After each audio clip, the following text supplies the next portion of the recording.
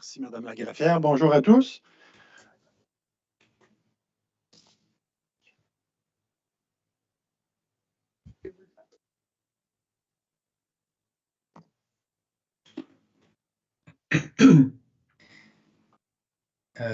Si vous permettez, Monsieur le Président, j'avais juste une question d'intendance avant de débuter l'audience ce matin. Madame la greffière, elle a fait le protocole d'ouverture, je crois. Ah, excusez-moi. Je suis un peu prompt ce matin.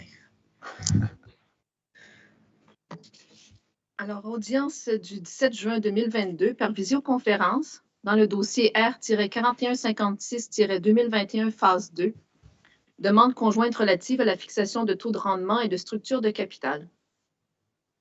Poursuite de l'audience. Merci. Alors, Mme David, vous aviez un point d'intendance. Hier, vous m'avez posé la question au niveau de l'engagement 2, si la réponse fournie répondait à l'engagement, puis on aurait effectivement des précisions additionnelles à demander. Donc, je ne sais pas si, Mme la greffière, c'est possible de mettre la pièce B353 à l'écran, la page 2. C'était pas l'engagement numéro 3? Nous, c'était l'engagement numéro 2. Ah, excusez-moi.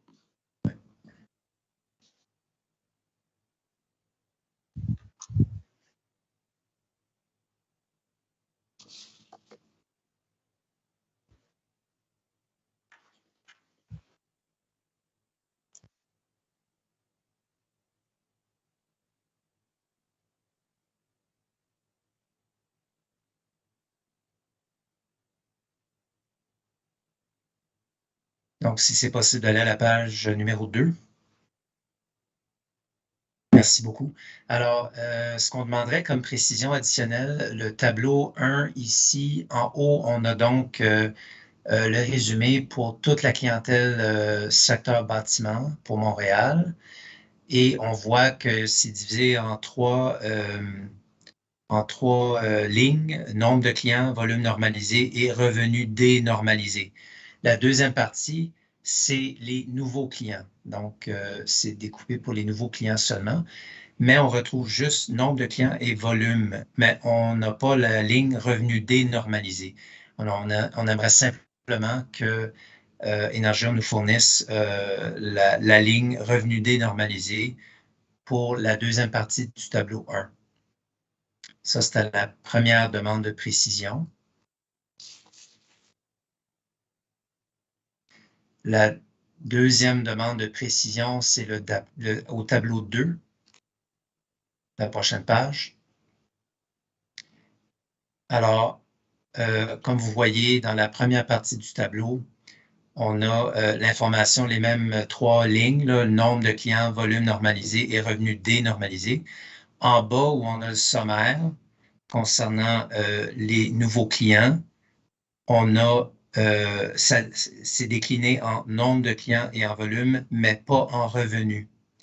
Donc, encore une fois, pour la partie du bas de ce tableau-là, qui concerne les nouveaux clients, si c'est possible de nous fournir la ligne revenu. Ce seraient les deux précisions additionnelles qu'on demanderait à Énergir. Donnez-moi juste une petite seconde, je vais discuter avec les gens ici. D'accord.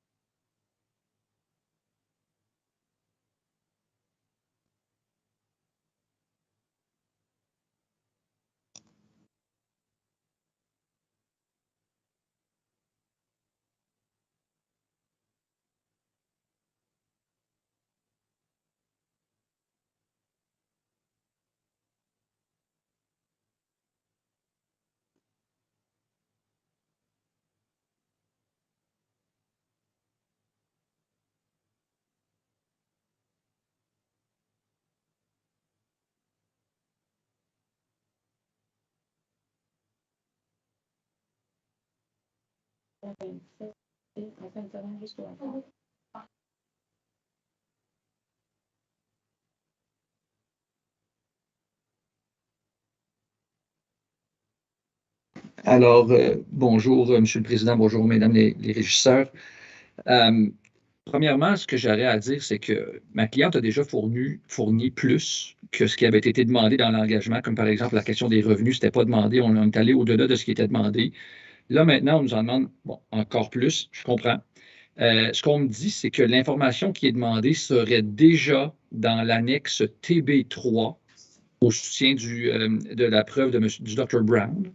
Elle l'est pour l'île de Montréal, pas pour la ville de Montréal, mais c'est déjà un très bon indicateur. Donc, on se demande si c'est nécessaire de pousser plus loin étant donné l'information qui est déjà au dossier. Monsieur le Président, écoutez, je ne sais pas, je n'ai pas vérifié cette annexe du rapport de M. Brown, mais il semble avoir une légère différence entre l'île de Montréal et la région de Montréal. Je pense que pour fin de clarté, tant pour Option consommateur que pour la régie, il me semble que ce n'est pas, disons, un énorme calcul de plus là, qui est demandé. Là, ça serait au fond respecter les paramètres qu'eux-mêmes avaient inclus dans les tableaux. Voilà. Donc on n'est pas satisfait là, de ce qui est sur l'île de Montréal sans l'avoir regardé, c'est ça? Si on insiste, on va écouter, on va le faire. Je ne veux pas argumenter avec vous ce matin. Là, je laisse ça à la discrétion de la régie pour le reste.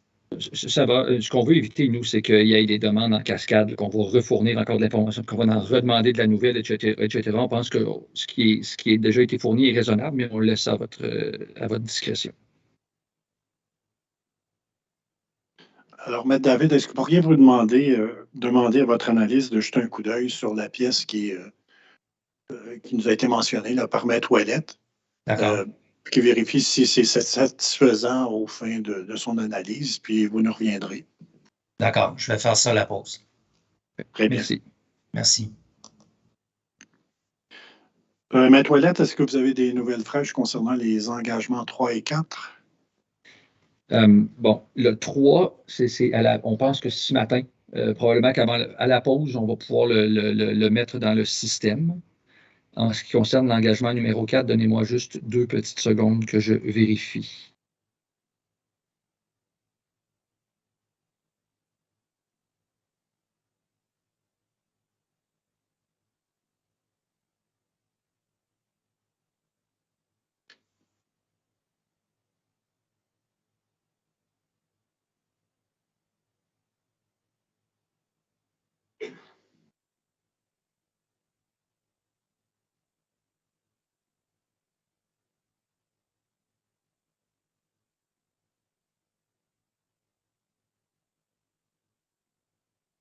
Donc, en ce qui concerne l'engagement 4, Monsieur le Président, ça irait probablement un petit peu après le lunch aujourd'hui, mais on va tenter de le faire aujourd'hui, au plus tard cet après-midi.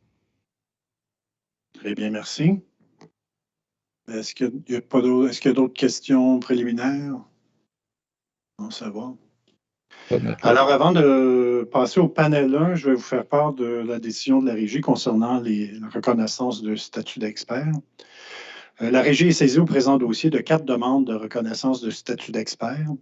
Seule la demande de reconnaissance du statut de témoin expert déposée pour le Dr. Asa Hopkins, témoin de la SIG, est contestée. Après avoir entendu les arguments des demanderesses et de la SIG, après avoir considéré la demande de reconnaissance du statut de témoin expert ainsi que le CV déposé au soutien de cette dernière, la Régie est d'avis que M. Hopkins possède l'expérience et les qualifications requises pour l'éclairer dans les domaines relatifs à son expertise. La Régie est d'avis que ces qualifications et cette expérience sont pertinents dans le cadre du présent dossier. Ce faisant, elle lui reconnaît le statut de Expert on Energy Transition in the Gas Industry and Business Risk, tel que formulé hier par la SIG dans son plan d'argumentation. La Régie tient par ailleurs à souligner qu'elle est maître de sa procédure et qu'à cet effet, elle peut, si elle le juge utile pour l'éclairer, reconnaître le statut d'expert à des personnes qui ont des qualifications complémentaires, comme c'est le cas ici pour le Dr. Hopkins et le Dr. Booth en matière de risque d'affaires. De plus, la Régie juge utile de vous faire part immédiatement de sa décision au regard des autres demandes de reconnaissance de statut d'expert. La Régie juge que l'expérience de M. Toby Brown justifie de le reconnaître à titre d'expert dans l'évaluation des risques commerciaux d'entreprises d'utilité publique réglementée aux fins de la détermination du taux de rendement et de la structure de capital. La Régie reconnaît également la Dr. Bente Villadson à titre d'experte dans la détermination du taux de rendement et de la structure de capital d'entreprise d'utilité publique réglementée.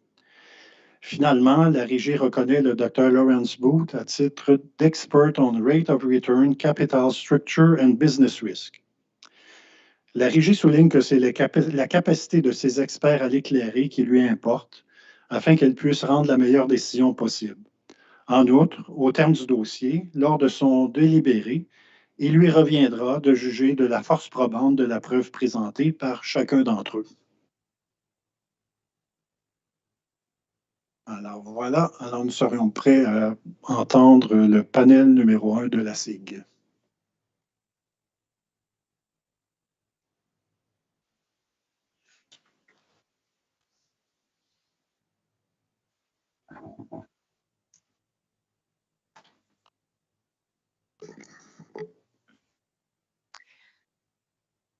Alors, bonjour, Monsieur le Président, Mesdames les régisseurs. Peut-être un petit point avant que on assermente Madame Rabard. Je comprends donc que la preuve au niveau des demanderesses serait essentiellement close, là, sous réserve, naturellement, des engagements qui restent à être déposés dans le présent dossier. En effet, sous réserve des engagements. Parfait. Nous avons déposé ce matin des affidavits pour les panels suivants.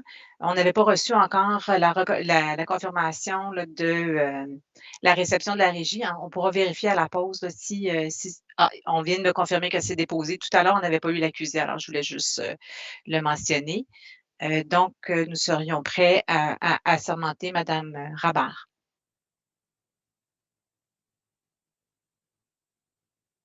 Docteur Rabard, c'est en français ou en anglais? English is easier, mais je comprends français aussi. D'accord, OK. So, Dr. Rabard, you hereby solemnly declare that the testimony you're about to give will be the truth, the whole truth, and nothing but the truth. So you do? I do.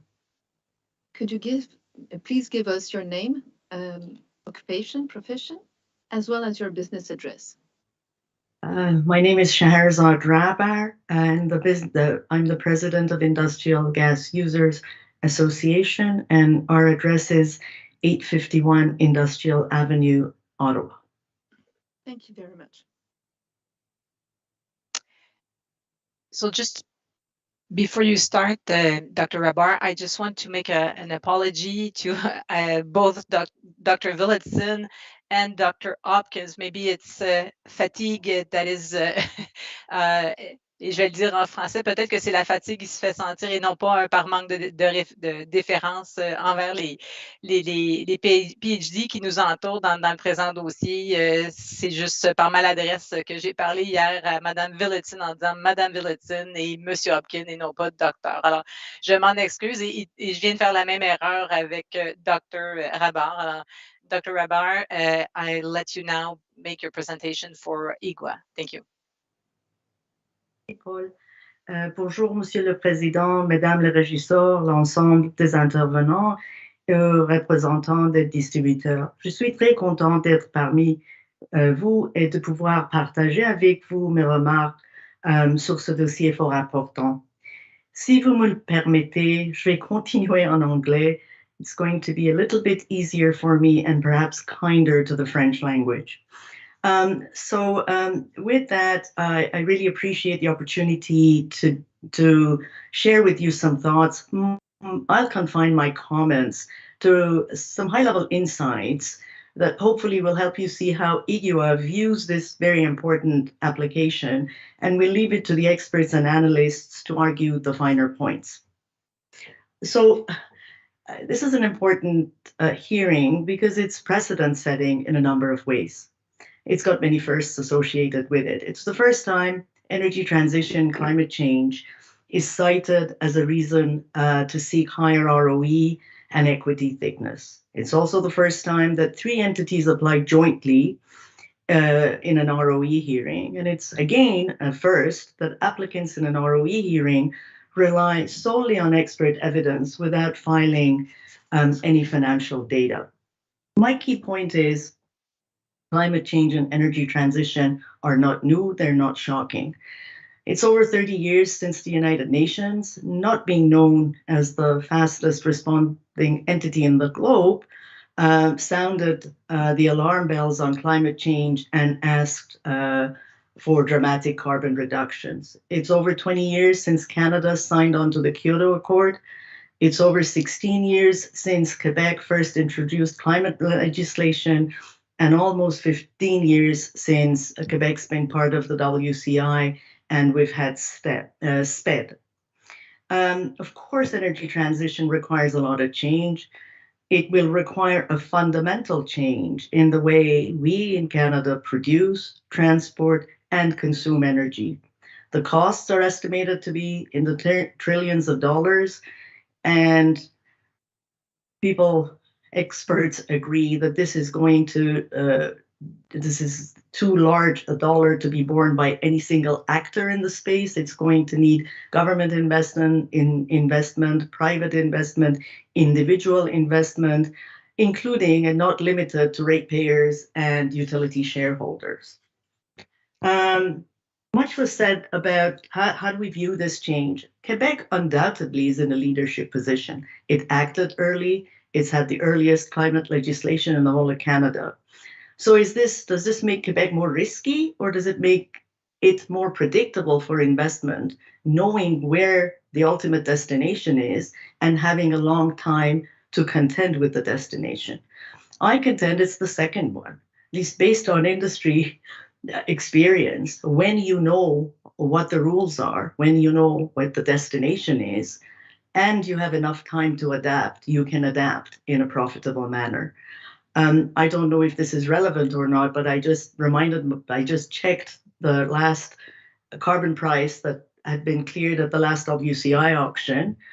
It was shy of $40 and about $10 shy of what the carbon tax is. So I think acting early is a good thing and allows time for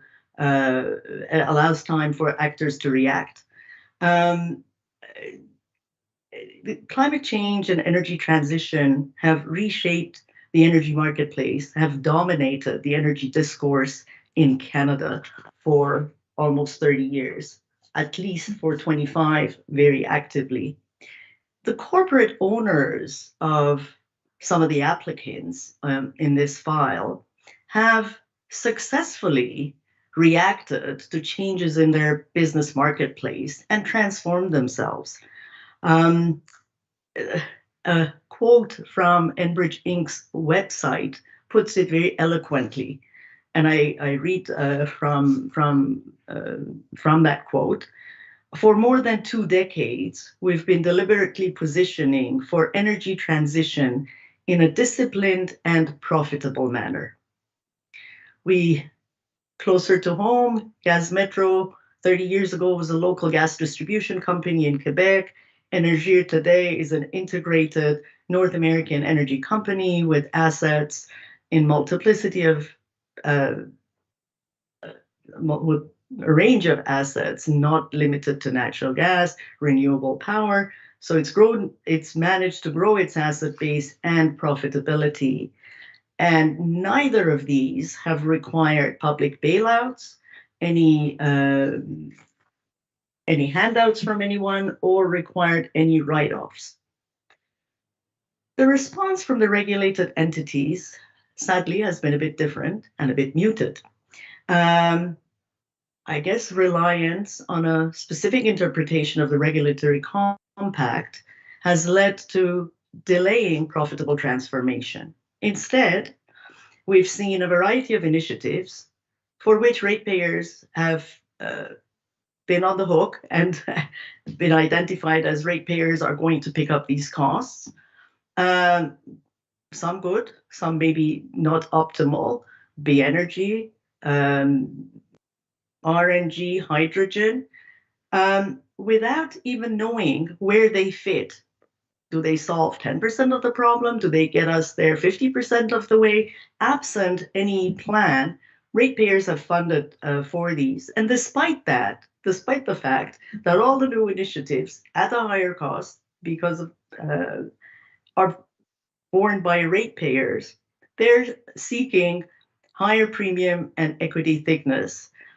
What we struggle with is the fact that there's little analysis available on anticipated load profile changes, little delineation between what load is elastic, what load is not inelastic, and more glaringly, absence of information about what is this future business model that energy is responding to. So our problems with the current application are on two levels. At a conceptual level, we think equating change with risk is not accurate.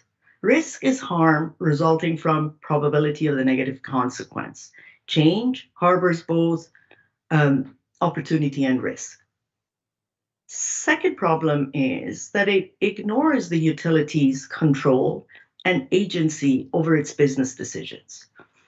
Assumes LDCs are passive victims of change and recipients of regulations that they didn't know about, and excludes all mitigation action that has been taken to date and can be taken. So seeking a higher premium and equity thickness, although the costs of whatever mitigation action, and we don't know how impactful these are going to be absent that plan, those costs have been passed to ratepayers, and still the utilities seek a higher premium and equity thickness. So that's conceptually our biggest issue in this application. And there are a couple of specific points. Mixing the long-term 2050 carbon targets with midterm 2030 decarbonization plans and anticipated load changes over the next 3 to 5 years, I think just muddies the picture as opposed to allow us to have a vision through time. Also, equating the continued demand for methane, not for home heating, but in industrial processes as feedstock. The use of the pipeline infrastructure, which, as other people have discussed, could be repurposed for other things, and precisely the current business model of the utility are not one and the same thing. Assuming the three are one and the same thing, again, in our mind, introduces a bit of lack of clarity. I couldn't help reflect on the NEB decision of 2011 when TransCanada had applied for yet another rate increase to compensate for the declining volumes on the system. Those of us with my color of hair will remember that the NEB denied that rate increase. It fixed the tolls for 5 years at nearly half of what TransCanada had applied for, well short of their revenue requirement. Of course, gave them a deferral account to capture the costs. And it stipulated that managing the business risk resulting from changes in the marketplace is the business of the regulated utility. It put to CPL on notice for future cost disallowances if they fail to manage their business risk. And of course, it did increase, having done all of that, it did increase their ROE.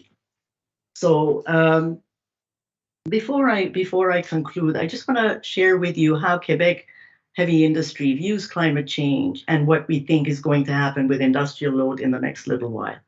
So as I mentioned, IGUA members produce bulk commodities from steel, chemicals, forest products, minerals, and bio-based materials. They're all energy intensive and trade exposed.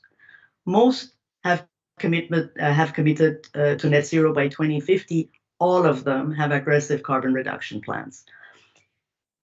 They are also subject to carbon regulation. But the big shift I have seen in my members is for them, decarbonization is no longer a regulatory imperative, something that a regulatory group is supposed to handle.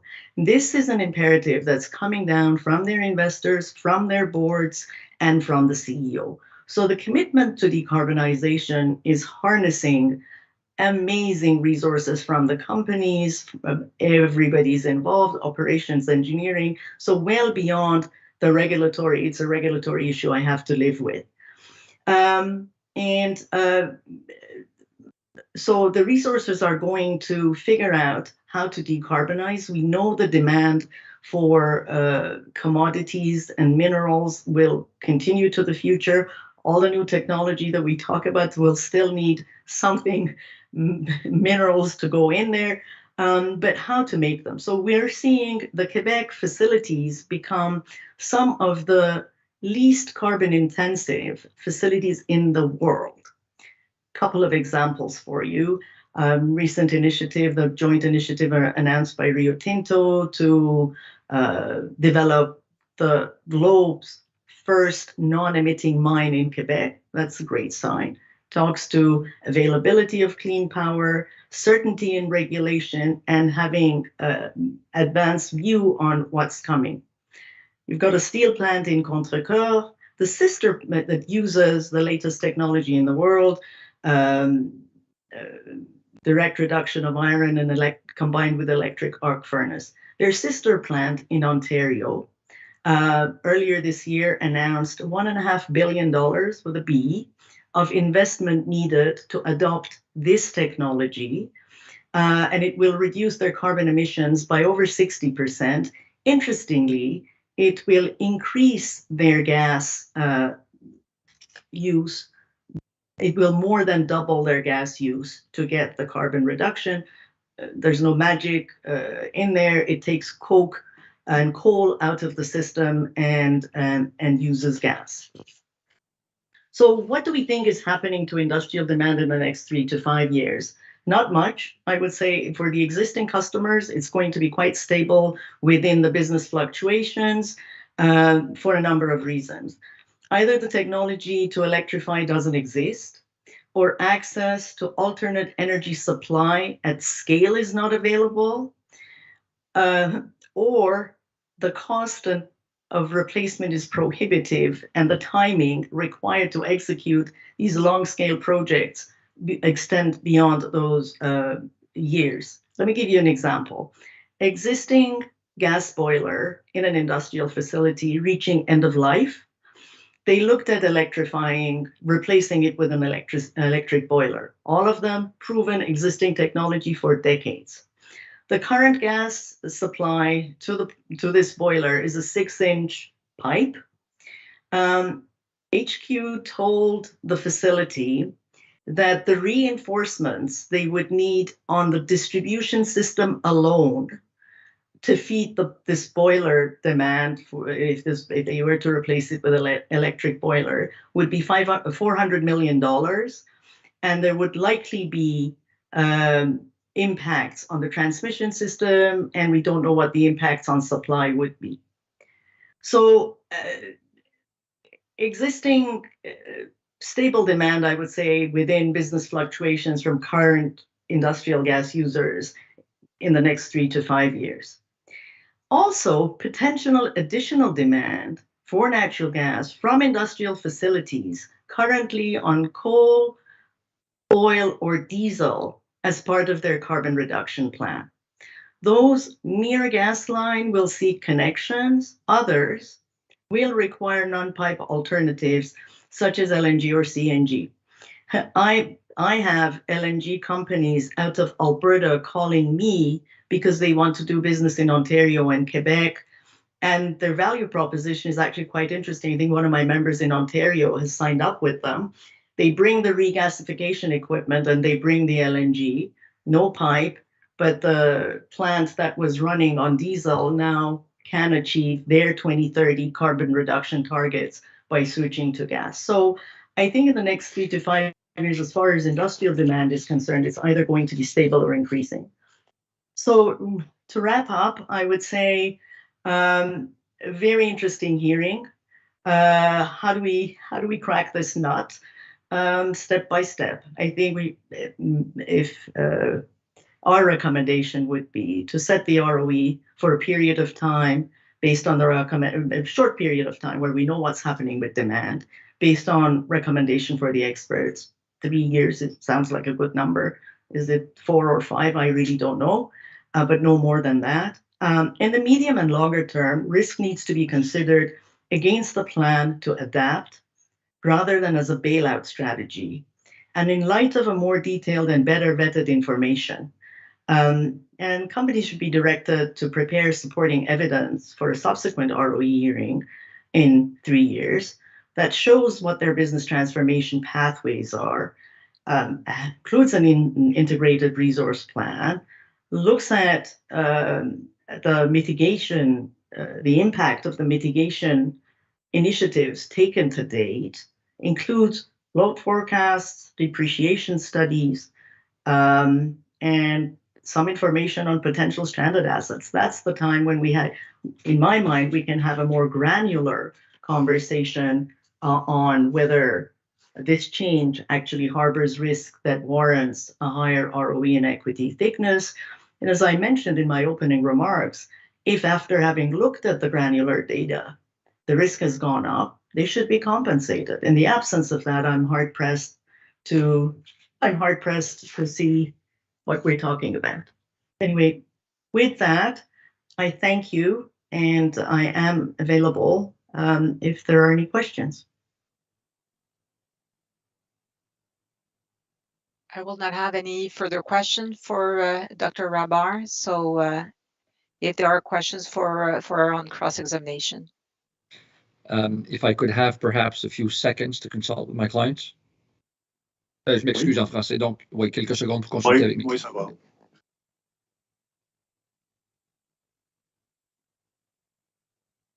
Oui, Sam, il y a encore un petit pépin technique. Là, on voit l'image de Maître David qui est figée depuis un certain temps. Alors, peut-être, Maître David, si vous pouviez peut-être fermer votre caméra, la réallumer, ou je ne sais pas, essayer de voir. Hein.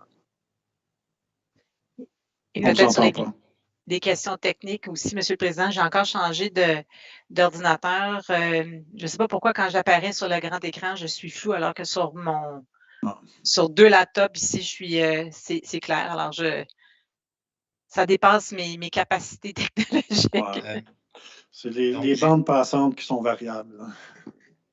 J'ai fermé ma caméra, c'est-à-dire je l'ai rallumée et je l'ai fermée. Est-ce que je suis encore là? Moi, je ne vous vois pas. Parfait.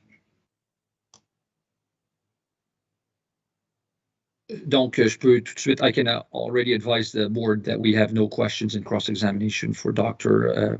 Shahzad. Thank you, Doctor. Merci. Pas de question de la régie. Madame Falardeau? Maître Duquette? Yes, I will have one question for you. You said something, and really excuse my English, but if I don't recall exactly, but you said you don't have to do you don't have to equate a risk and a change, and a change might be beneficial and or detrimental. And Dr. Brown, in his presentation, I don't know if we need to take the presentation, but it's at page 4, and I will take my notes, and it might not be exactly as he said it, but my notes are more synthetic. But it's not the way, the risk is not, there's no uncertainty about the way they will recover their money they invested, but it is the risk is they don't know how they will do it. So in light of what you said about equating the risk and the change, I would like to have your thought about that business risk of, as Dr. Brown's put it.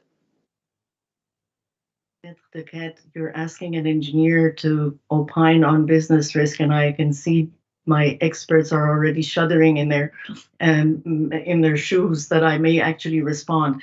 So let me preface that by saying I'm not an expert by any stretch of imagination on business risk, but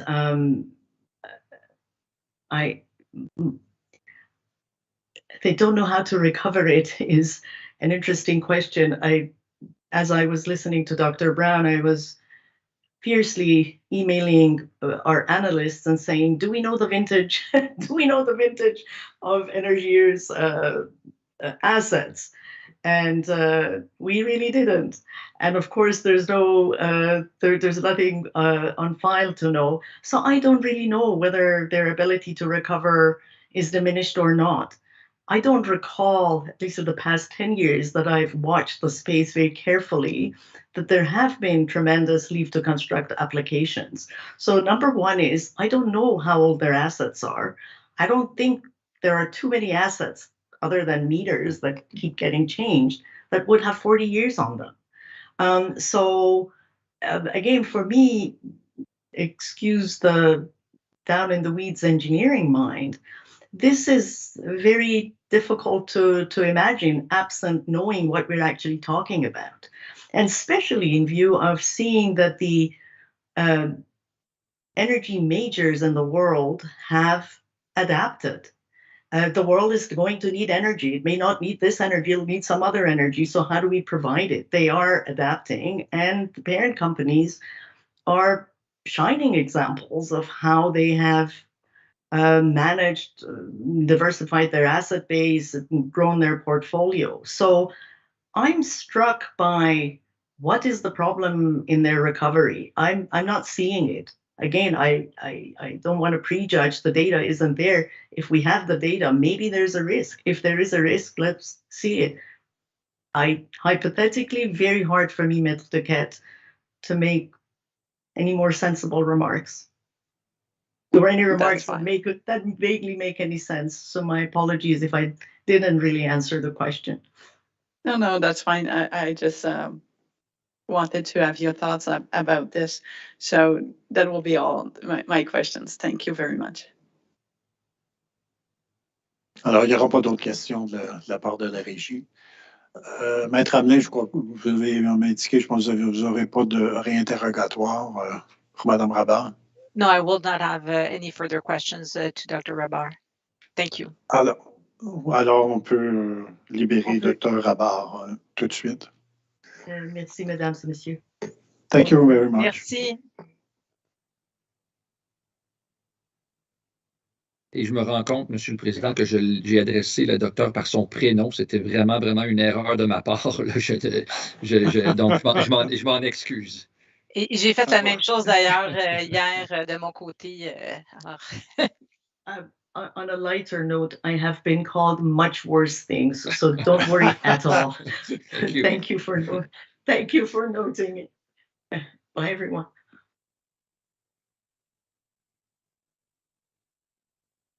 On pourrait passer tout de suite au panel numéro 2.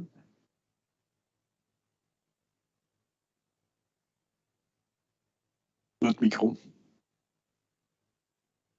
Oui, alors effectivement, si vous me donnez quelques minutes, on va juste se réarranger pour le Dr. Hopkins. Oui. Merci.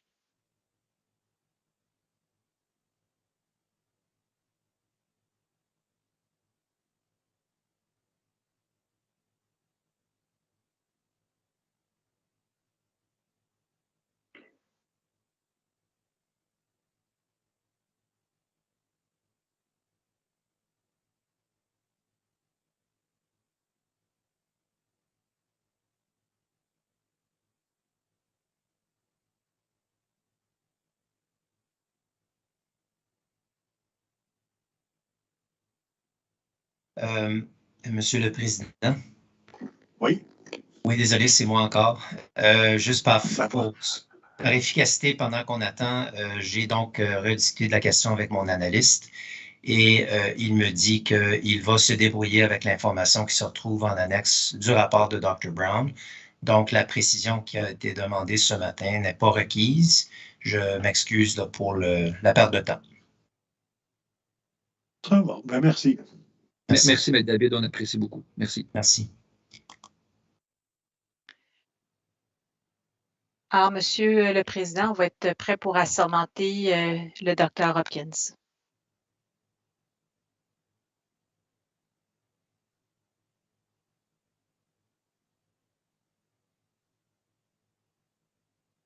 Dr. Hopkins, do you hereby solemnly declare that the testimony you're about to give will be the truth, the whole truth, and nothing but the truth? I do so affirm. Could you please give us your name, profession, as well as your business address? My name is Asa Hopkins. I'm a vice president at Synapse Energy Economics. Our business address is 485 Massachusetts Avenue, Suite 3, Cambridge, Massachusetts, in the United States. Thank you very much. Thank you. Short comment, the pace of your voice was perfect. I will endeavor to keep it up. No. Down. So, Mr. Chairman, we have, oops, I've lost everything.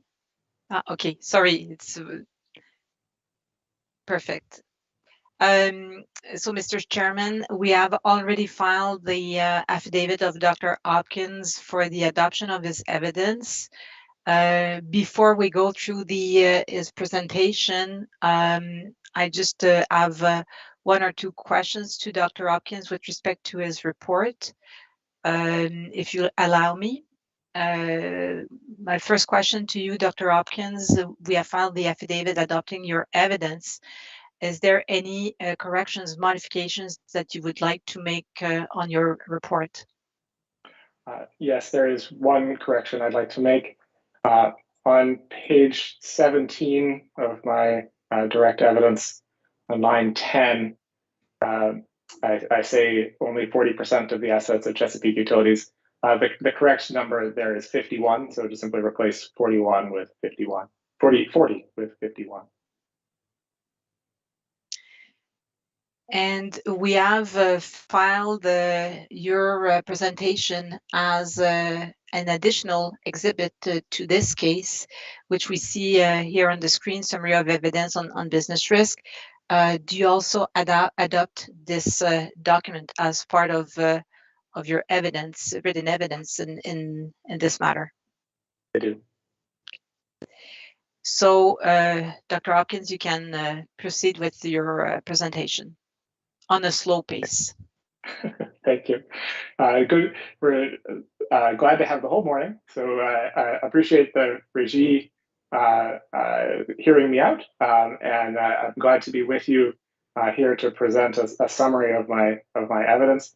If we could proceed to the second slide, I will give you a short overview of what I intend to tell you about this morning. I have left off the part where I tell you a bit about my background. I'm happy to answer further questions about it, but I think you all know more about my background at this point than most of my professional colleagues do, having gone very closely yesterday. So I will begin my presentation by talking through and giving you a sense of the frame of my approach to the proceeding.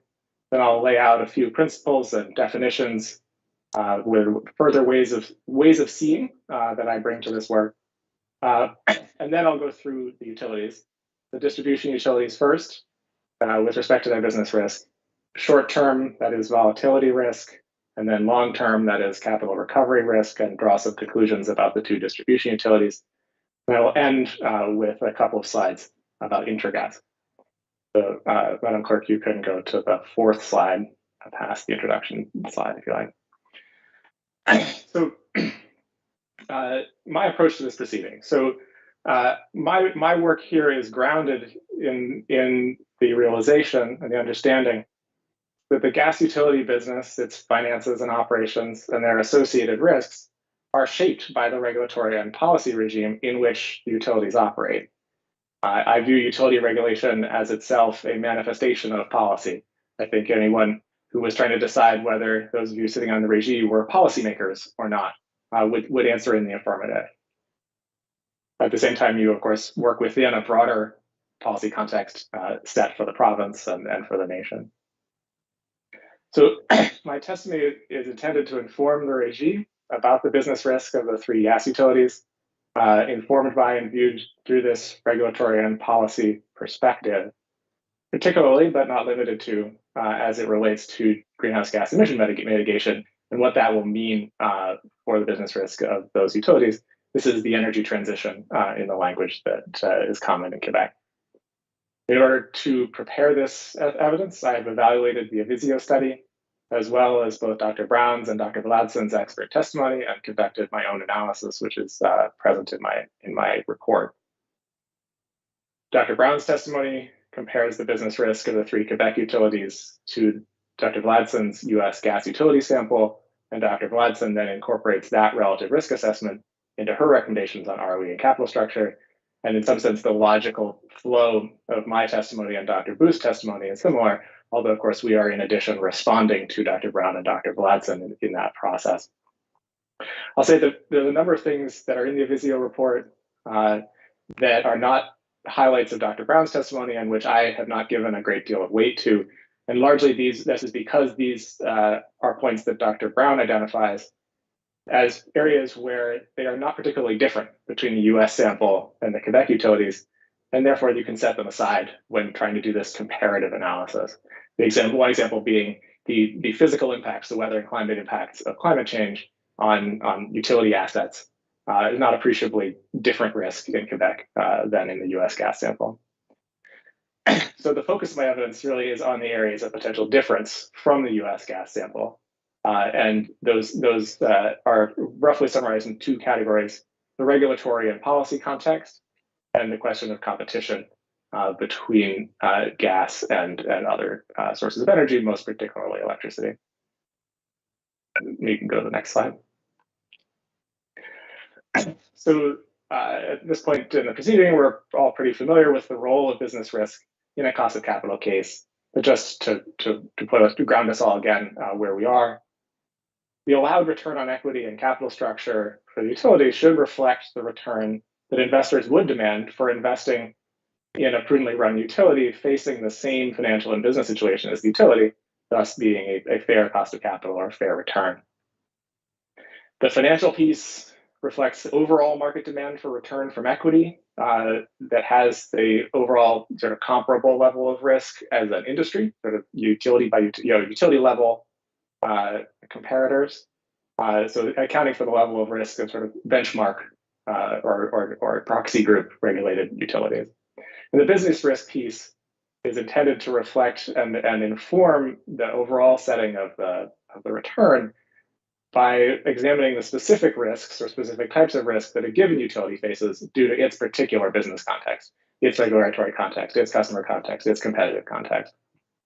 And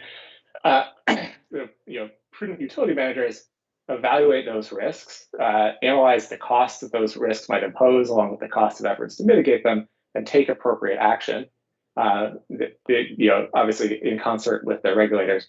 But here, I guess I'll say that this is an area of some difference between myself and Dr. Brown.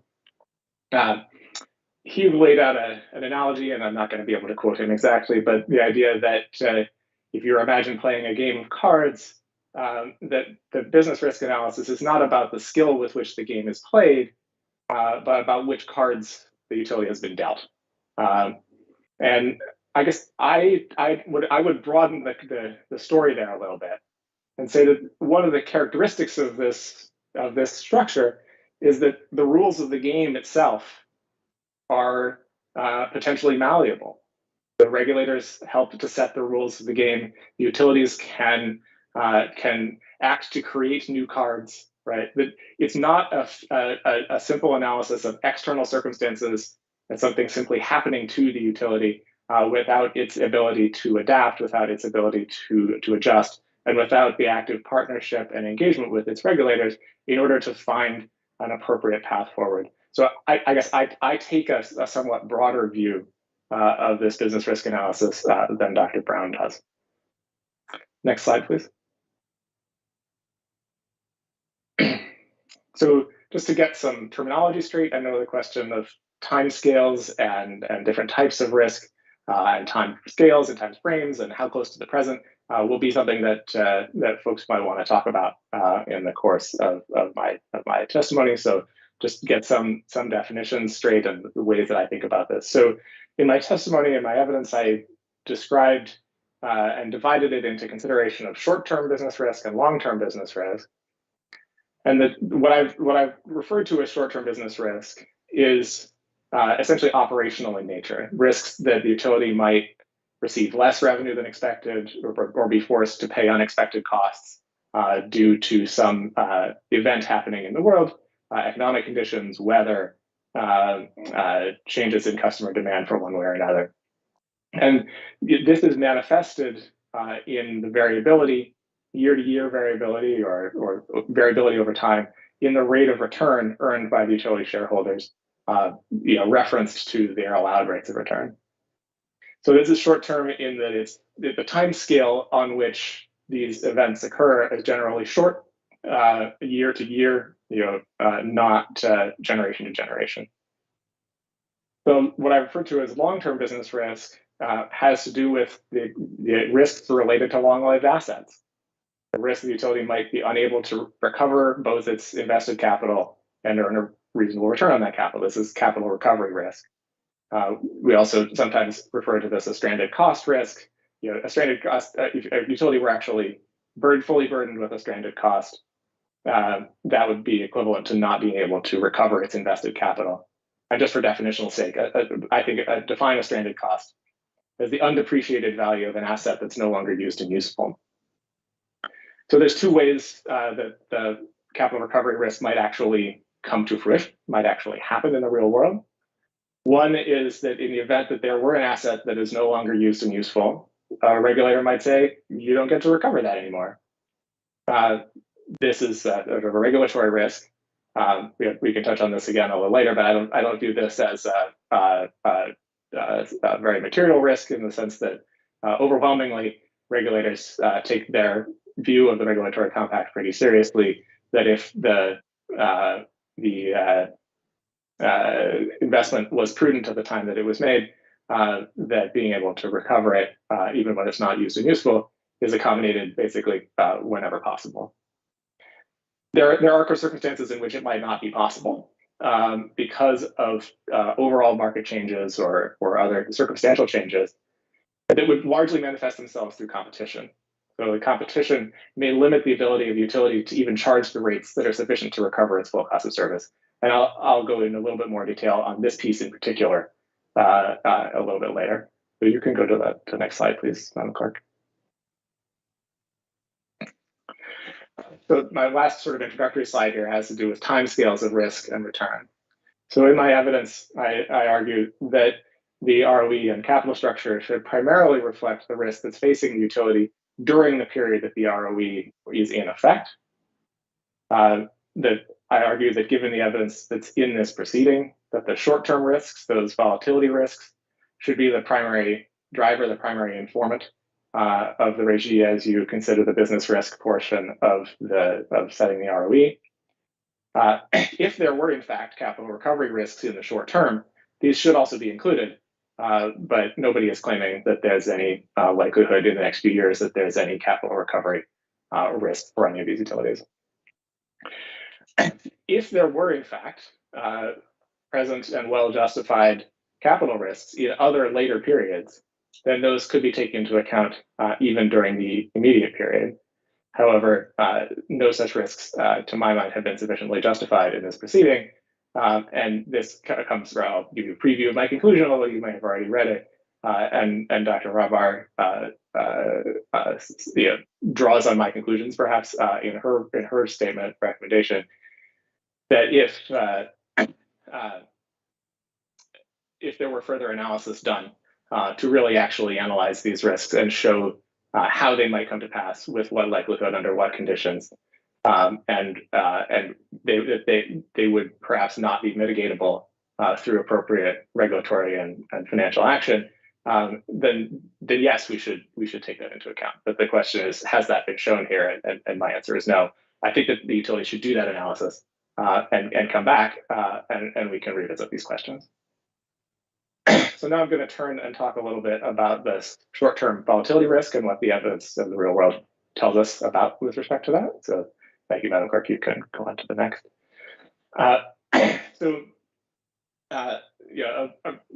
refresher, a few notes about that short-term risk or volatility risk. The volatility in returns is associated with risk, as Dr. Brown states.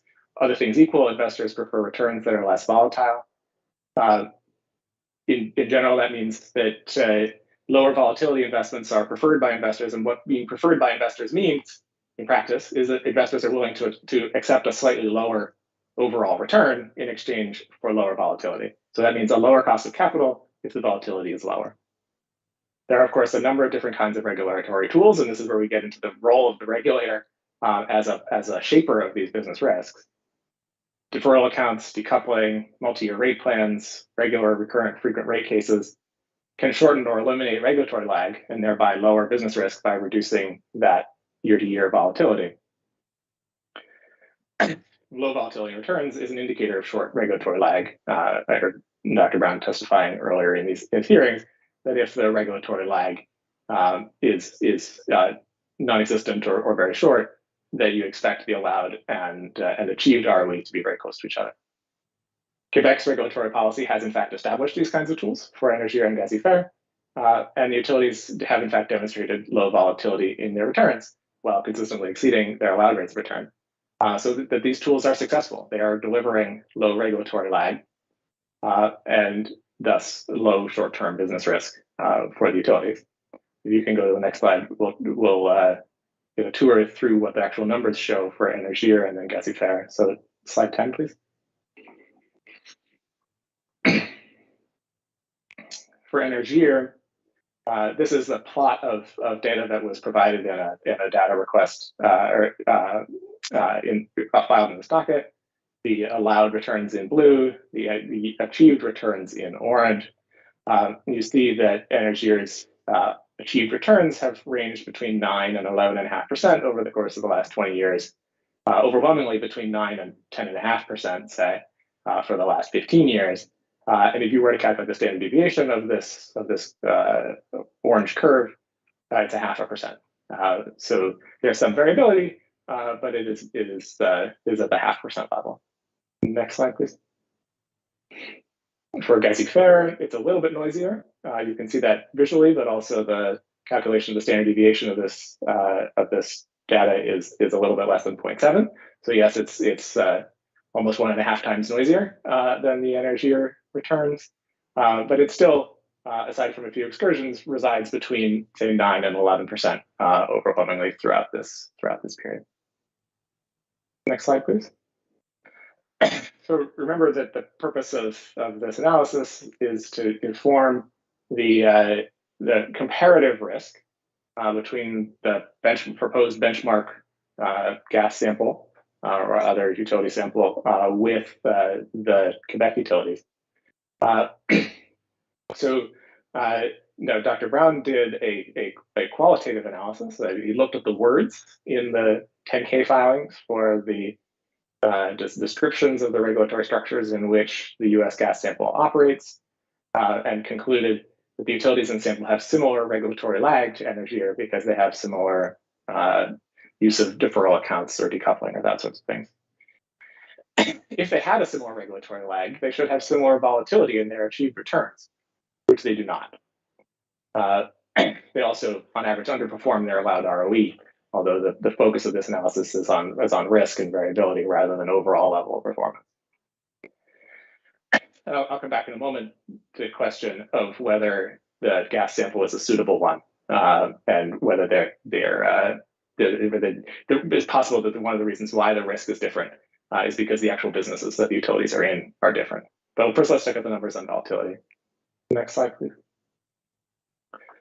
So these are the allowed or the achieved returns on equity over the course of the last 10 years for the 9 utilities in the U.S. gas sample. The gray area is the range of data that we were able to find in 10K forms for the allowed rates of return. Not all companies file all of that information nice and neatly, a nice little table in their SEC filing. But we can at least look at their achieved returns and see that they vary all over the place. Some of the utilities have experienced losses in a given year, variability year to year on the several percent level. If you follow any one of these curves across, there are a handful that are relatively stable, but many of them jump around quite a lot. So we calculate the standard deviations of these. That's on slide 14. The next slide, please. The standard deviations of those curves for the 9 utilities in the US gas sample. One of them, Chesapeake, has a standard deviation that is smaller than Energier's. The other 8 are larger, and in many cases distinctly larger. More than 3% standard deviation range in the spread, the variability of their achieved returns. Next slide. So, what can we conclude from this? There's a lower regulatory lag and lower volatility of returns for Energier and Gazifère than there is for the US gas utility sample, which indicates a lower level of short-term business risk. All else equal, this implies that Energier and Gazifère should have a lower cost of capital than the sample as presented by the utility witnesses. Next slide. So take a moment and revisit the question of the suitability of the US gas sample. One option for why the volatility could be so much higher in the US gas sample is that it includes companies that have substantial business outside of regulated gas distribution, and thus are simply facing different risks, different business risks, or may even just be in a different class of company entirely with respect to financial risk from Energier or Gazifère. So a few examples. For the Chesapeake, 51% of its assets are in regulated gas distribution. The bulk of the rest are in gas transmission, which is a different business. Note this is the point where I had that correction in my pre-filed testimony. The South Jersey, go back up, thank you. South Jersey Industries, slide 16 still, please. No, sorry. There we are, thank you.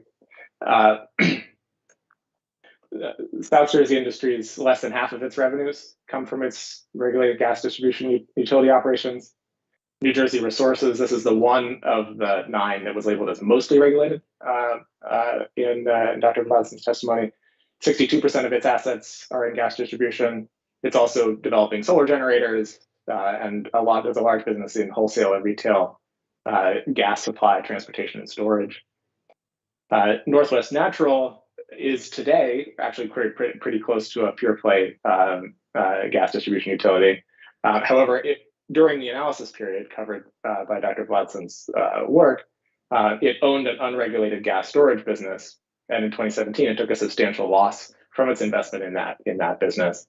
If you were to look at that noisy returns chart, the Northwest Natural one takes a big dip in 2017, and that's because of this unregulated business that it was involved in.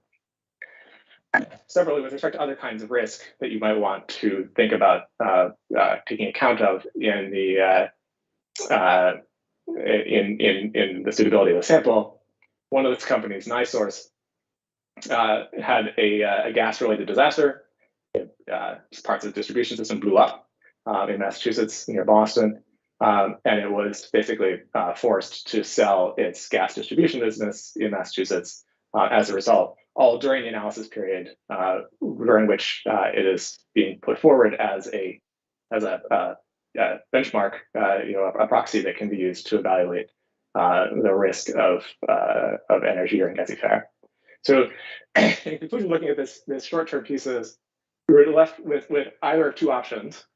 One is that the gas sample is a suitable one, but the regulatory lag in practice is dramatically different for the US gas sample and for Quebec, and thus you should consider a lower ROE for the Quebec utilities.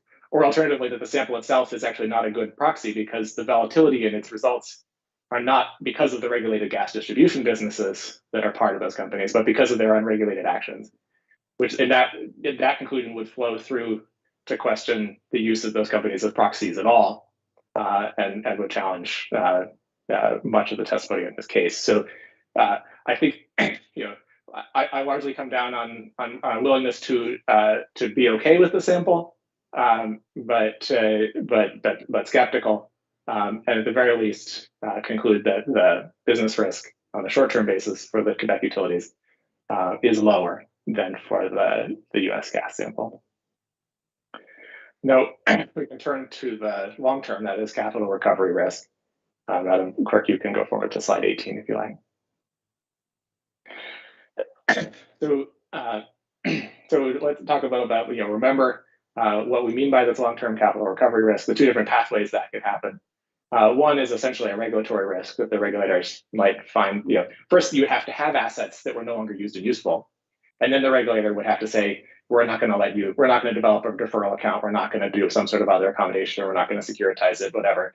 We're going to not recover it, or recover it with some lower rate of return, or something like that.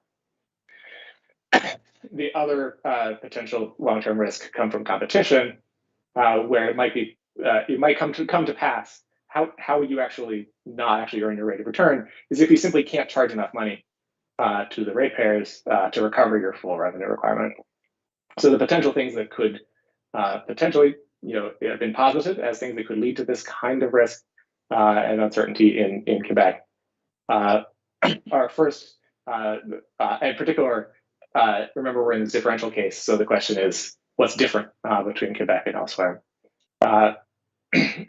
What the policies and actions to reduce greenhouse gas emissions may be different, and that the competitive position of gas and electricity may be different, and that those would flow through and could create some sort of capital recovery risk. So let's visit each of those in turn. Next slide, please.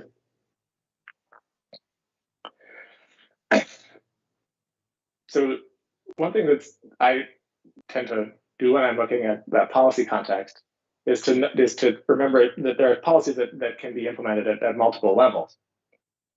The national governments, the federal governments of both US and Canada, have committed to net zero emissions in 2050 as part of their filings in response to the Paris Agreement. So both US and Canadian utilities across all states and provinces face national level drivers to reduce emissions as part of that path. And I expect that the long-term energy transition impacts on different types of utilities are roughly comparable in the two countries. That said, we want to think about, well, what impact is this likely to have on gas utilities over the course of, say, the next decade, recognizing that we're really concerned here about what the risks are in the immediate term. But if you could really see that a real risk was going to occur in 7 years out or 12 years out, it would be prudent and appropriate to take that into account. So what's likely to happen over the course of the next decade? So I concluded my evidence that the impacts on gas utilities are likely to be modest over the next decade, sales impacts rather than asset level capital recovery impacts. It's because even the sales impacts are relatively modest. There's a couple of drivers for this. The technologies that you would need to use to compete with gas are themselves don't have large market share in many places today where there's a lot of gas. It takes time for those technologies to penetrate markets. I know in Quebec, the electric heating market is well established, but the newer technologies using heat pumps, for example, that are likely to be of interest to folks who are electrifying are not yet fully mature in terms of a market maturity. They're simply their market share would have to grow. A lot more people would have to learn how to install them well, and a bunch of different changes need to be made. Even if those new technologies did rapidly become the dominant technology deployed for heating, for example, or water heating, the stock turnover times for heating equipment are generally long. 10 years for water heating, 15 or more years for space heating equipment. So the replacement time scale is muted. So folks who have looked at this and tried to sort of model out what that looks like generally indicate about a 20% sales impact by 2030 to be on track to net zero in 2050. There's a US analysis that points to about an 18% effect. And Algeria's climate resiliency plan, the first one, I know the second one on the record now too, the 2021, points to about a 22% reduction in sales, sort of implies about a 22% reduction in sales throughput to buildings as part of being on a policy consistent path. So, but of course, a reduction in sales throughput is not directly causally linked to capital recovery risk, because utilities can take actions to mitigate the impact of sales changes on capital recovery, with obviously, where necessary, working with their regulators. But in some cases, with decoupling, for example, an automatic adjustment would account for that even year to year. Next slide, please. So take a moment and look at competition risk. Again, the risk is not that competition might lead to a reduction in sales, because as we just said, a reduction in sales alone does not create a capital recovery risk. The impact would have to be that their sales reduction happened, that you have to raise rates enough to recover that eventually you get to some point where you actually can't raise rates any further. So if you raise rates any further, sales drop even faster, and there simply isn't a rate where the whole revenue requirement can't be recovered. You end up having to earn less than your would otherwise be your revenue requirement. If you simply can't, rate times volume, if there isn't an available product there that actually works in the marketplace, that will actually have that product get to your revenue requirement, then you might fail to earn, and that would show up as a capital recovery risk. Regulators and utilities would almost surely work together to avoid getting to this point. Right, there are lots of tools that can be used, and I'll talk about them in a moment, to avoid getting here. So the question of how likely is such a situation, and how mitigatable is it, is relevant. I know there's this question of, Dr. Brown stated, and one of the members of the Régie asked about this a little earlier. If there's not actually any real chance that the capital recovery risk would actually come to pass, right? There's no particular proposal here that any of this future is actually likely to come to pass. The only question is there's some risk because we don't know what path will be used, how it will be mitigated, and so that somehow creates a risk. So I'll address that coming up in a few moments. I do want to remember that we're talking about comparison here, again, between Quebec and the US sample. There is no evidence in the docket here about how the competitive position of electric and gas actually compares between Quebec and in the various jurisdictions in the US sample. Dr. Brown simply asserts that because electricity is so cheap in Quebec, it must be that the competition risk is greater in Quebec than elsewhere. But I think it's important to actually do quantitative analysis of the relative competitiveness of electric and gas, given the different markets, given the different climates in those different places, and actually understand to what extent that understanding is backed up by the data.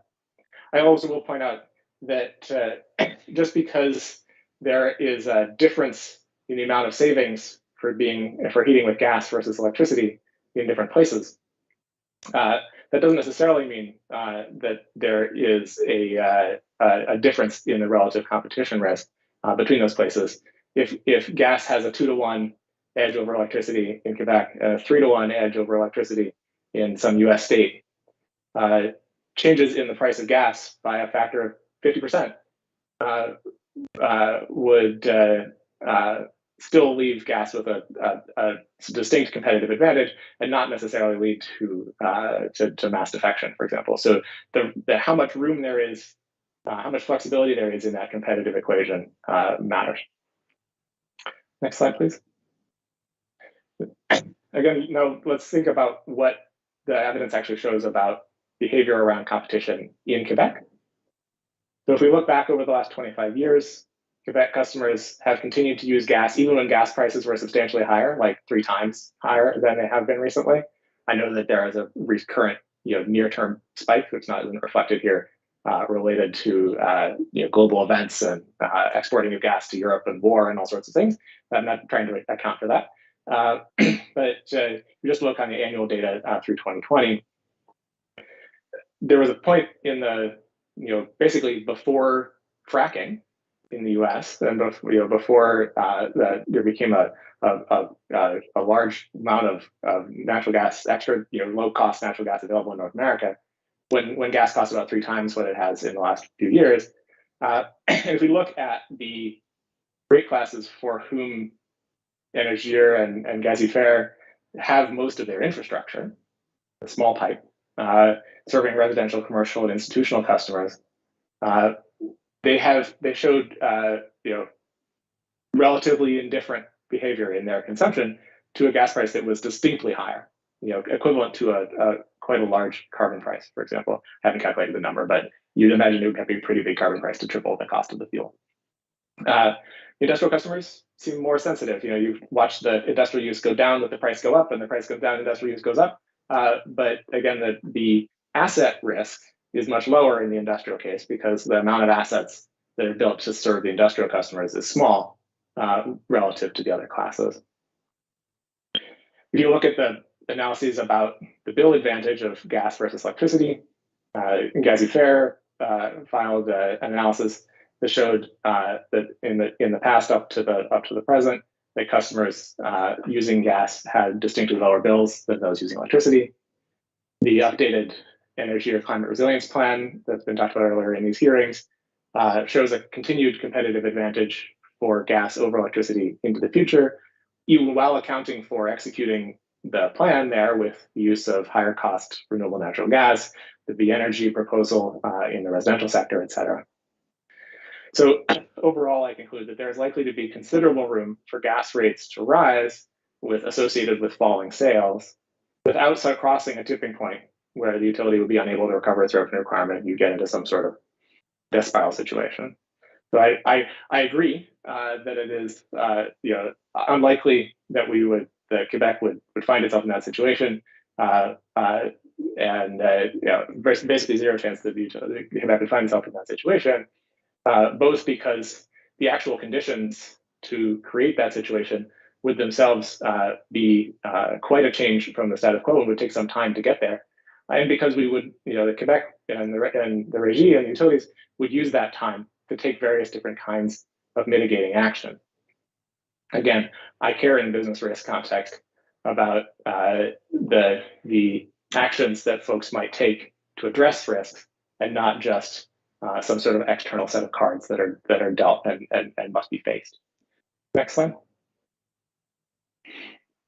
So thinking then about what the mitigating actions are that might take place over that coming time period as the energy transition proceeds. So the first is is the potential and the need for planning.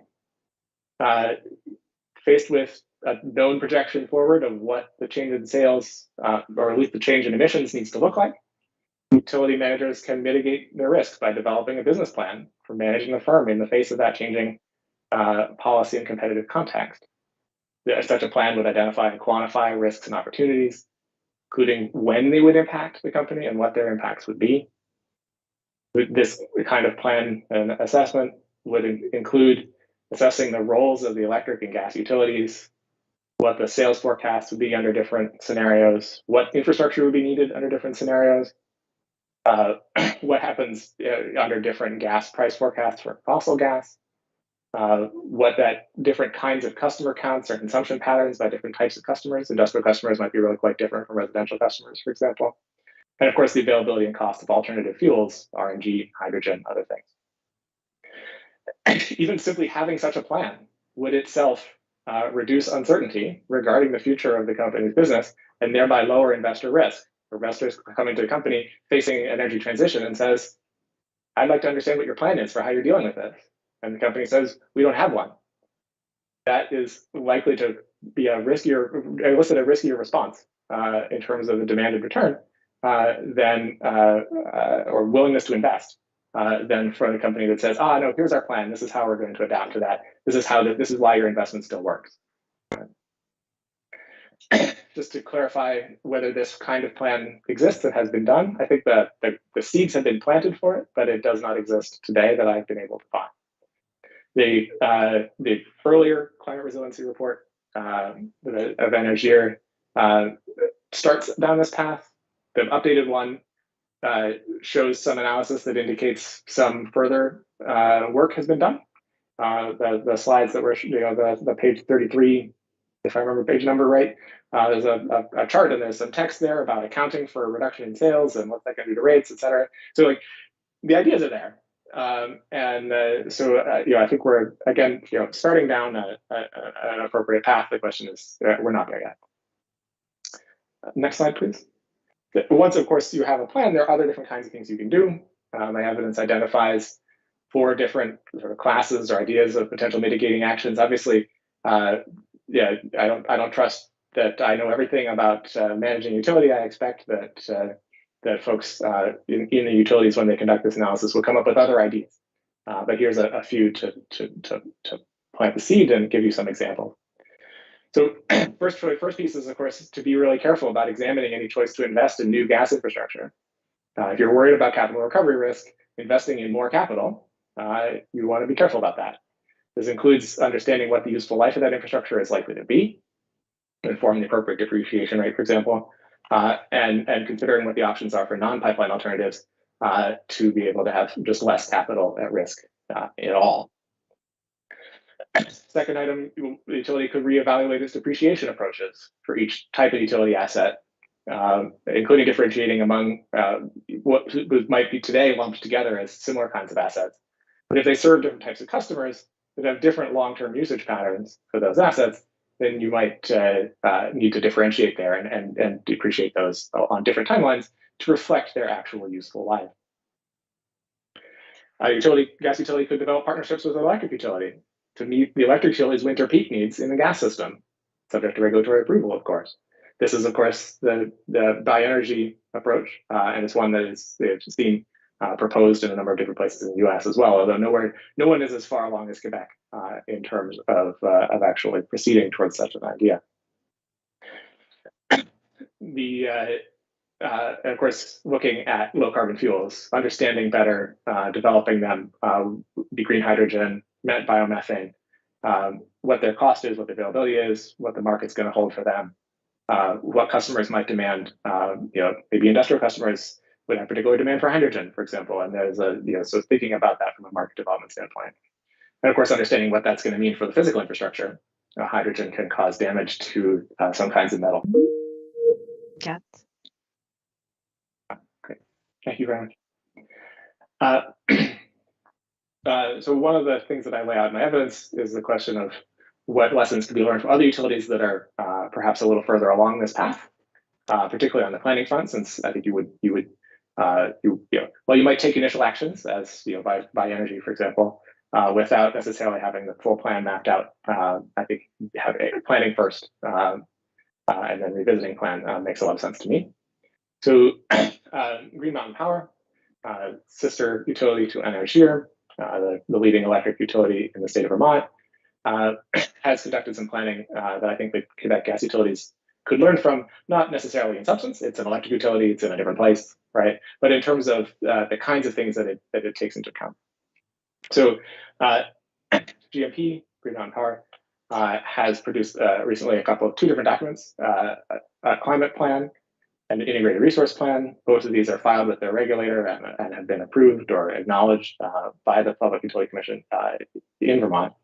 And they take an integrated view across the utilities operations, particularly connecting with their financial and regulatory approaches in this context of long-term planning. And I know the question of integrated resource planning has been mentioned a couple of times in this hearing. I want to clarify that the integrated resource planning part of this is in fact required by Vermont state law. I talked about my role in helping to resuscitate that process and make it an effective one when we were talking yesterday. But the climate plan part of this, that's utility management led. The regulator didn't ask for that. The legislature didn't require it. The utility management saw the need for this kind of work and set out to go do it. Right? This is proactive utility leadership on understanding these pieces. So potential lessons to draw from the analysis of the GMP planning processes. First, the importance of long-term business planning. Second, the value of taking an integrated view across the whole of the utilities business, including the drivers and needs of various different kinds of customers. And the need for the plan and the actions associated with that plan to be developed within the particular policy and economic context where they operate. Vermont is not the same as New Hampshire, it's not the same as Quebec, it's not the same as Massachusetts.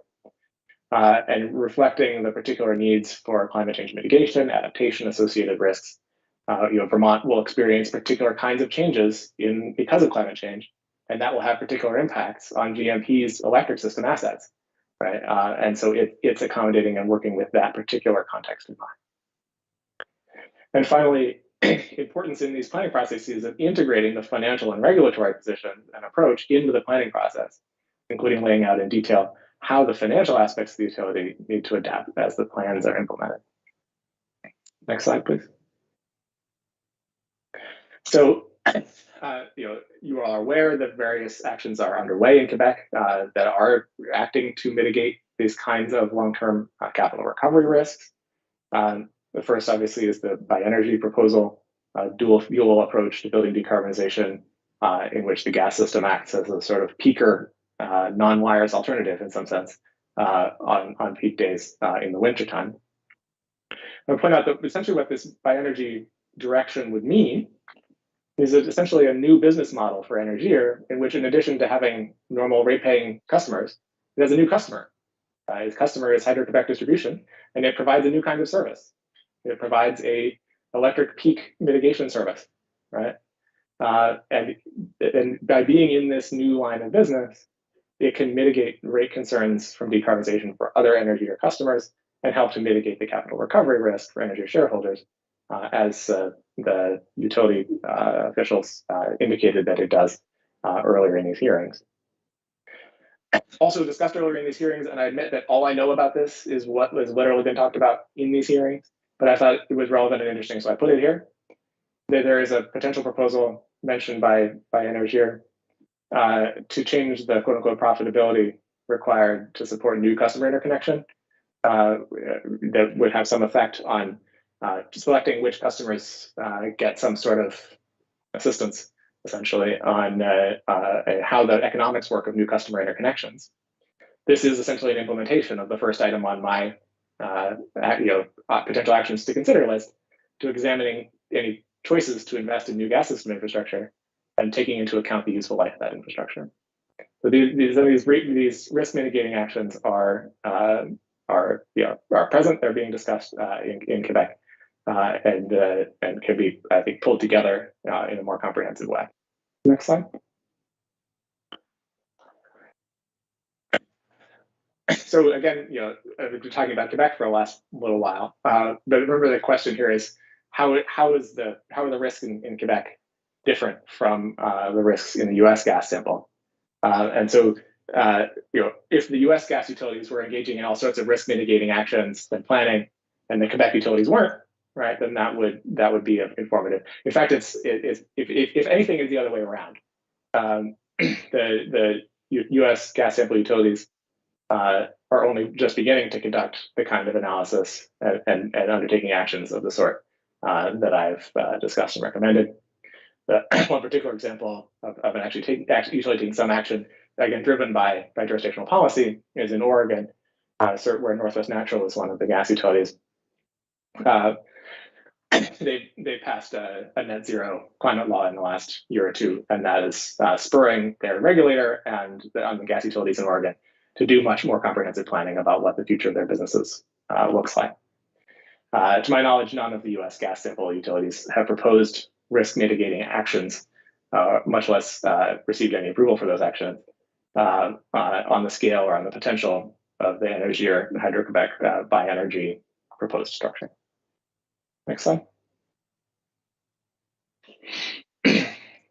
Just a note here on the question of the long-term risk piece around industrial customers. I know Avisio identified potential risks around a large portion of industrial customers and what that could mean. We saw in the sales figures that industrial customers are more price sensitive, demonstrably, it appears, than the other customer classes for terms of near-term variation. But with respect, even that, as I said, is mitigated for all the reasons we talked about before.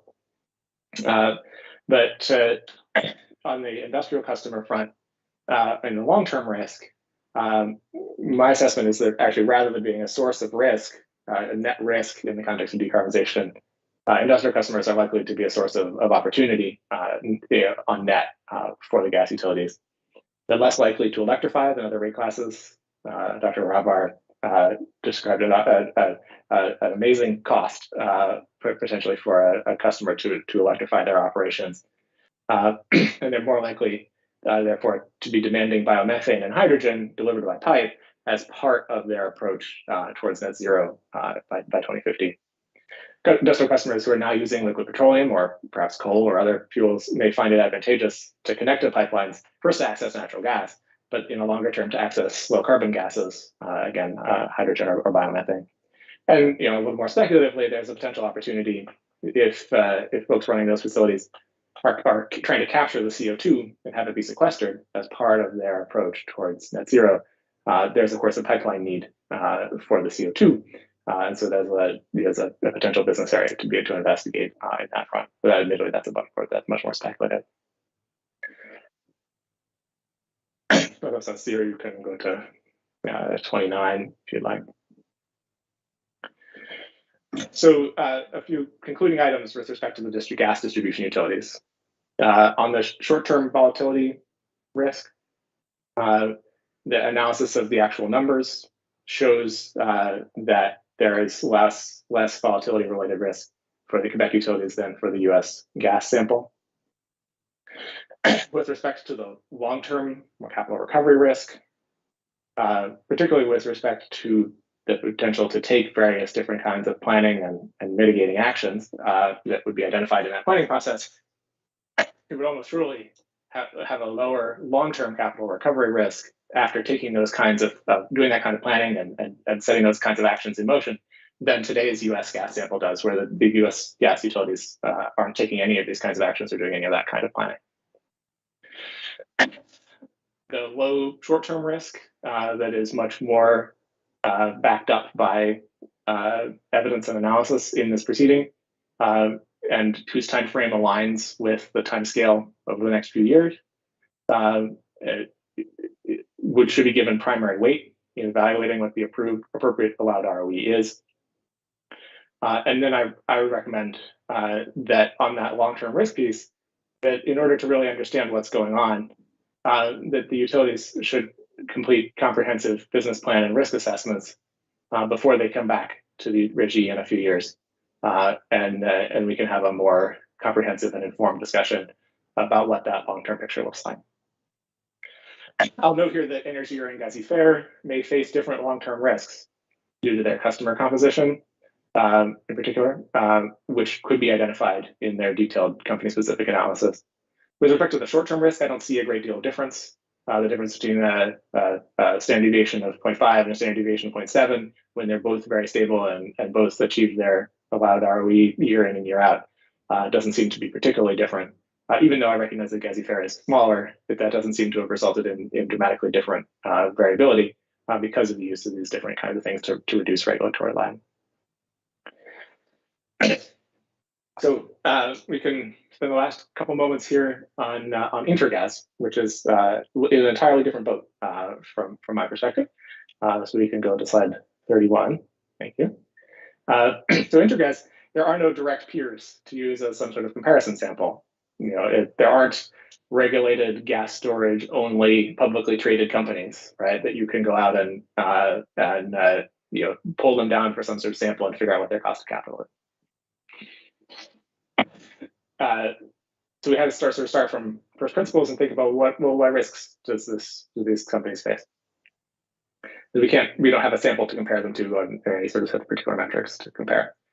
I will say that there's a history of coupling Intergas to Énergir, and that makes a lot of sense for some reasons.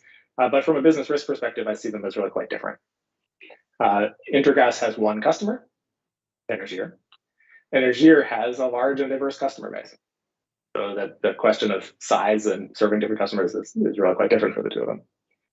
Intergas's customer is a rate-regulated utility, which cannot take advantage as sole buyer to mess with what it pays to Intergas. And in fact, it partly owns Intergas. Énergir has customers who are households and businesses, across spec. Intergas's competitors are other storage and pipeline providers who can help Énergir meet its needs to reliably supply customers. Énergir faces competition from different fuels, from electricity, from delivered fuels, in terms of meeting its customers' needs. So they really are, they're in fundamentally different businesses, and you shouldn't expect their business risk to necessarily line up. Next slide, please. So the only appreciable business risk that I identified is that Énergir would somehow could decide that it's, the appropriate way to manage its system is to purchase other resources to help meet its peak day needs, rather than to buy storage from Intergas. And of course, the time frame for our interests is the next decade or so, for which the ROE would be set, and for which we have a reasonable level of visibility about what the future might hold. Over the course of that decade, policy-driven changes in the gas system will likely have little effect on Intergas, to the extent that you get that Énergir is using RNG as required by Quebec policy, up to 10% in 2030 and more after that, most likely. Biomethane is still methane. It will get stored in a storage facility just as well as fossil drive methane. It's the same chemical. Énergir's load shape may become more peaky as its winter peak day demands remain, while electrification reduces demand on warmer days. This would be a bet of the bio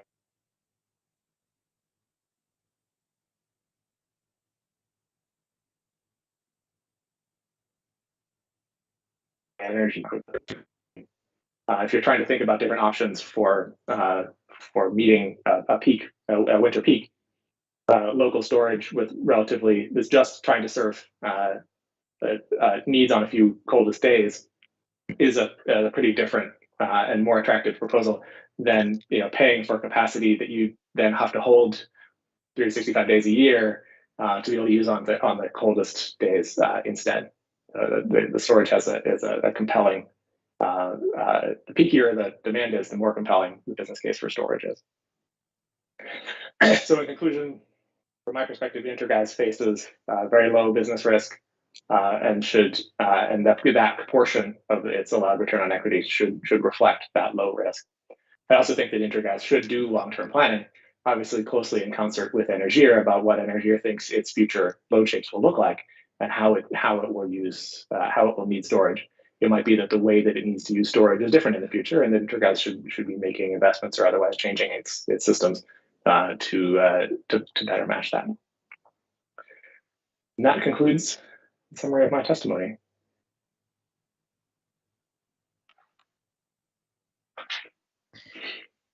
So, Mr. Chairman, I will not have any further questions for Mr. Hopkins, so he's available for cross-examination. D'accord, mais on va prendre une pause de 15 minutes avant de passer aux questions. Donc, on se revoit à 10h55. Merci. Parfait, merci. Mr. Hopkins will take a break. Okay, thank you. For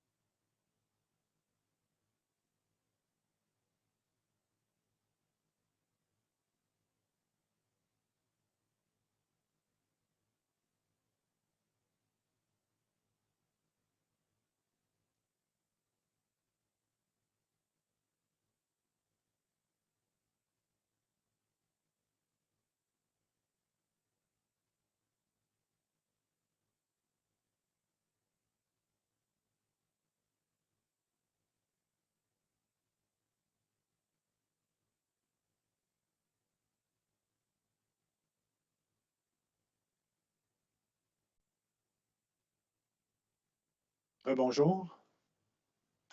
Alors, est-ce qu'on a contre-interrogatoire des demanderesses? Oui, ce sera Maître Georgescu qui procédera au contre-interrogatoire du Dr. Hopkins. D'accord.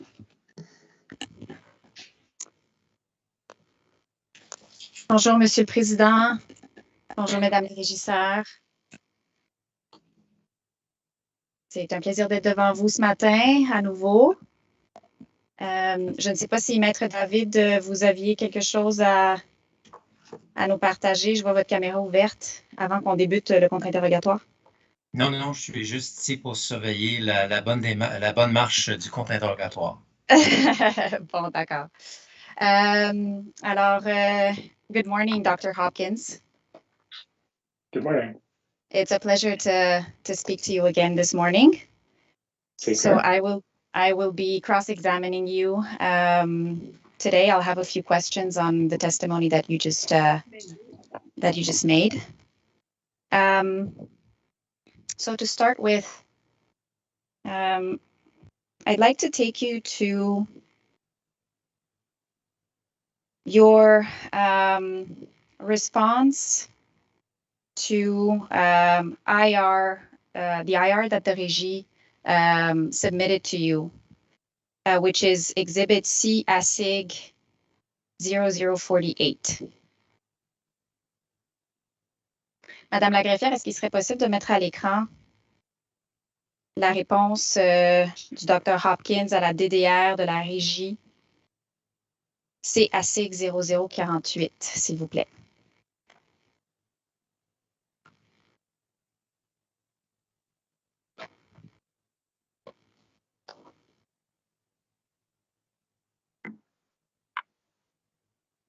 Merci beaucoup.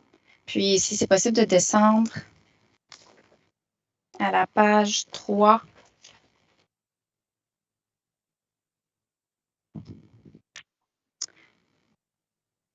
Peut-être un petit peu plus bas. Oui, juste au-dessus de gazifère. C'est parfait comme ça. Merci beaucoup. So, Dr. Hopkins, I'm referring you to the passage that is right above the title gazifère, where you say, so the Régie was asking you here to comment on whether or not, according to you, the business risk of Quebec utilities increased, diminished, or was maintained since the Régie's last decisions on the rate of return for these utilities. And your conclusion for all three Quebec utilities is formulated as follows, and I'm reading just the one for Énergir, but the others are the same, or they're drafted the same. So unbalanced and informed by both the lack of evidence on long-term risk and his preference for highly weighted short-term risk in the context of this proceeding, with an expectation for a return to the Régie with better long-term analysis in a few years, Dr. Hopkins would say that Énergir's relevant business risk is lower today than it was in 2011. Do I understand correctly that your position to give higher weight to short-term risk is based on your personal preference and not on a regulatory principle, for instance, or specialized literature or a regulator decision? It's based on my understanding of being able to ground regulatory decision-making in items that are more concrete, that are better known. The short-term risk is much better quantified, much better analyzed in this proceeding than the long-term risk. And so given more weight to that portion of the evidence that is better established in the record and less weight to that which is less so. In addition, the time frame on which the long-term risk, the capital recovery risk, might be experienced is much longer and is farther out in the future and more uncertain. And so it is appropriate, in my view, to ground the analysis in that part of the evidence again, which is more certain. But isn't the evaluation of business risk based on determining the level of uncertainty? So we have, we're going to get ourselves into a little bit of a meta conversation here, so we want to be careful about words. So there's uncertainty about whether certain adverse things might come to pass. that's risk. And then there's uncertainty about how well we even know about those things, right? So it's uncertainty about risk, right? And if we're trying to weigh different kinds of risk, the different kinds of uncertainty, and combine them together into some overall assessment, if we are more certain about some kinds of risk and less certain about other kinds of risk, recognizing that both of those are about risk and uncertainty, it makes sense to me, and I think is justified to give more weight to that evidence, which is more certain, which is less uncertain. So your position here, when you mention here that you have a preference for highly weighing short-term risk, it's really based on the fact that you consider you have more elements in your position to be able to assess short-term risk, and you will not assess long-term risk because you consider that you don't have sufficient information to do so, despite the fact that maybe there's no regulatory principle giving more weight to short-term risk than to long-term risk. As I wrote there in that sentence, the lack of evidence on long-term risk is part of my assessment about weighing the short-term piece more heavily. The underlying regulatory principle is really one of giving more weight to those things which are more certain. And in addition, drawing an analogy from the financial construct of present valuing, discount rates. So we could stretch this metaphor, I don't know, but if there's something that is a ways out in the future, and the future is less well known than the present, and we would want to give some appropriately give some discount to potential things that might happen in the future, simply because the future is more uncertain than the further out you go in the future, the more uncertain it is. We think about a proposed timescale of 30 or 40 years, for example. We were trying to make an assessment in a proceeding like this in 1982 or 1992, and trying to say, well, what is the risk profile going to look like in 2022, 30 or 40 years in the future? With the benefit of hindsight, how much of 2022 would we have gotten right? How well would we have understood what risks we were facing from a pre-internet age, et cetera? The levels of change in the economy, the levels of change in technology are substantial. So thinking that we need to look, give some greater weight to those pieces, again, which are better known and more likely to be accessible in the near term. So you said a little bit earlier that you base your position on the regulatory principle that you need to give more weight to what is that you have more evidence to determine. So you're going to give, there's a regulatory principle according to you that says that you should give more weight to short-term risk because it is easier to assess, or it is more it's easier to assess. It's the best way to say it, having more information about it because it's short term. Can you direct me to any reference or any specialized literature that states that specific regulatory principle that you're referring to? I don't have a particular citation for you, no. Thank you.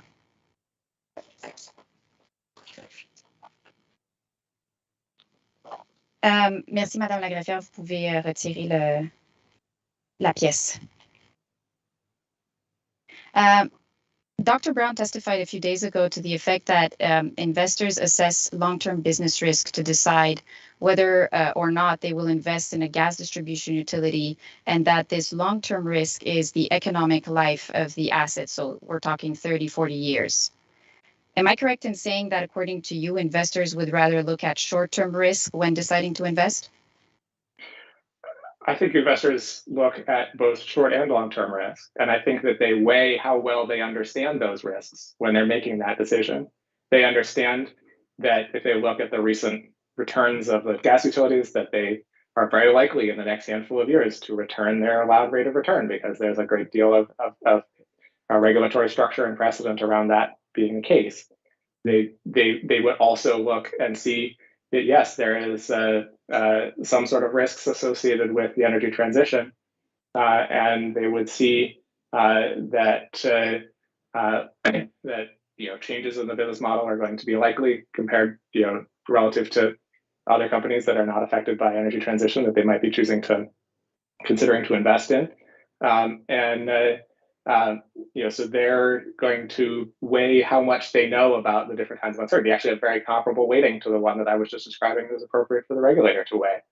How well do they know what the risks are going to be in the future, and how well do they know what the near-term risks are going to be when determining an overall assessment about their investment decision? So what you're saying is that long-term risk is a relevant element to look at, and investors will look at it. Is that correct? They will look at it, and they will try to get the best information they can about it. And to the extent that information is available, that will help them better understand that risk and be able to take it into account in making their decisions.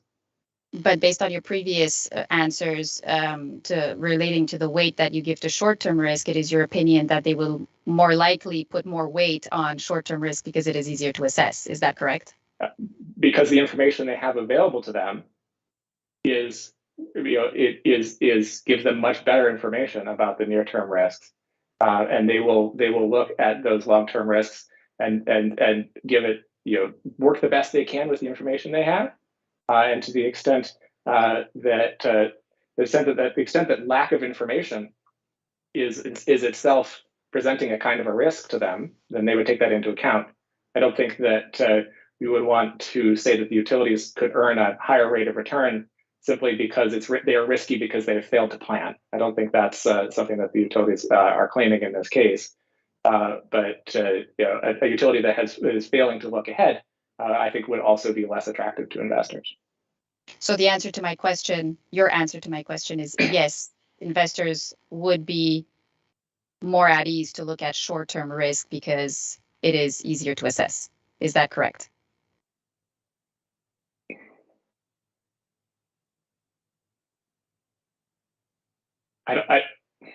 Easier to assess is not my.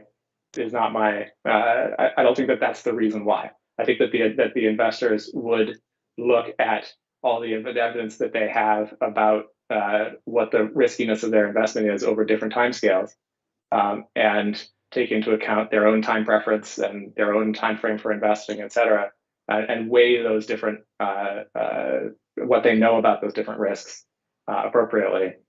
If they see that there is a long-term capital recovery risk, and then they would take that into account. Okay, thank you. I will bring you now to your report, your direct testimony. On page 5, Q&A 11, if Madame la greffière, est-ce que vous pourriez, s'il vous plaît, mettre à l'écran la pièce CAC 0028, s'il vous plaît?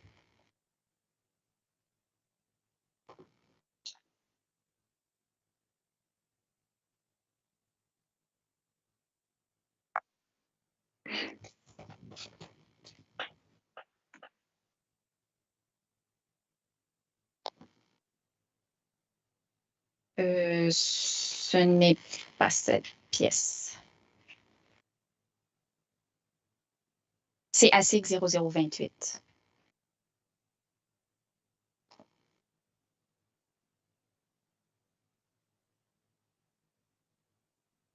Quelle page, s'il vous plaît? À la page 8, s'il vous plaît. Excusez-moi, j'ai dit question-réponse 11, mais c'est en fait question-réponse 18. It's actually Q&A 18.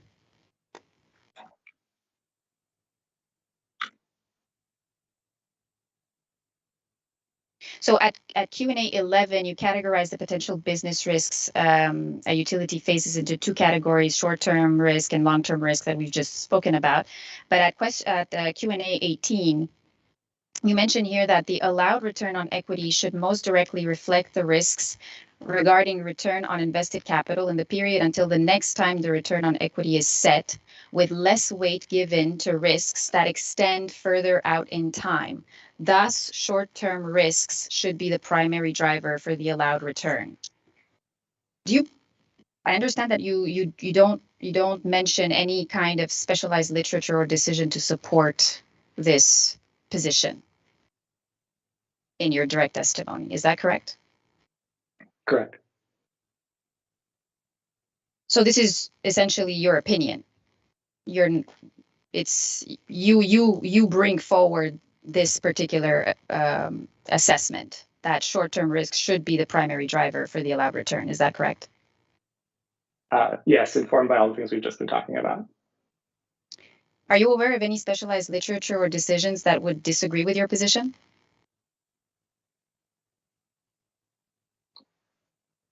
Nothing in particular. So I'd like to refer you to one of the exhibits that we just filed. Madame la greffière, est-ce qu'il serait possible de mettre à l'écran la pièce qui vient d'être déposée? Je suis désolée, je n'ai pas la cote de la régie, j'ai seulement la cote des demanderesses EGI 35.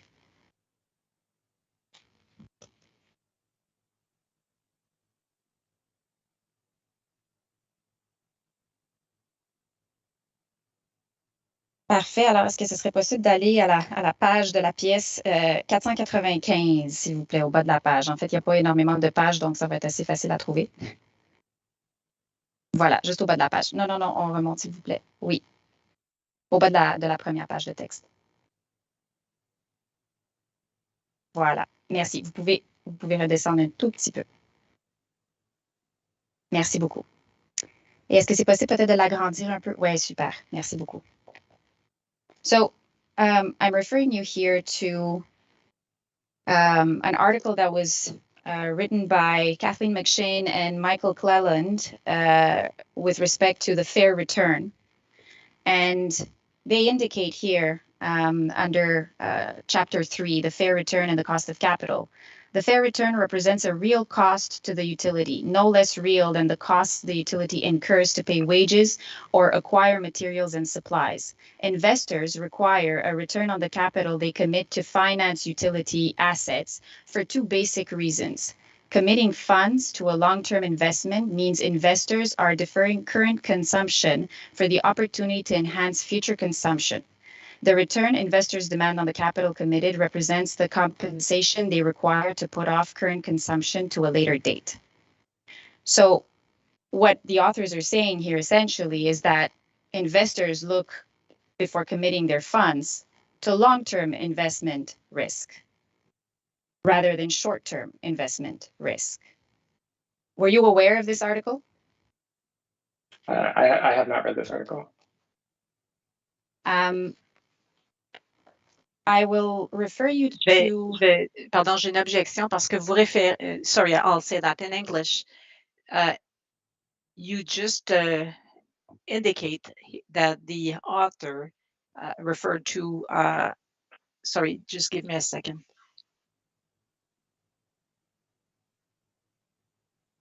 Est-ce qu'on peut juste baisser encore l'article?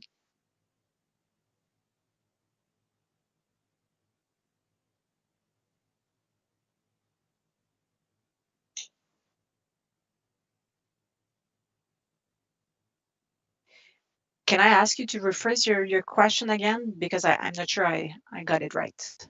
Well, I just asked Dr. Hopkins if he was aware of this article and the position that is referred to here, to the effect that, according to these authors, investors, before committing their funds, look at long-term risk for their investments. That's the essential principal type of risk that is considered.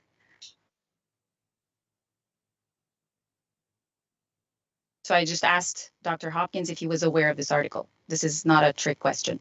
No, your question was your interpretation of what the article said, not if he was aware of the article. If he was aware of the article, that's a question.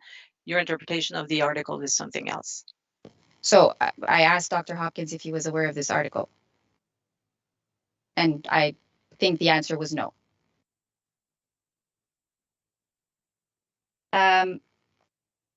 I will go now to a decision from the Régie. So I just want to clarify. Yes. For the record, that I do not necessarily agree with your assumption of the characterization of this text. I simply answered your question, which is Understood. that I had not previously read it. I understand. That's fine. My initial question was whether or not you were aware of any literature that possibly goes against your opinion that short-term risk should have more weight in the determination or the assessment of business risk than long-term risk.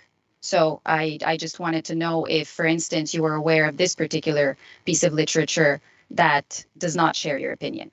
So I will go now to a decision from the Régie de l'Énergie that we filed a little bit earlier, which is D9631. And that is, Madame la Régie, la cote est EGI 37. Et je m'excuse à nouveau, je n'ai pas la cote de la Régie encore.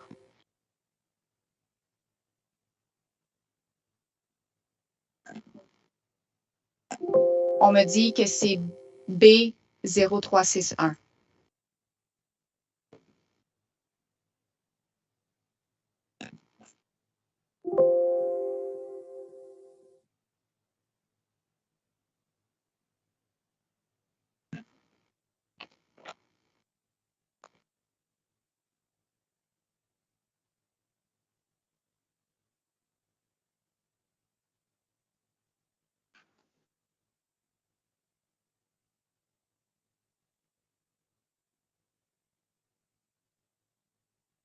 Merci beaucoup et ça sera à la page 17, s'il vous plaît.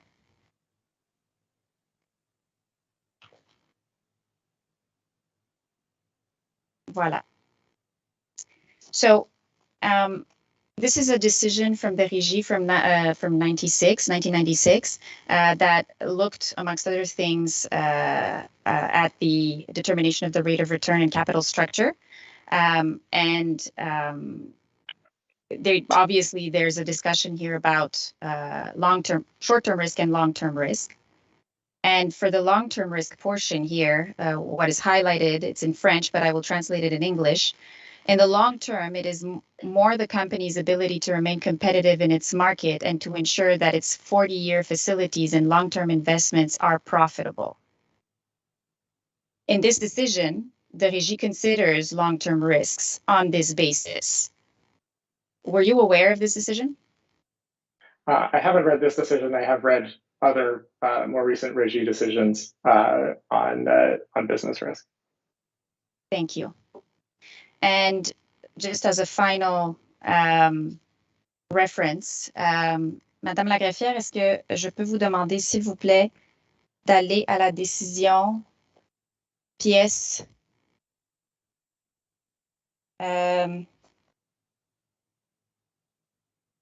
c'est, excusez-moi, juste un petit instant.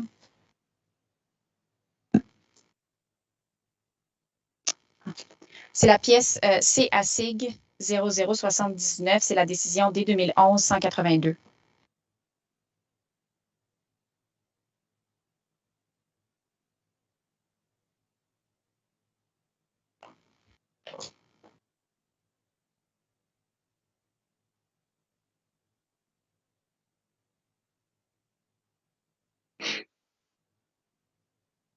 Merci beaucoup et ça sera à la page 12.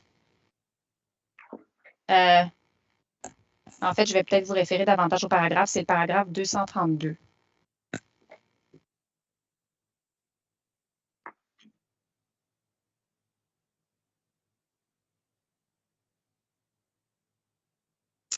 So here, this is an Énergie, a former decision that looked at the rate of return, amongst other things.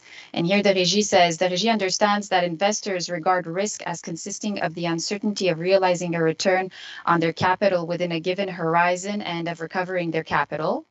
And if we go a little further down at paragraph 234,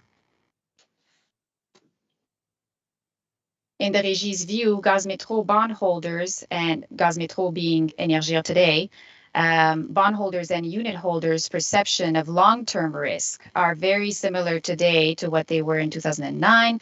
The credit rating agencies do not report any materialization of capital recovery risk in the case of regulated businesses in Quebec. So in this particular decision, as you can see, the Régie is determining that investor risk is the uncertainty over an investment horizon. And in the Régie's view, this equates to long-term risk. So were you aware of this decision? Again, I object to your characterization, because when I read it, Gaz Metro bondholders and unit perception of long-term risk. So it's their perception. Yes, but we're referring to long-term risk nonetheless. But I think we can have a debate on what the decision really says. My question to Dr. Hopkins is whether or not he was aware of this decision, and has he read it? Yes, I have read this decision, this portion of this decision. And you did not consider this as being relevant in your assessment? I don't view that this disagrees with my assessment. My understanding is that the Régie weighs short-term risks and long-term risks. It weighs the evidence that is presented with respect to those different kinds of risks.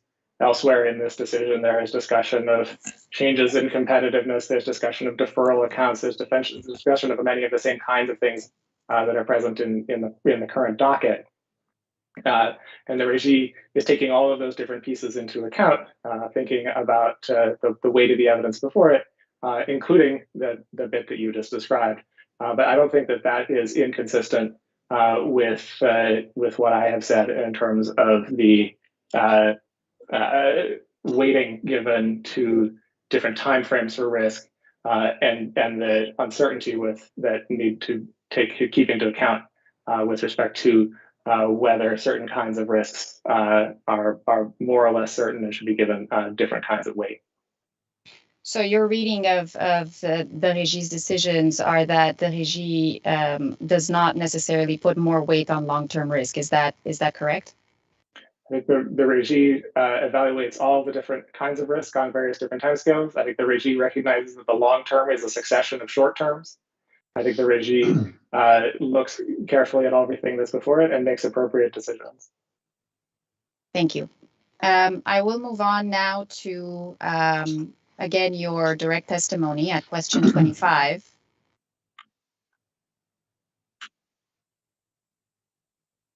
Yeah. So here you compared Énergir and Gazifère's achieved and allowed returns on equity.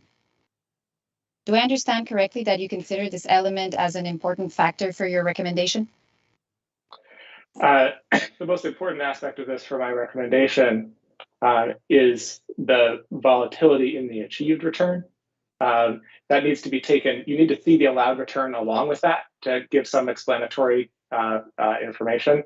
If you look at the Gazifère one, if the clerk will scroll down, you'll see that some portion of the volatility of Gazifère's returns in the 2012-2013 timeframe is related to the allowed return falling during that timeframe before returning to its present level, rather than that the volatility necessarily has to do with operational risks of some sort that the utility faced during that time period. Its return dipped, but it wasn't that it failed to earn its allowed return. I think investors would care about that kind of thing. But to simple answer your question is that the important aspect of the data presented here, the most important aspect for the evaluation of risk, is the volatility of the orange achieved line relative to the allowed blue line. Understood. So you are looking at achieved and allowed returns on equity as part of your assessment, and you consider this as a factor in your recommendation. It's a yes or no question. Okay, perfect. Thank you.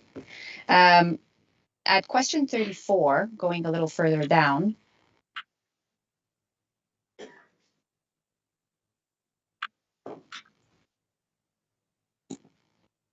you say that both Energien and Gazifère have earned stable returns for their equity investors, that both have consistently achieved returns in excess of their allowed returns, and that therefore neither utility is facing any identified utility-specific short-term challenges to earning its return.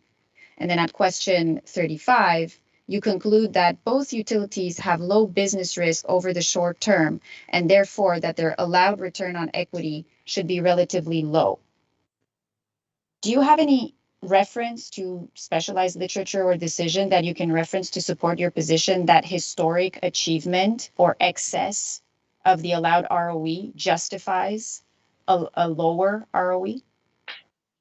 Again, the critical piece here is the volatility in light of the allowed return, and the conception that that lower volatility is indicative of lower risk. It's indicative of lower regulatory lag, and therefore flows through to the implications for the cost of capital.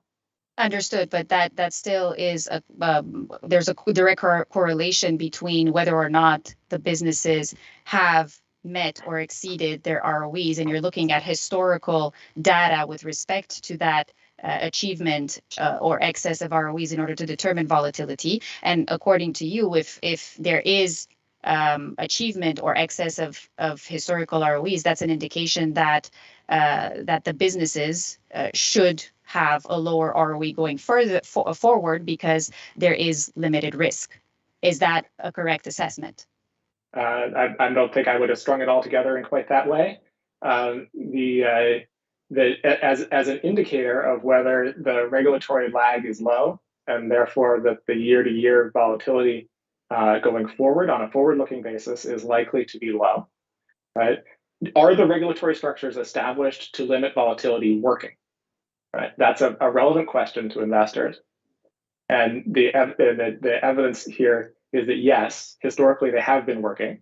There haven't been any particular changes other than strengthening those regulatory structures, and therefore the investor would see that they have relative assurance on a forward-going basis that those kinds of structures and therefore the lower volatility will continue into the future. So you're looking at the historical in order to determine what will happen forward-looking. Is that correct? Looking at the historical in order to inform assessment of the future, same as any investor would. Understood. So are you basing yourself on any regulatory principle or decision to use this approach in your assessment of business risk?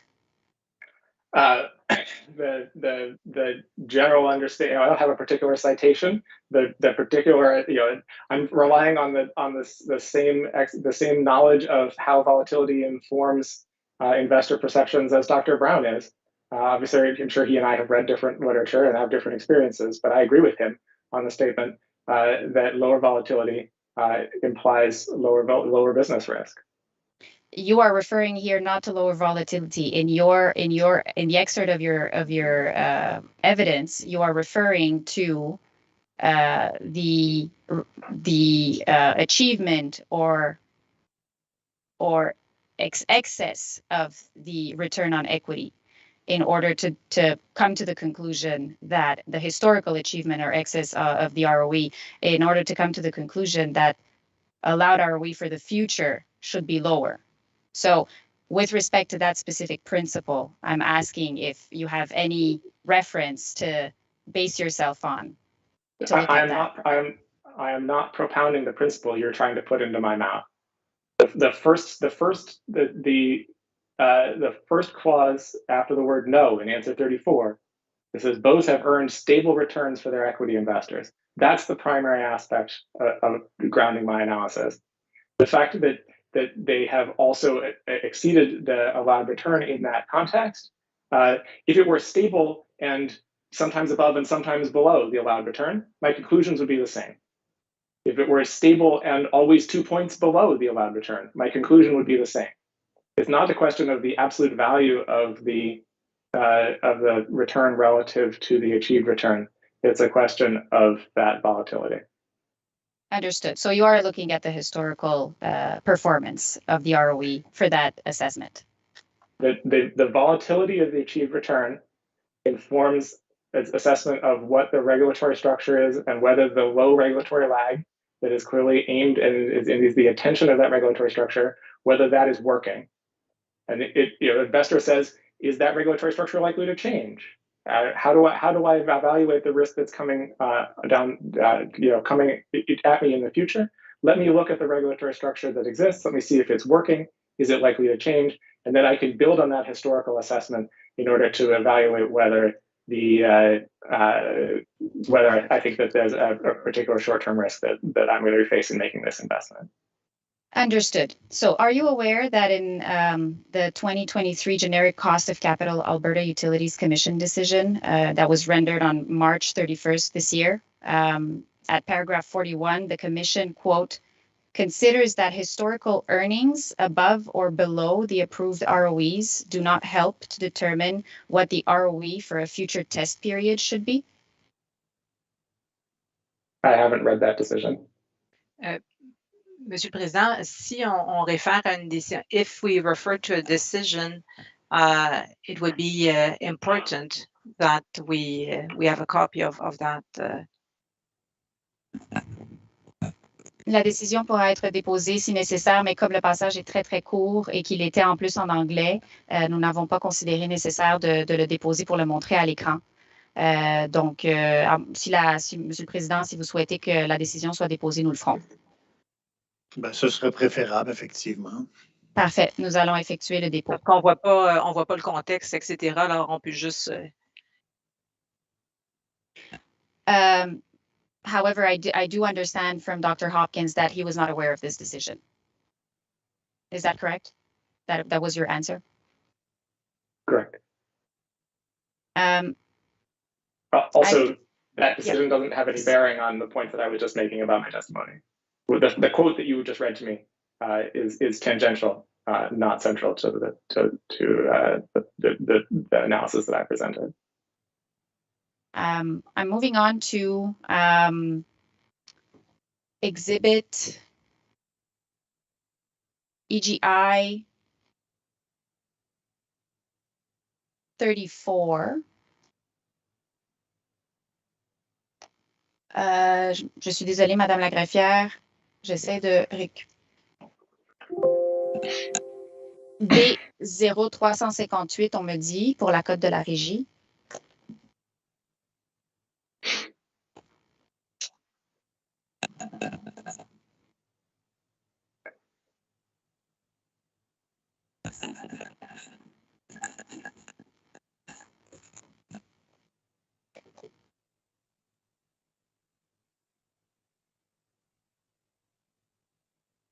Donc, ça sera à la page 578 de l'extrait, s'il vous plaît.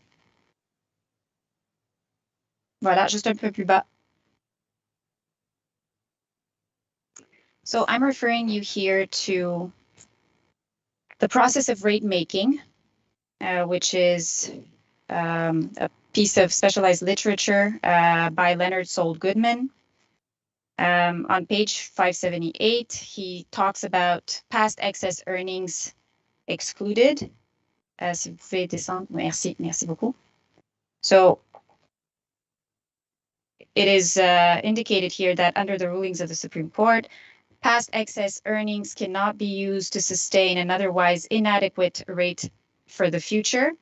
The regulated company is entitled to the opportunity to earn a fair return in the future period. An agency may not revisit an approved past rate, whether the rate in the past is now considered too high or too low.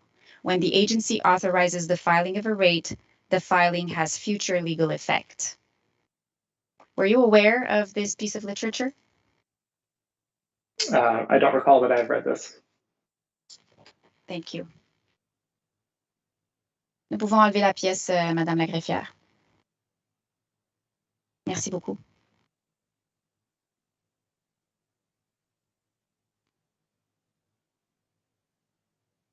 I will go back now to your evidence. Madame la greffière, si c'est possible de revenir au direct testimony. Merci. À la question 36, so Q&A 36. You state here that the drivers for long-term risks for the Quebec utilities at Q&A 36 are associated with policies and actions to reduce the province's greenhouse gas emissions, combined with the competitive position of gas compared to electricity. At Q&A 37, you answer the following question. Do the utilities in the U.S. gas utility sample analyzed by Dr. Brown face similar risks? Your answer is yes, they do. Both the United States and Canada have stated their intentions to reach net zero greenhouse gas emissions by 2050. You then go on to say that the utilities in the U.S. gas utility sample will all be subject to federal actions that will encourage electrification in buildings and the use of low carbon fuels in hard to electrify end uses in both buildings and industry. Are you aware that the Quebec utilities are currently faced with specific limitations on the use of traditional natural gas? What do you mean by specific limitations? Are you aware, for instance, that the City of Montreal has adopted a bylaw that is currently in force and that prohibits the use of traditional natural gas in buildings? I've heard about it, talked about it in the course of the hearings in the last few days. I haven't reviewed the bylaw. Are you aware that the Quebec utilities are subject to a regulation that imposes on them since 2020 the obligation to provide a percentage of renewable natural gas every year, which will reach 5% in 2025 and is intended to reach 10% by 2030? Je vais m'objecter encore une fois à la question parce qu'on vient de dire que la réglementation les oblige à 10 %. Est-ce que c'est ce que vous avez dit? Non, j'ai dit que is intended to reach. Mais il n'y a pas de réglementation qui vient dire 10 % pour l'instant, là? Il y a un règlement qui dit 5% en 2025 et il y a une intention, which is why I used is intended to reach. Let me clarify, Dr. Hopkins, so that there's no confusion. There is a regulation that is in force currently that imposes an obligation that will reach 5% of renewable natural gas in 2025. The government has announced its intention to bring that percentage up to 10% by 2030.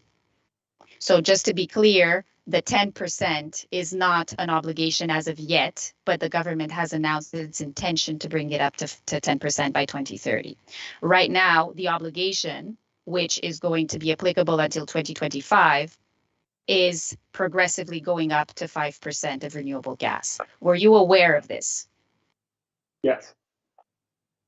Are you aware that the Quebec utilities are also subject to a regulation that prohibits, as of December 31st, 2023, the replacement of heating oil equipment with any fossil fuel, including traditional natural gas? I think I see something about that in passing, but I'm not closely familiar with it. Are you aware the Quebec utilities are subject to carbon pricing obligations? Yes. Are you aware of any similar obligations, federal or state-specific, befalling on the utilities from Dr. Villetsen's U.S. sample?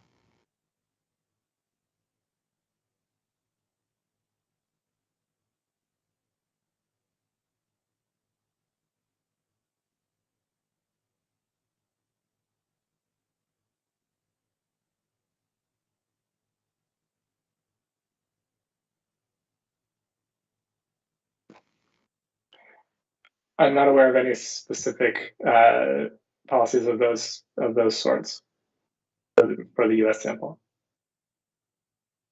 So is it fair to say that currently there are no specific obligations that the utilities in Dr. Villetsen's U.S. sample are subject to and that impose a move towards green energy today?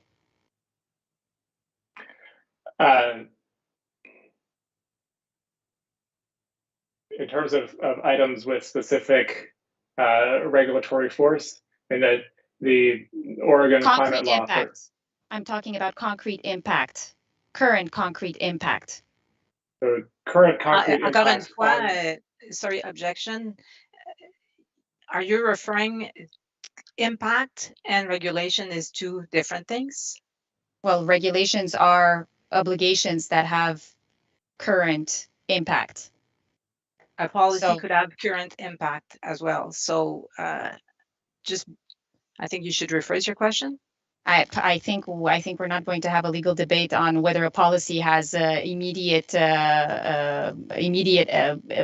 obligations that are imposed on whoever might be concerned by them. But I will rephrase my question or reiterate it. Is it fair to say that currently there are no specific obligations that the utilities in Dr. Villetsen's U.S. sample are subject to, and that impose a move towards green energy?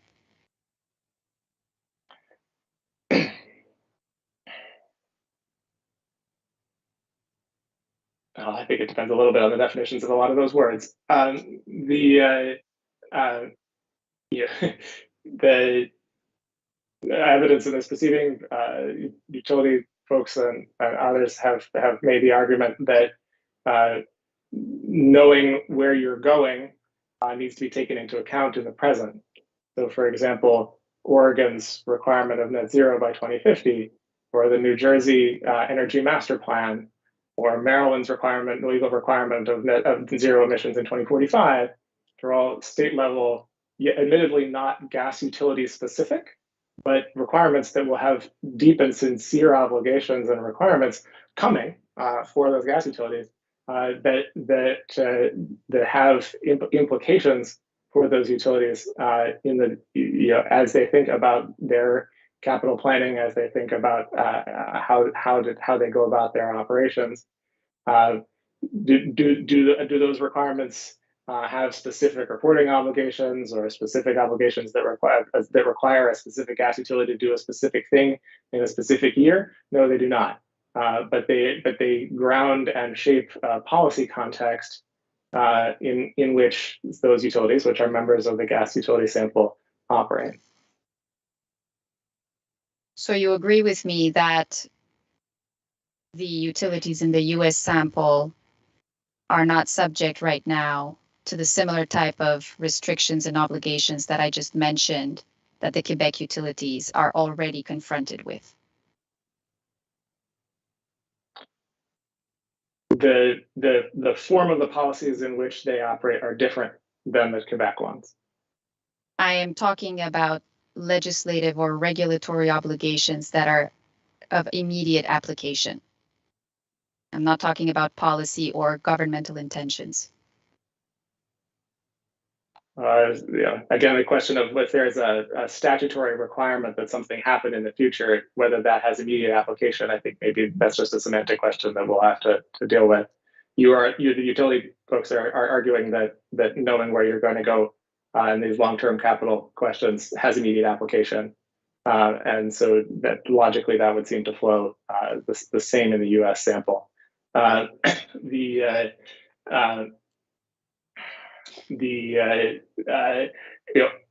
there a carbon price implemented today in any of the U.S. gas sample jurisdictions? No. Any restriction on the use of fossil fuels, the same as the examples that I just gave you for the Quebec utilities? Again, not that I'm aware of. That doesn't mean that a jurisdiction in one of those states might not have passed a bylaw of one of those sorts. But again, the application may be different. The implications for long-term energy transition and thus capital recovery risk may be less different. But you haven't looked into it to compare to the situation, the current situation, real situation that the Quebec utilities are faced with today. You haven't done that research for the U.S. sample. I'm aware in a general sense of the direction, as I said, of where these different states are going and the policies that are in effect in these different places. My colleagues and I have done surveys of local policies and other things in different places. And in those contexts, I have not come across specific examples that are relevant, that apply specifically to the U.S. gas sample utilities. Thank you.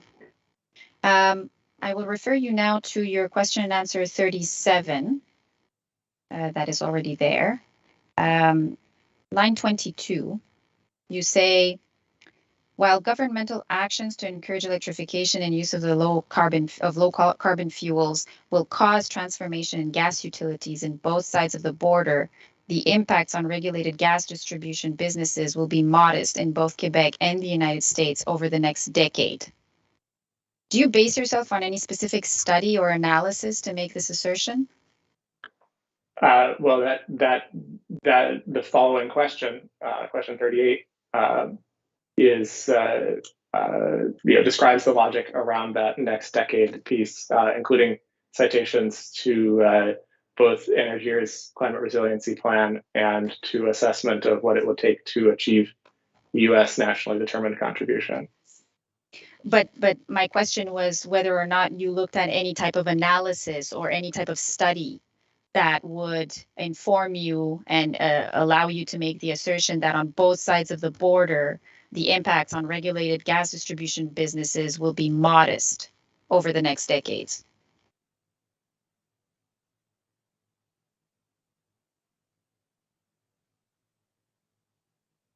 Well, I guess I think that the studies that I cited count as a level of analysis. Particularly the U.S. one. Are you referring to the long-term strategy of the United States, the one that's cited in your footnote 12?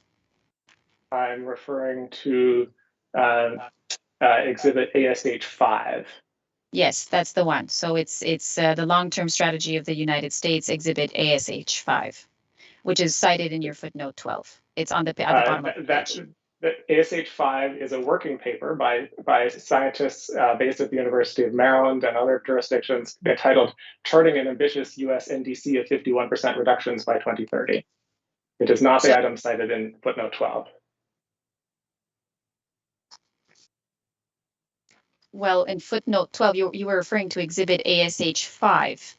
In footnote 12, if I'm not mistaken, it's... I would like to make a correction to my testimony. Thank you for finding a typo. Footnote 12 should refer to exhibit ASH 3, the long-term strategy of the United States. Apologies to all. Typo in the footnote 12. Exhibit ASH 3 is the long-term strategy of the United States. Okay, so you cite, I'm sorry, I just want to make the correction so that we all talk about the same thing. You seem to cite the long-term strategy of the United States in support of this paragraph and the previous sentence that says the utilities in the U.S. gas sample will all be subject to federal actions that will encourage electrification in building and the use of low-carbon fuels in hard to electrify and uses in both buildings and industry. There's footnote 12 with your reference to the long-term strategy of the United States. And then the next sentence is the one that I was referring to, which is, Madame la greffière, si ce serait possible juste de baisser un petit peu la page pour qu'on voit le début de la prochaine. Merci. While these pathways will cause transformation in gas utilities on both sides of the border, the impacts on regulated gas distribution businesses will be modest in both Quebec and the United States over the next decade. And my question to you is, do you have any study or any analysis to support that last sentence referring to the impact on both sides of the border for the next decade? So my Q&A 38 is an explicit expression of my answering that question. Why do you say the impacts of the next decade will be modest in both places? And my answer runs from lines 5 to 25. It cites both Energier's climate resiliency plan and the analysis exhibit ASH 5 conducted by researchers in the United States about what getting to 2030 in line with U.S. Paris Agreement commitments would entail. So ASH 5 is an American study, to my understanding. Is that correct? Correct. Does it pertain to Canada? That covers one side of the border. Right. So Energier... just a second, if you don't mind, I just want to finish my question. Does that study pertain to Canada? No. Does that study pertain to Quebec in any way? No. So technically, the study that you're referring to that would illustrate in any way the situation in Quebec is the Energier document that you're referring to in your question and answer 38.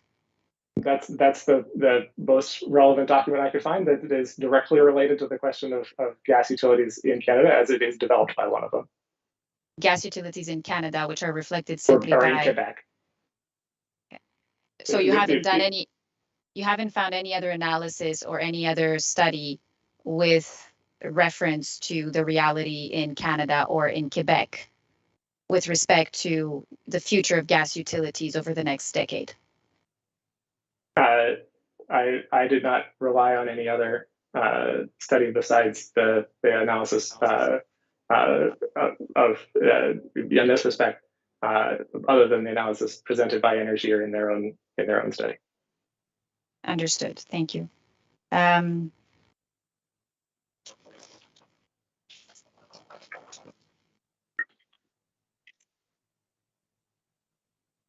I will bring you now to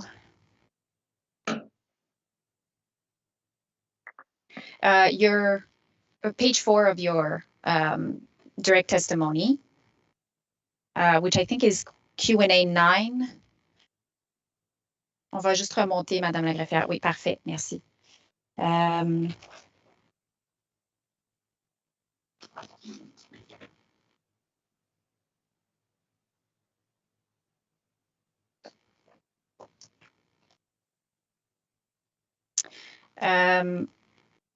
Maybe just, Monsieur le Président, je m'excuse, je viens de voir l'heure. I am trying to be mindful of the time. Je suis en train de commencer une nouvelle série de questions et je vois qu'il est déjà 12:10. Est-ce que vous souhaitez que l'on s'arrête pour la pause du dîner ou est-ce que je continue? Vous pensez en avoir pour combien de temps environ? Je vous dirais que j'en ai probablement pour encore une demi-heure à 40 minutes. Sinon, peut-être 45. 30 à 45 minutes. Ouais, dans ce cas-là, on va prendre la pause tout de suite. Parfait. So, Dr. Hopkins, I apologize. Before starting my next line of questions, we're going to take the lunch break. Okay. Thank you. Thanks for translating.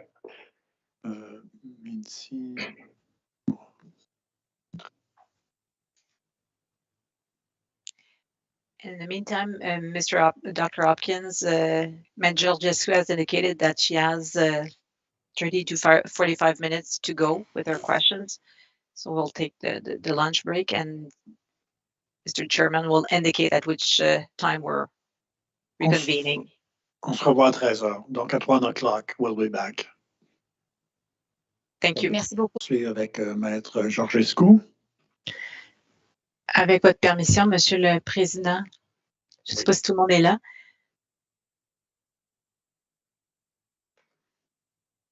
Alors, I usually do not make those type of comments, but in all fairness to the witness, I just want to draw the Régie's attention to two things.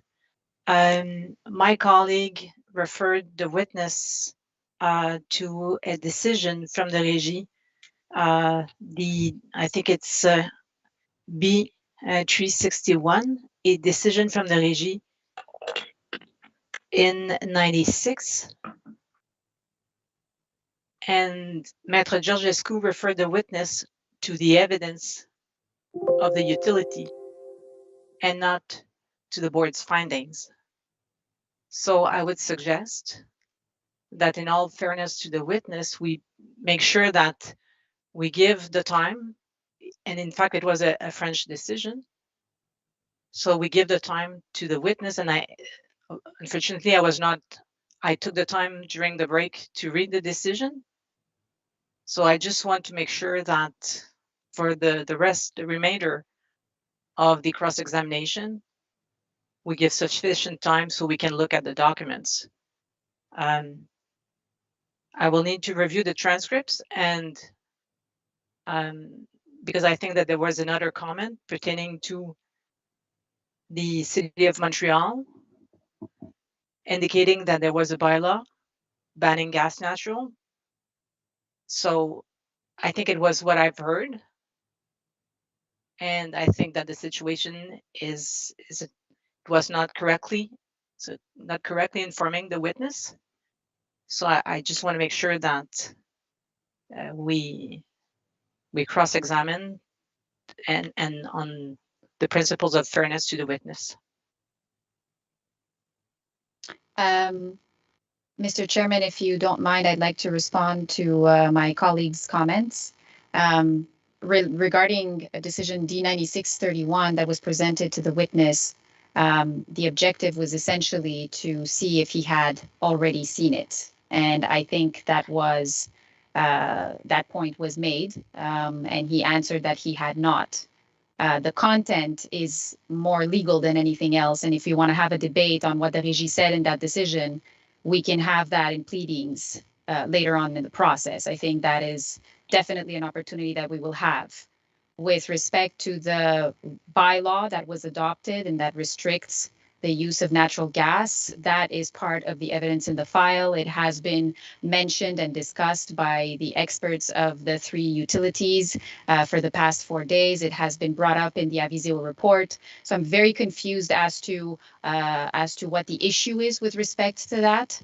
If you want us to file that specific bylaw once again, we shall. But the idea was simply to know if Dr. Hopkins was aware of the fact that there is a bylaw adopted by the City of Montreal with respect to the banning of the use of natural gas in buildings. A bylaw that is already in force and that will progressively have an amplified effect over the next few years. So again, I'm not sure exactly what the issue is here. So those are my comments for the time being, and I invite my colleague, if she has any issues with the questions that are being formulated to the witness, to object when the questions are submitted, and I will reformulate or will provide the necessary information. I will surely do if I have the time to read the decision. Ben, si vous me permettez un petit court commentaire, là, je pense que le point ici, c'est tout simplement de s'assurer, même pour les questions simples, de s'assurer de bien décrire le contexte là, qui entoure les pièces auxquelles vous faites référence pour s'assurer que le témoin puisse répondre adéquatement. Tout à fait, Monsieur le Président. C'est bien noté.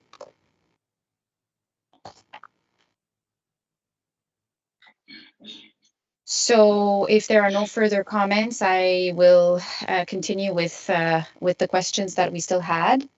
So hello again, Dr. Hopkins. Good afternoon. Let me lead you to your direct testimony. I think we had it on screen right before the break.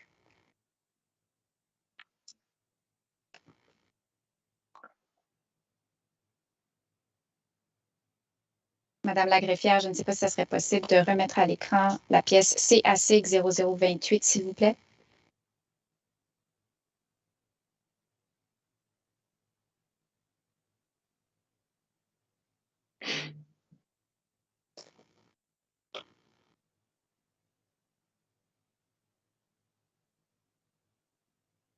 Merci. Et c'est à la page 4, à la ligne 5.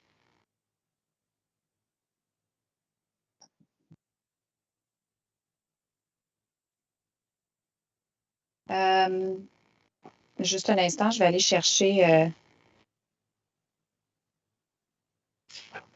l'extrait exact, parce qu'il semble que ce ne soit pas la bonne page.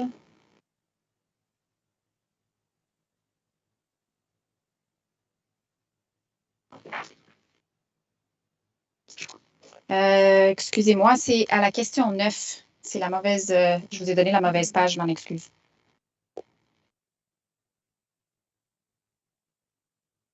Parfait, à la fin de la réponse.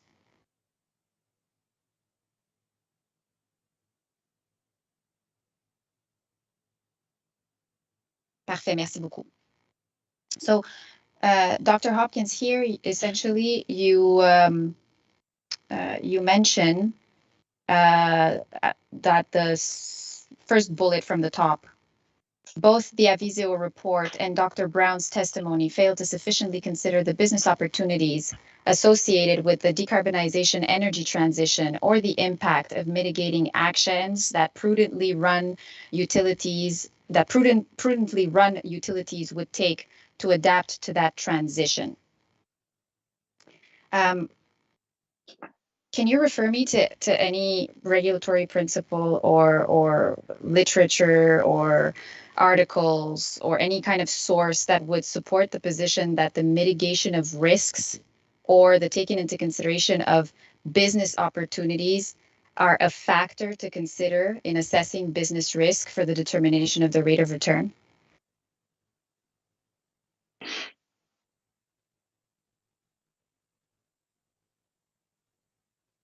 I don't have any particular citation for you.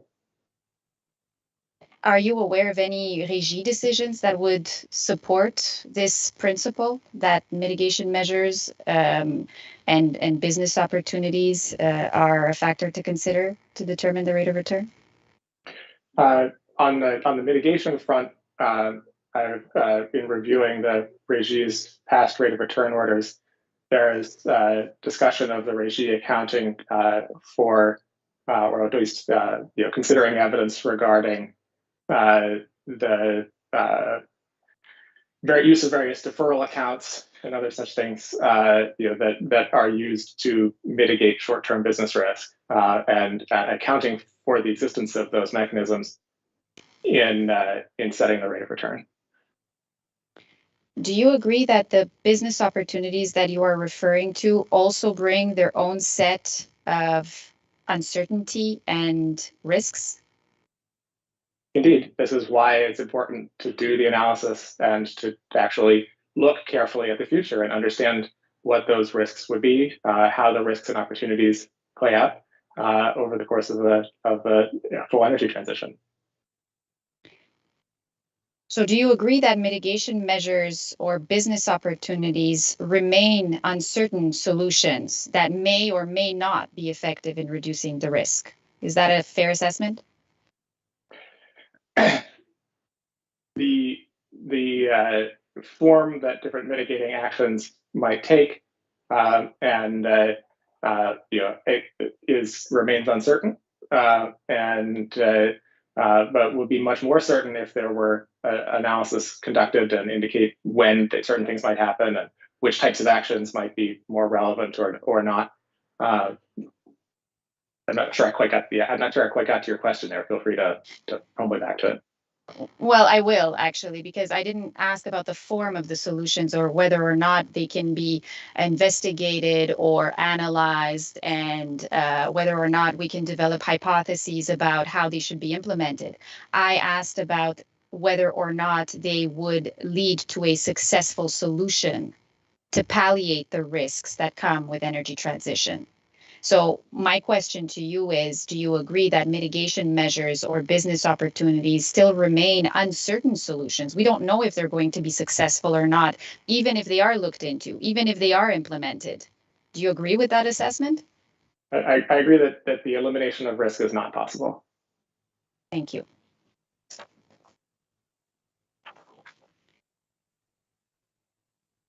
On page 3 of your report, so actually no, it's on the same it's same question Q&A 9. You mentioned, and I just want to, my reference to the pages were not they're mistaken on my notes, so I just want to find the right excerpt.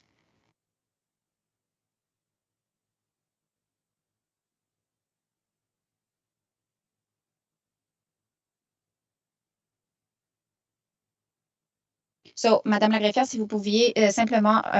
oui, c'est parfait. Donc, peut-être redescendre la page pour qu'on voit le début de la prochaine. Super. On peut s'arrêter là. So, it's the second bullet in response to question 9. The evidence presented by a Visio report and in Dr. Brown's testimony is insufficient to evaluate long-term business risk associated with stranded assets and competition with electricity, including the risks that could be associated with the decarbonization energy transition.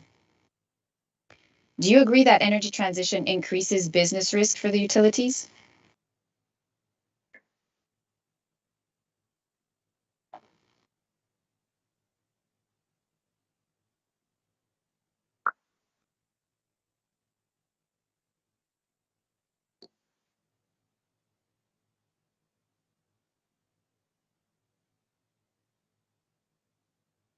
energy transition provides a changing baseline, a changing set of circumstances in which the utilities will need to do their work.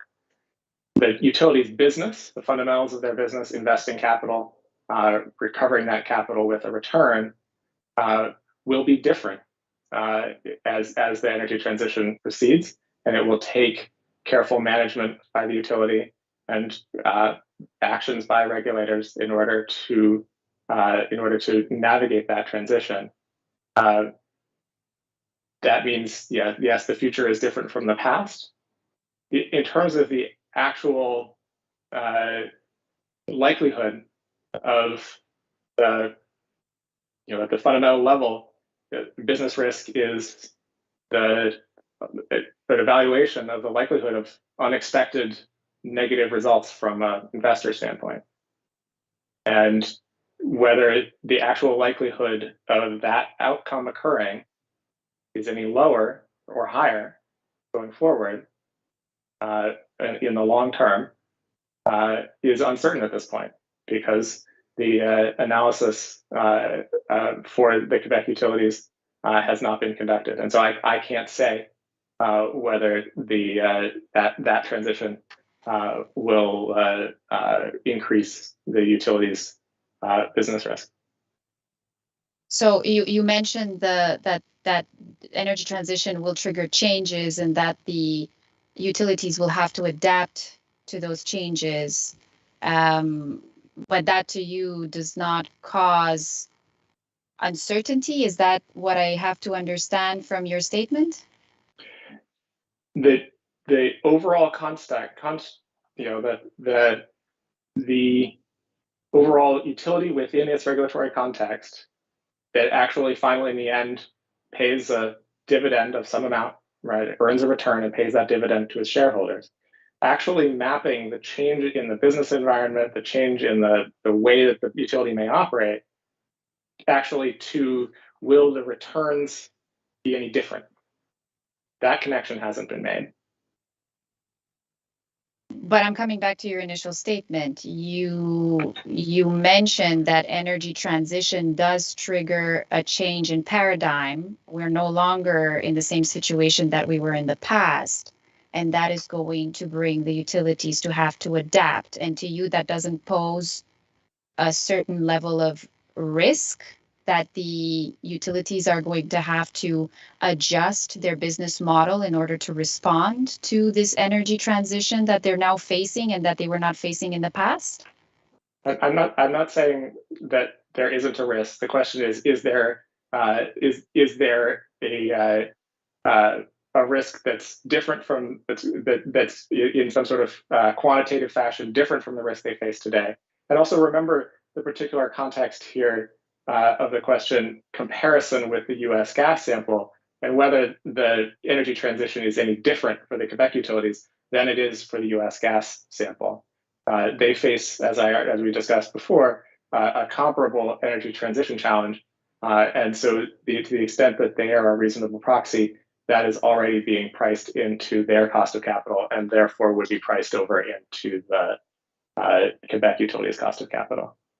But my question was not a question by which we were comparing the two at this point. It was a general question of whether or not energy transition, regardless of whether we're in Canada or whether we're in the States, brings an additional set of challenges, risk, and uncertainty. And you yourself mentioned earlier that, yes, there's a change in paradigm, and yes, there will have to be adjustments made by the utilities. Whether we're in Canada or whether we're in the States, the same reaction is going to have to apply. And that normally, according to what you yourself mentioned a little earlier, leads to a certain level of uncertainty. And my question to you is, doesn't that lead also to a higher level of business risk and obviously reasonably and logically speaking would also lead to an increased ROE for the utilities? You don't agree with that assessment? Again, I think that in the context of how the ROE, how the business risk analysis feeds into the ROE discussion, in which there is an adder generally in the Régie's formulation, there's an adder for business risk, an adjuster from the reference utility level of risk. So I don't think that in this context it is we looking at this entirely in isolation is not necessarily isn't the right context. We need to be looking at that comparative assessment.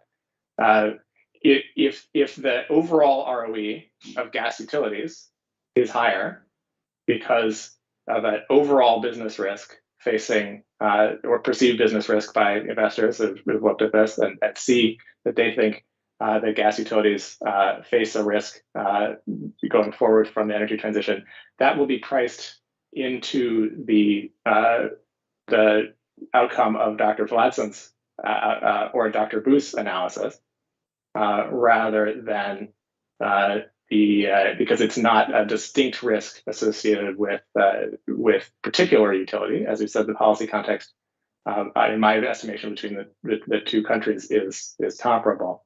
So, to the extent that there is such a risk, and that investors, utility management, et cetera, are able to understand that risk, people think that it will not actually be mitigated in some fashion, and want to carry that risk forward into their assessment of overall risk. That would be priced into the market assessment of those utilities as it stands today. OK. Madame la greffière, est-ce que ce serait possible de mettre à l'écran, s'il vous plaît, la pièce EGI 36B0360, s'il vous plaît? So I would like to refer you to an exhibit. This is actually a document that you mentioned in your resume. It is an analysis that Synapse and you yourself prepared for the Natural Resources Defense Council with respect to gas regulation for decarbonized New York. And I'd like to refer you to the page before last.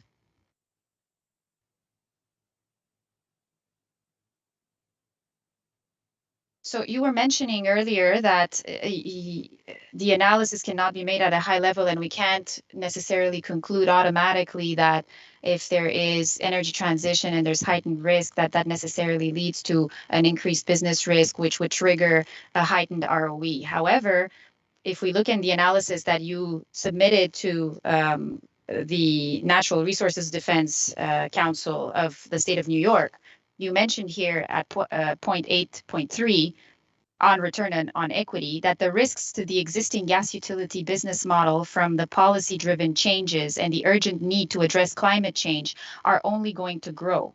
New business models are likely to be risky as well, if only due to their novelty. In a typical utility regulatory construct, investors have the opportunity to earn a return commensurate with the risk of their investment. This would imply that the allowed return on equity, the ROE, for gas utilities might need to be higher. So I'll ask my question again. I'm a little confused. You seem to say in this particular report that energy transition leads to uncertainty, leads to a new business model for utilities because they need to adjust to this new reality. It could lead to an increased ROE, but when I ask you, that may well mean a riskier future. Again, I'll come back, however, to the question. You pointed out this is filed in New York. The question here, particularly with respect to the business risk analysis in this context, has to do with differential risks, particular risks, claimed particular risks that Avizio has identified, Dr. Brown has discussed, related to energy transition in Quebec, and the claim that those are distinct and different from risks experienced by the reference utility in the U.S. gas sample. And so, if to the extent that at this point, investors looking at short-term returns, long-term returns, investors overall in the public markets are considering the the risk associated with energy transition, then it is present, that risk is already present in the benchmark gas utility risk returns, rather than something that would be identified in the utility-specific, jurisdiction-specific business risk analysis presented in this case. If the Quebec utilities want to show that they face unique and different risks, they should quantify those in the context of a plan and come back and show how that actually plays out, as I recommend. But in your report to the state of New York, you don't mention mitigation. You don't mention the fact that the utilities should put in place different measures before the business risk is assessed to be increased, leading to an increased ROE. Your statement is broad and general and doesn't state that you need to analyze each situation based on the measures that should be applied. Your statement is general and says that cause to effect, energy transition leads to a new paradigm, which leads to new business models, which essentially leads to increased business risk, which leads to an increased ROE. So I have to say I'm still confused as to why here you're making that type of general statement, but in our case, you want to restrict it to the specifics of our particular jurisdiction and the mitigation measures that you seem to want to impose on the utilities. I'm still confused. I'm not sure that's a question in there. There is not. There's no question. I'm asking you again. Is your statement in this report to the state of New York a statement that could be applicable here in the present case? Do you agree with the statement that you made in this report to the state of New York? I agree with what's written in the state of New York. In this report that we produced for a client who then filed it in the state of New York. So just to context of what this is. Understood. There's a lot of other stuff. There's a lot of other stuff in this report. You've picked a particular portion of it. Even just above, you're rereading this here. There's a call for regulators to think through what competition between electric and gas looks like, and to manage that competition well. Right. This is one component of a larger picture, as I have been identifying throughout this process. If you let me finish, I let you go. Sure. Absolutely. I'm not going to interrupt you. The reason that I keep coming back to the question of whether there is something unique and different about Quebec is because that's the logical structure that the utilities case relies upon with respect to establishing a process, and it's a standard process, for figuring out how to set an ROE. To the extent that we went back and forth on long-term and short-term before, to the extent that investors are looking carefully at the risks of the utilities that they're investing in.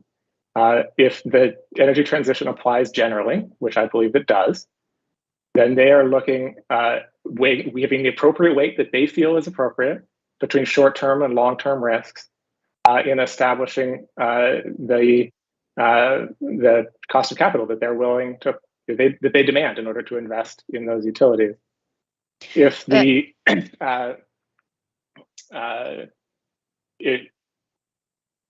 maybe in the future they will demand a higher ROE, and that will show up in analysis like Dr. Vladson's and Dr. Booth's, because there will be a greater distinction between the ROEs in gas utilities and electric utilities, because the risks to one will be different from the other, and we'll see that in the analysis. In the meantime, we have what we have.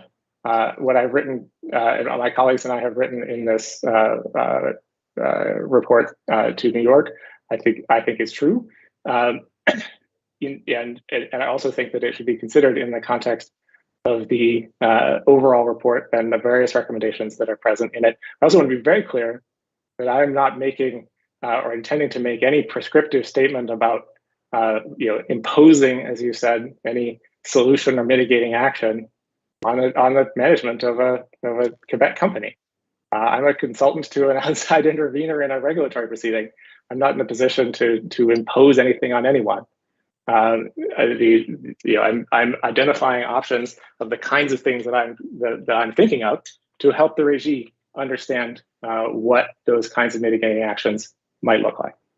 Understood. So look, I don't want to have a debate with you on this, and I just want to say that you're not making the nuances that you're making now during your explanation in this excerpt from the report, that various things should be taken into consideration and how the investors consider business risk and the challenges that the utilities are faced with due to energy transition. But leaving that aside, I just want to ask you. Écoutez, je vais m'objecter.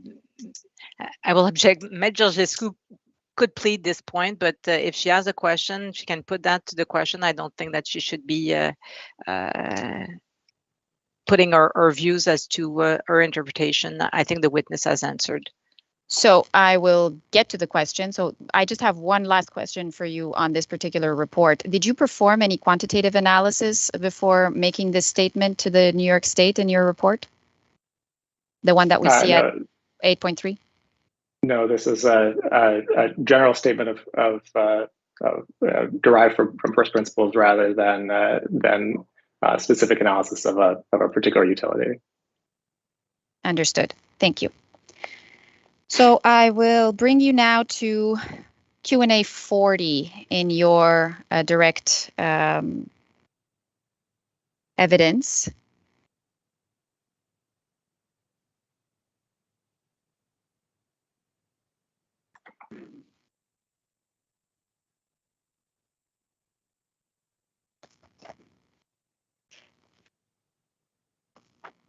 Merci, Madame la greffière. So the question here is, you stated earlier that the cost of capital for the Quebec utilities should be informed by the level of business risk facing a utility that is taking all prudent measures to mitigate risk. The first essential step is for the utility to develop a business plan for managing the firm in the changing public policy and competitive context in which it operates. Do you base yourself on any specific study or, again, article, source of any sort to support your position that a business plan is required to inform the regulator on long-term business risk when determining the rate of return?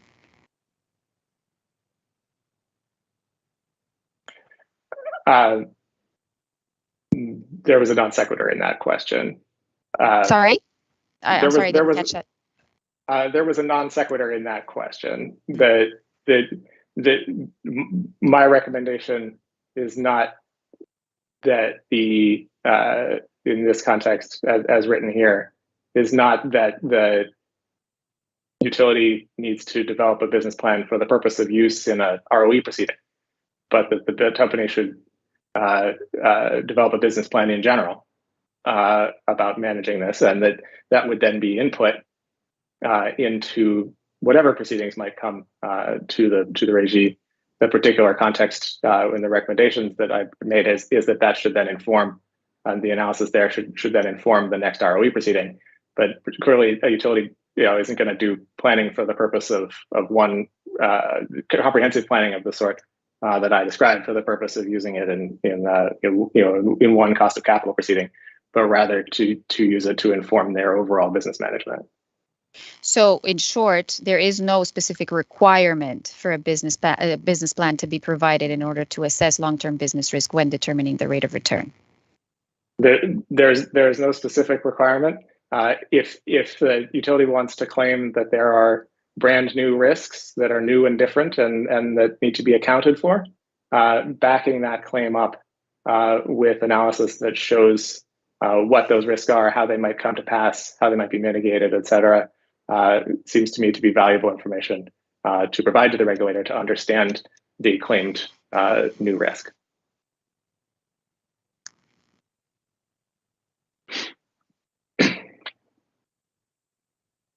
Are you aware of any other utility that provided a business risk in order to allow the regulator to assess business risk for the purpose of determination for the purpose of the determination of the rate of return? I'm aware of other utilities doing analyses of this sort. Again,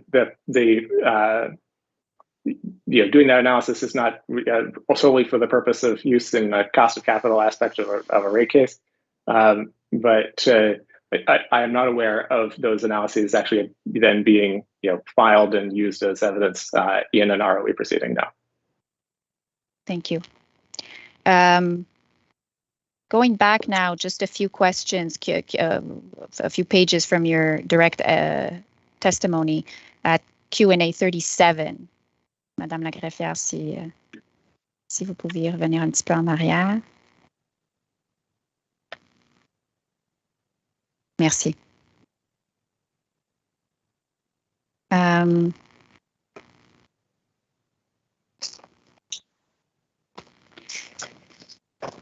Just a second.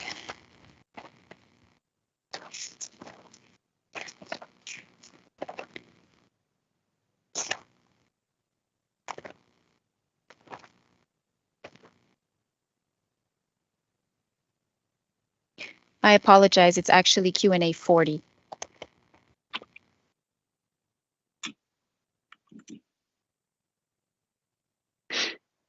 On the next page. So you mentioned that the business plan that you recommend that the utilities provide should contain mitigation actions such as the ones that you list here. So you list here a detailed and careful examination of any choice to invest in new gas system infrastructure with appropriate depreciation rate and the options for non-pipeline alternatives to reduce and eliminate the need for rate-based utility infrastructure investments. Reevaluation of depreciation approaches for each type of utility assets. I'm sorry, I'm going to summarize because I don't want to read all of this. Developing partnerships with electric utilities to meet winter peak needs through the gas system subject to regulatory approval. Evaluation of low carbon fuels such as green hydrogen or biomethane, including costs and availability as well as impact on pipeline performance and leakage. So regarding the first bullet, which refers to investments, are you aware that the Régie must approve all investments that the utilities in Quebec make with respect to their assets? I'm not aware of the specific processes that are used. It would seem unlikely to me that the Régie individually approves each new service line, for example. That it's more likely that my understanding of common practice is that there are rules and regulations regarding expansion to new services, for example. New infrastructure on a larger scale doesn't surprise me at all that would come for the Régie to be considered and approved. So essentially, you're not aware of the details of how it works. Every jurisdiction has its own thresholds and rules and regulations. I haven't reviewed the Quebecois structures in detail. Thank you. For the second bullet relating to depreciation, are you aware that the Régie must approve all depreciation rates of the utilities assets? I wasn't aware of that in particular, but again, it doesn't surprise me at all that the Régie would care about that. That's a standard component of rate cases and the derivation of the revenue requirement. With respect to partnership with electricity, you mentioned it yourself earlier, and it is in your evidence. But I will ask the question again, nonetheless. Are you aware that the Régie rendered a decision allowing Hydro-Québec and Énergir to deploy a partnership between gas and electricity in Quebec? Yes. Are you aware that both Énergir and Gazifère are developing various renewable gas production projects? In general basis, yes, I've seen 2-page fact sheet kind of summaries of what they're up to. That tends to be what's available in English is the summary level of information. But I heard the president of Gazifère talk about his desire to do lots of RNG in the testimony earlier this week, et cetera. So yes, I'm aware that they're active in this area. Are you aware that Énergir and Gazifère are also working on green hydrogen production projects? Similarly, yes. I mean, I've seen summary level information to that effect. Are you aware that Intragaz is conducting a resilience study to determine the impact of the injection of green hydrogen in its facility? Je vais m'objecter juste, excusez-moi, est-ce que vous avez produit cette... Parce que j'ai posé des questions justement là-dessus, il me semble. Have you filed this? Je ne sais pas à quoi vous faites référence, Maître Hamelin. J'ai mal compris votre question. Je pensais que vous aviez parlé d'Intragaz. Oui, j'ai parlé d'Intragaz. J'ai demandé au témoin s'il était au courant du plan de résilience d'Intragaz qui porte sur l'hydrogène vert. En fait, je voulais dire gazifère. Je m'excuse. Alors, je ferme mon micro. So I will just repeat my question, Dr. Hopkins. Are you aware that Intragaz is conducting a resilience study to determine the impact of the injection of green hydrogen in its facility? I was not aware of that. Seems like a good idea.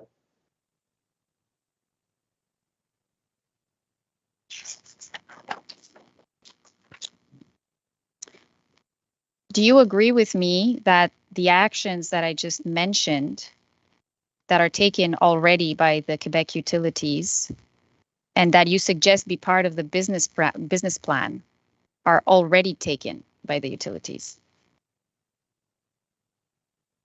Well, which ones in particular? Sorry, you went through a list of 4, and then you went some stuff. When you say these things, so I'm referring which to ones are you targeting? So I'm referring to the BioEnergy electricity and gas project that Énergir is managing right now. I'm talking about the RNG production projects. I'm talking about the green hydrogen production projects, and I'm talking about the resilience study for Intragaz, for instance, on the capacity of its infrastructure, of its infrastructure to receive green hydrogen. Do you agree that these are items that are already done by the utilities and that you recommend be included in a business plan? I recommend the activities of those sorts should be part of an overall comprehensive picture, and that overall comprehensive picture would inform the selection. Those are those actions as they stand today. We're talking about a potentially an energy transition over the course of multiple decades. Further planning will be required. Those plans will continue and need evaluation and expansion or change. Other things may be required. But yes, I agree that those actions would be appropriate to include and are good first steps in the kinds of process that I'm talking about here, and are already serving to help to mitigate risk for the utilities. Is it fair to say that there is no guarantee that these new measures that should be detailed in the business plan will successfully be implemented or work?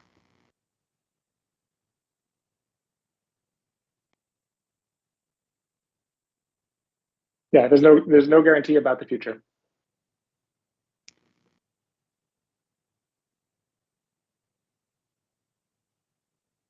That's why I recommend planning processes with revision and revisitation akin to the process that I recommended to the state of Colorado.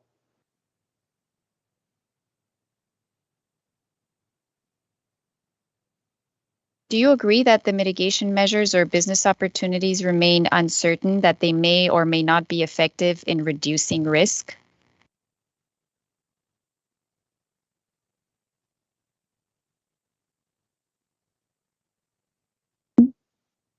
They may not be. Yeah, an individual action, individual program may not have the intended effect in reducing risk, which is again why a revisitation, a regular process to think through what the risks are and what with better information every time you come back is appropriate. So I'd like to take you now to your Q&A 10 again. Madame la greffière, si on peut juste remonter à la question 10, s'il vous plaît.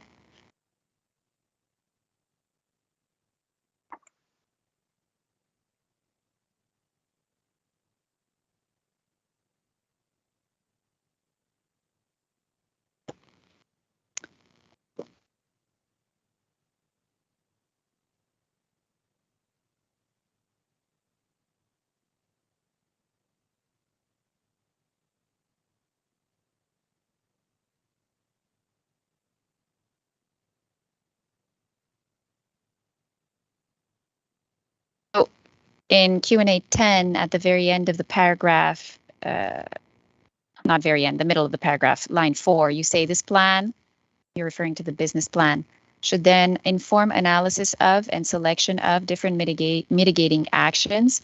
With such a plan in place, the Régie would be able to adequately evaluate the long-term risk faced by a prudent utility management in each utility's situation for inclusion in an assessment of the appropriate return on equity. So my understanding is that your position in the present case is that the Régie should determine the rate of return without considering the long-term risks that the utilities in Quebec are facing today. Is that correct? I think that the Régie should give predominant weight to the nearer term, more certain risks, if that phraseology makes sense, and give little weight, if any, to the claims of a particularized risk for over the long term for capital recovery. Little weight or any. Is it little or is it any? Is your position that the Régie should not be assessing long-term risk? I think the Régie should look and see what it's got in this case. In my estimation, there's not as much here as there could or should be. That doesn't mean there's nothing. I think the Régie, the Régie historically has looked at competition risk, for example, which is a manifestation of a long-term capital recovery risk in its determinations. And so the question of whether things are different this time is to my mind unsettled because of the lack of sufficient evidence to settle it. But the Régie should continue to give weight to the short and long-term risk as it sees fit. I see that the evidence is much stronger about what the short-term risk is, and so I would recommend that you put more weight there. But it's obviously the final determination is up to them. I'd like to bring you now to Q&A 41 of your direct testimony. Madame la greffière, si on pouvait aller à la question-réponse 41, s'il vous plaît.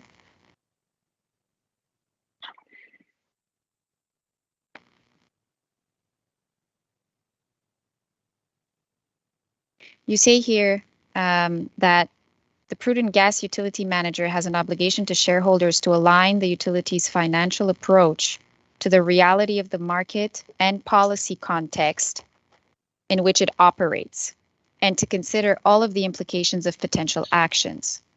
You answered in response to the IR that the Régie addressed you at question 10.1, and I'm going to ask Madame la greffière to put it up. Madame la greffière, si c'était possible d'afficher à l'écran la pièce CAC 0049, s'il vous plaît.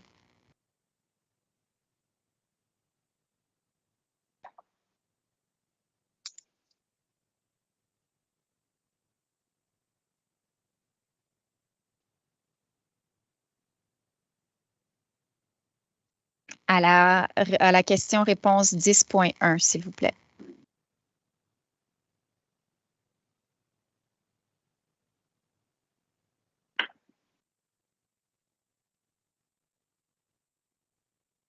So here you were asked to list all U.S. natural gas. Oh, and I apologize. I'm sorry. This is not actually the IR from the Régie. This is the IR from Dr. Brown that was addressed to you. Right.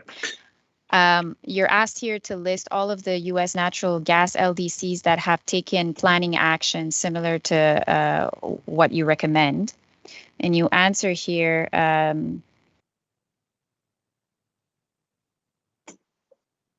that you know of only one utility. It's at the very end of the response. You know of only one utility in the U.S. sample that has begun planning activities for compliance with an ambitious state climate policy, which is Northwest Natural. In other words, none of the other utilities in the U.S. sample have a business plan like the one you recommend. So can we go, Madame la greffière, est-ce qu'on peut descendre jusqu'à la fin de la réponse, s'il vous plaît?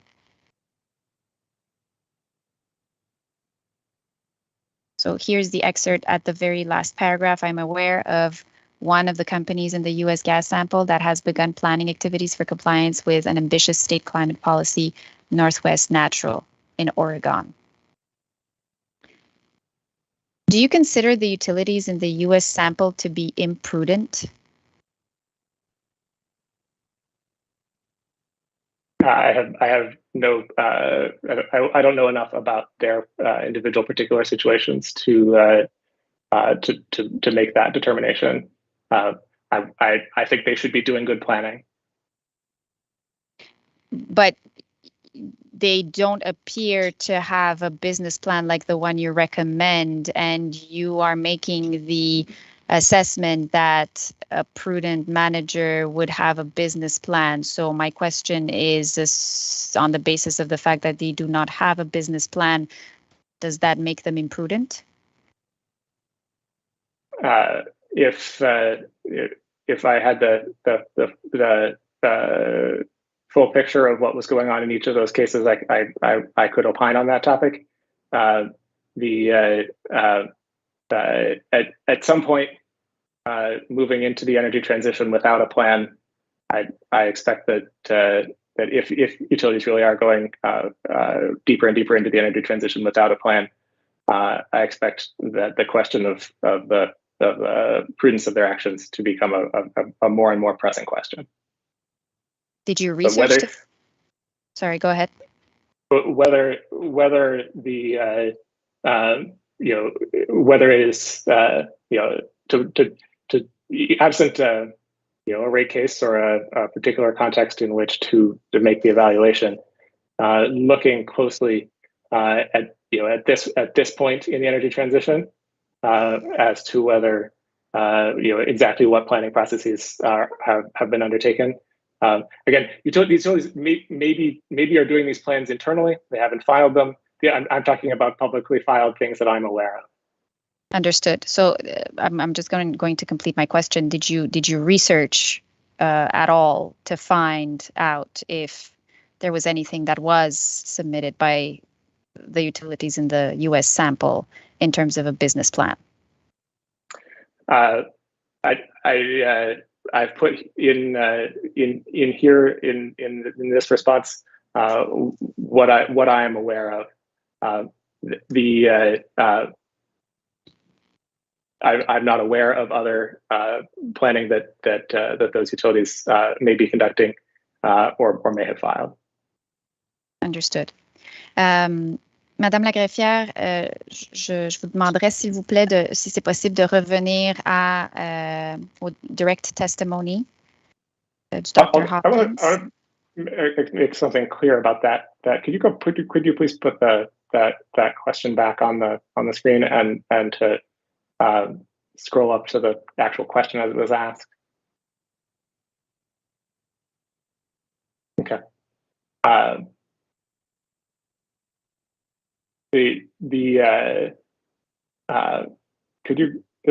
think there's a second portion of that question, because there's a question about what the public policy context is. I just want to make sure that my understanding is clear. And could you scroll down a little bit further? I want to see what there's like a 10.2 or 10.1 part 2 or something. Can you scroll down a little further? Yeah, in each case, please identify the public policy as relevant. Okay.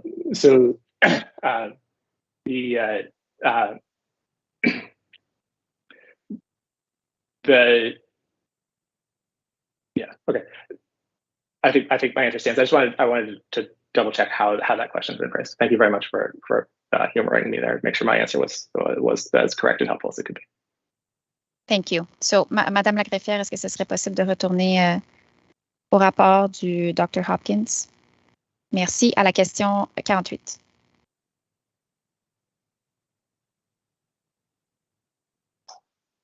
So in Q&A 48, you say, to the extent that the utilities in the U.S. gas sample are not taking the available actions that investors might expect regarding risks associated with climate change mitigation policies, they are not an appropriate proxy to use to estimate the cost of capital for a utility that has a plan and is taking prudent actions.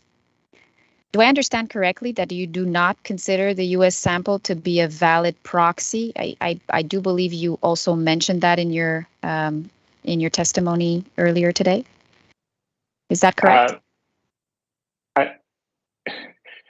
The structure of these cases is, over time becoming more and more, going to become more and more difficult. There are very few companies that you could find that are publicly traded companies that are pure LDCs, gas LDCs. Many of the companies, as I identified and talked about in my direct, that are in this sample are engaged in other lines of business as well. And it's not that this is a selection of 9 out of, the best 9 out of 100 options. These are the 9 you've got, right? And so it's a little bit of a question of dealing with the level of information we have. If you try to make a restriction to only the sort of the purest best analogs, you might end up with a sample that only had a handful of utilities in it, even fewer than 9, which would start to make challenges about trying to find a range. A range when you have only 2 or 3 or 4 options is challenging. So this whole construct of how these ROE is being decided is having a sort of a crisis of data availability. Crisis is probably too strong a word, but a slow challenge building to the methodology.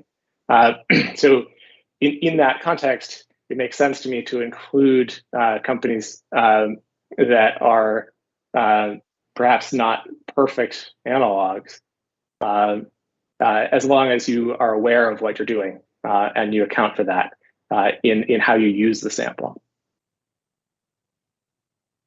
So I'm not sure that answers my question. Do you consider this U.S. sample as a valid proxy or not? I think when viewed with the full information about what the sample is and isn't, then the REGI can use it and take it into account along with the other evidence of other samples and all the other pieces that come together with that. But I think the REGI should be informed about the challenges associated with the sample. I understand, but I'm not asking you what the REGI may or may not do with the sample. I'm asking you if you consider the sample as a valid proxy. I think if I were using the sample, I would go ahead and use it, but I would allow an account for the fact that the businesses involved in that are not perfect proxies for the utilities and may be involved, for example, in riskier lines of business, et cetera, and would account for that in how I was thinking about the ROE and the business risk. It is my understanding from your report and your testimony that you used the sample to assess short-term risk for the purpose of your recommendation to the REGI. Is that correct? I evaluated the sample, and one of the outcomes of that evaluation, as I described in my direct this morning, is the clear impact of unregulated activities and other things that are not great proxies on the results of that analysis. And so that actually using that sample, evaluating it, informs my assessment about whether and how to give weight to the US sample. So your recommendations for the purpose of your report and for the purpose of this file were based on your evaluation and your assessment of the US sample as a benchmark. Is that correct? My evaluation of the US sample and how it compares with Quebec, not without necessarily assuming it is the proposed benchmark by Dr. Vladson.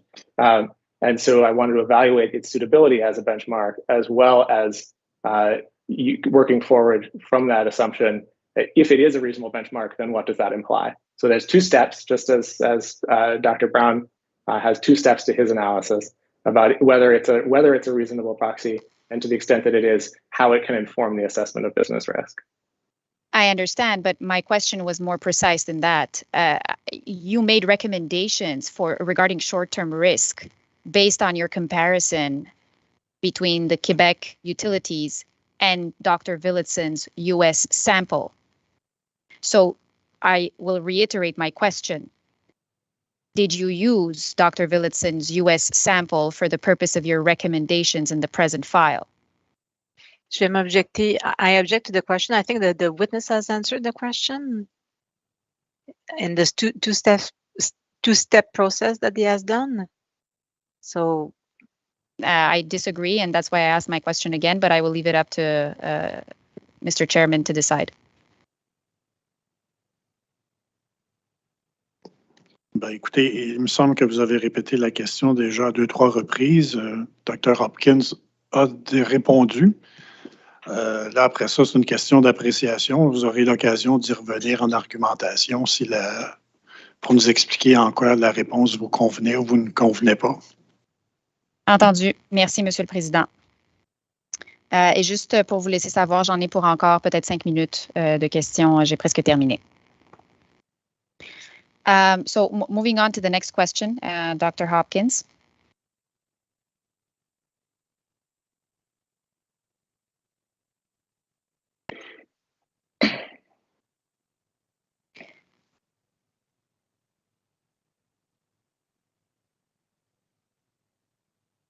So I won't go back to the exhibit, the IR from Dr. Brown to you, question 10.1, because we just looked at it, and it's the same exact excerpt, where you mentioned that the only utility you are aware of in the U.S. sample that has begun planning activities for compliance with an ambitious state climate policy is Northwest Natural.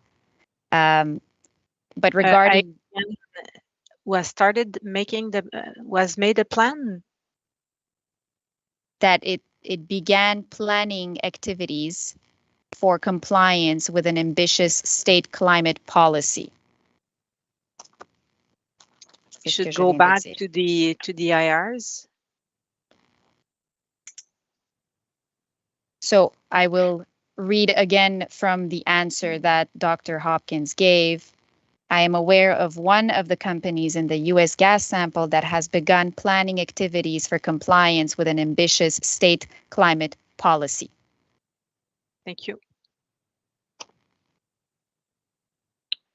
Do you agree that the regulator has set an ROE for this utility in the past, despite the absence of a business plan?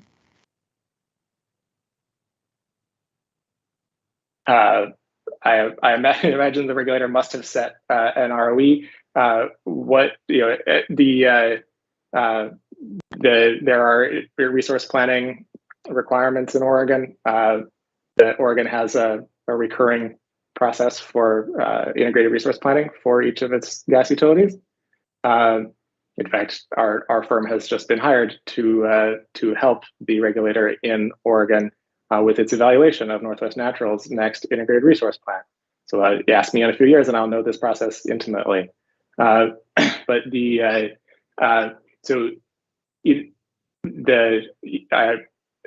I haven't been involved in specific processes in Oregon, I'm sure that they've had to set an ROE because that's a key part of any rate case. I'm sure that they've evaluated plans from Northwest Natural. I also think that I don't know what the timing has been, but that Oregon law that changes the planning context for the Oregon utilities is recent. So whether they have set an ROE since that law passed and have wanted to take the planning into account since then, I don't know. It seems a little unlikely given the time frame. I think the role of that kind of future-looking planning in an ROE case, in the particular context of energy transition, I think is still an open question in Oregon. Well, I wasn't referring to the integrated resource plan, which appears to be a statutory obligation for a Northwest Natural to file. I'm talking about a business plan such as the one as you recommend. And your answer to IR 10.1 says that even Northwest Natural did not file a similar business plan. So my question to you is, do you agree that the regulator in Oregon had to set an ROE despite the fact that Northwest Natural did not file a business plan for the purposes of determining that ROE in the past? Do you agree with that? So I think the question of the need to do this kind of forward-looking comprehensive business planning is driven by the root cause of that is the need to mitigate greenhouse gas emissions and to meet ambitious climate goals. So to the extent that policy environment has changed since the last time Northwest Natural had a rate case, and I do not know when the last time Northwest Natural had a rate case is, and when the ROE was set, and what the issues were with respect to business risk. But I just think we can't. I don't know, but given the context of the timing of policy change in Oregon, I would not have expected these issues to be at issue in a rate case where the ROE was addressed in the past. And so the question of how the regulator will deal with that in the future, I think, is still an open question.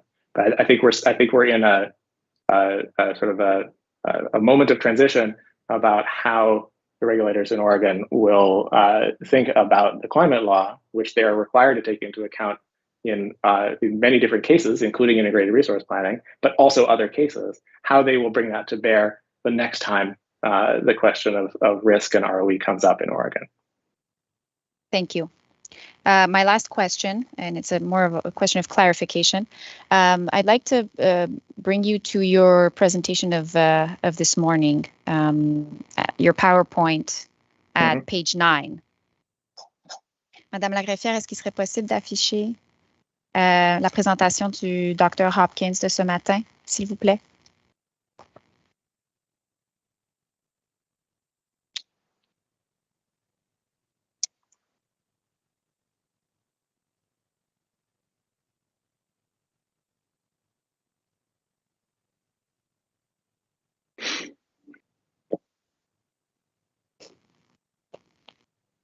Merci beaucoup, c'est à la page 9.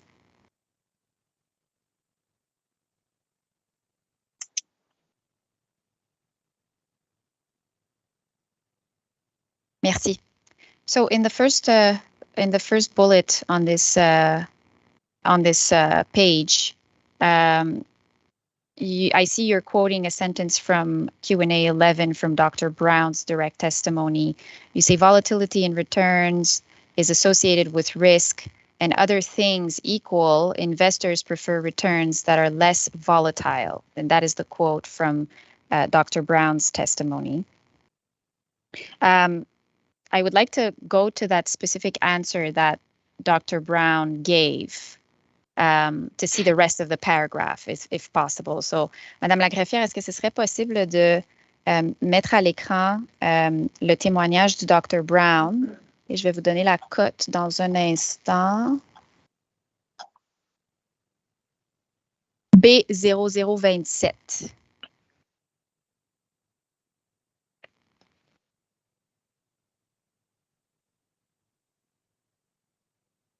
C'est à la question 11.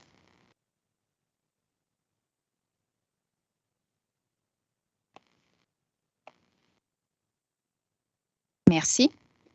So you quoted the first sentence of his answer. Other things equal, investors prefer returns that are less volatile.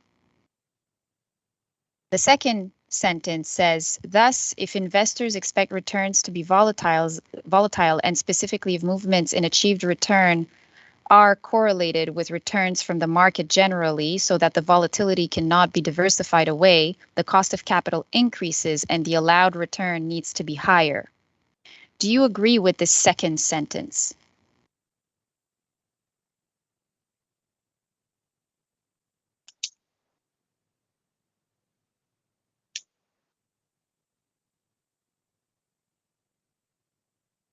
Pardon, we're just rereading it, Kelsey. Sure, take your time.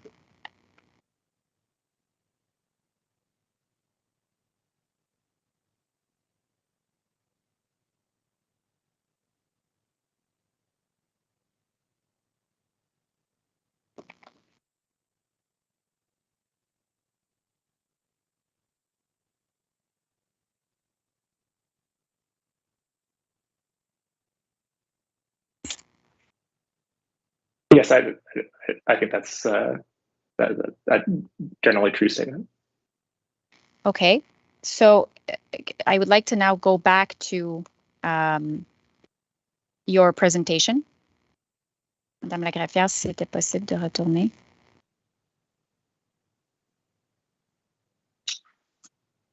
De retourner à la présentation du Dr.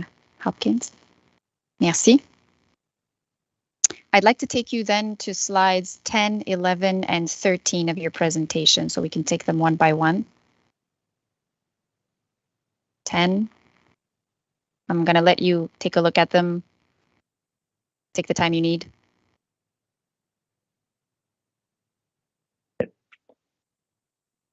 I'm familiar with them. 11, we can go just to make sure that you've seen them and you have the context for the question. 11 and 13. So these slides essentially show return volatility. So my question is, do these charts show movements in achieved return that are correlated with the returns from the market generally so that the volatility cannot be diversified away? Or do these charts show total volatility?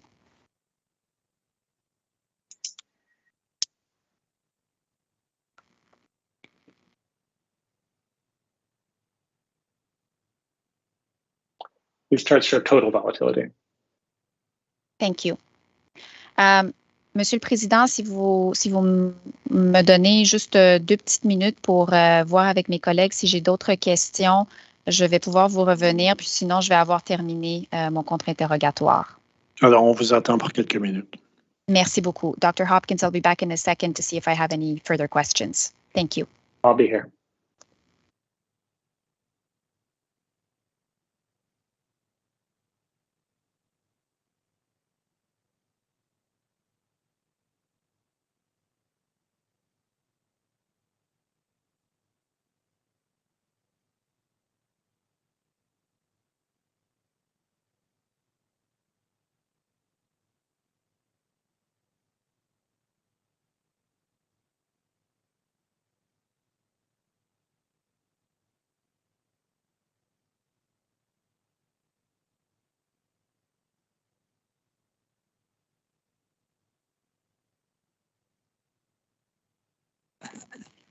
Alors, je suis de retour, Monsieur le Président. Excusez-moi, donc je n'aurai pas d'autres questions. Merci beaucoup. Thank you very much, Dr. Hopkins. Thank you. It was a pleasure. Same here. Merci. Alors, Maître Legault, pas de questions de la régie? Merci, Madame Laurent. Alors, ça va compléter... Monsieur le Président, j'aurais peut-être juste 2-3 questions en réinterrogatoire, oui, si vous me permettez. J'allais vous le demander. Alors, allez-y. Dr. Hopkins, I wish to refer you to decision D 2011-182. It is Exhibit C ASIG 79. So I'll ask Madame la greffière si vous pouviez mettre la décision à l'écran, pardon. C ASIG 79 autour du paragraphe 232.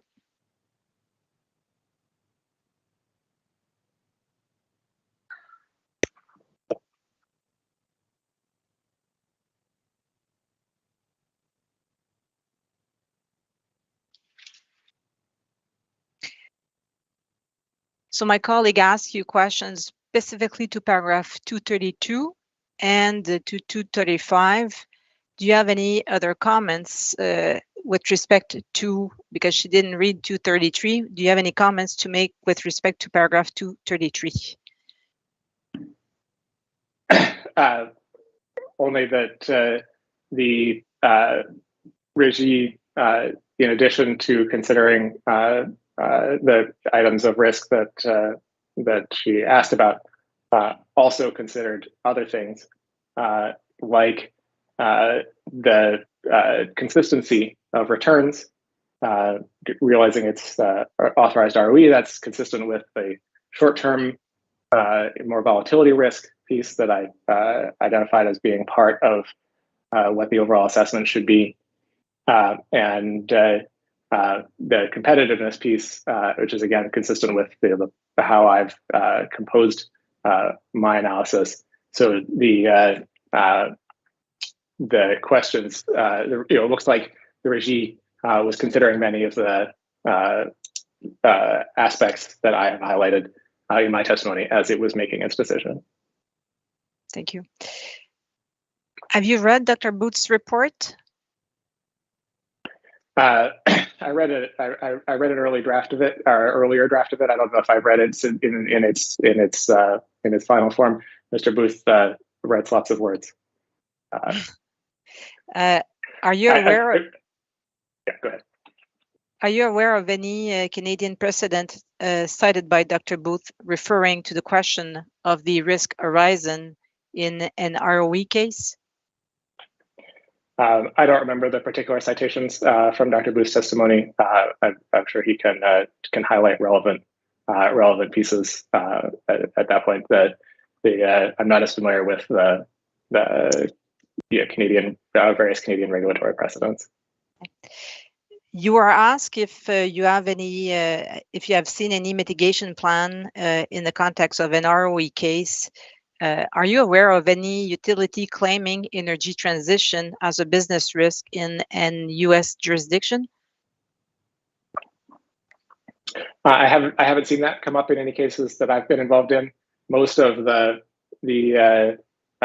cases are in the sort of the state of the conversation on energy transition is at the level of regulators wanting to get a handle on this issue and opening generalized dockets on the question. And so the analysis and the presentations are in that context, and the particular questions of that energy transition causes a particular risk, which is then should be reflected in so many points on an ROE. I haven't seen that in any case in the U.S. Thank you, Mr. Chairman. This will be ending my questions, so no further questions to Dr. Hopkins. Alors, on pourra pouvoir libérer Dr. Hopkins. Thank you very much, Dr. Hopkins, for your availability. You're now free. Thank you very much. It's been a pleasure. Thank you.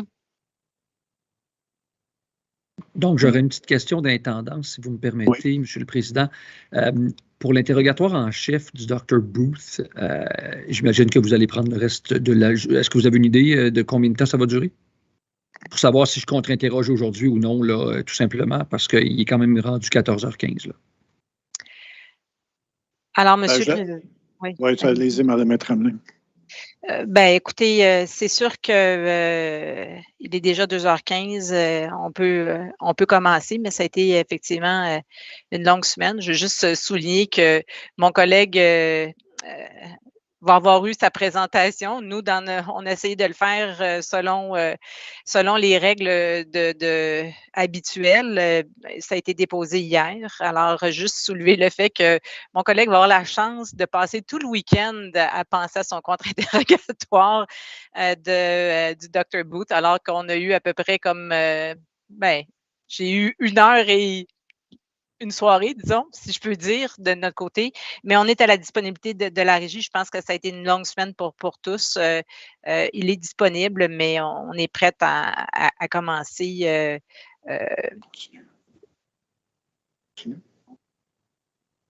Oui, on serait prêt à poursuivre avec la présentation du Dr. Booth. Parfait. Et on continuera lundi matin.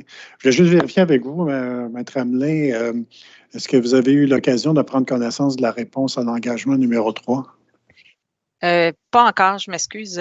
Ça va ça va un rythme assez rapide. Alors, on va naturellement prendre connaissance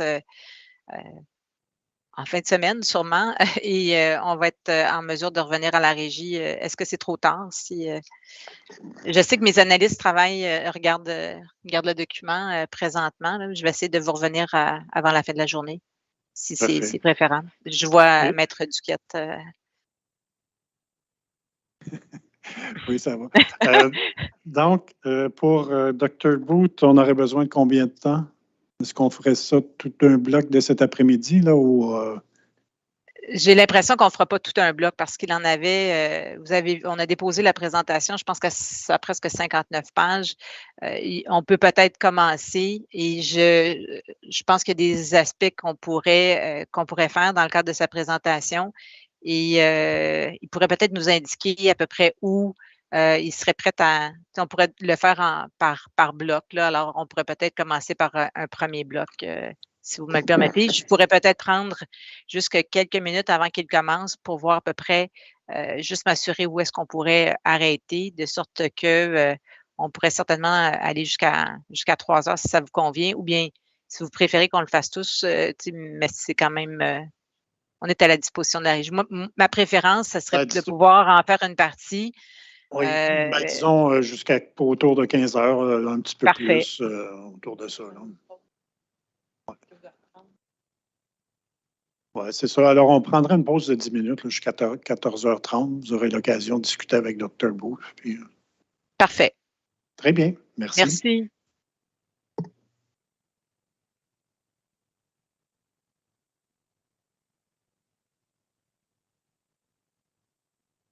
Adopted. I'll ask Madame la greffière d'assermenter le témoin.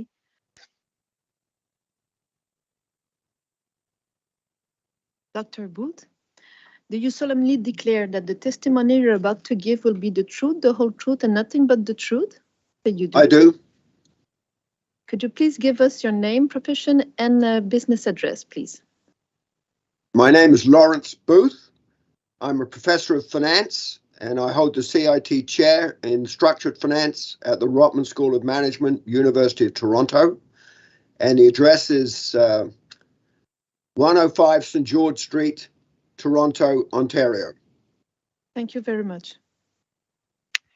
So, Dr. Booth, as I was indicating, we have already filed an affidavit adopting your evidence, your written evidence in this file. Do you have any corrections, modifications that you would like to make to your written evidence? I have 2 corrections that I'll cover in my direct presentation because they're part of the material I took direct from my testimony that I'll correct. Okay.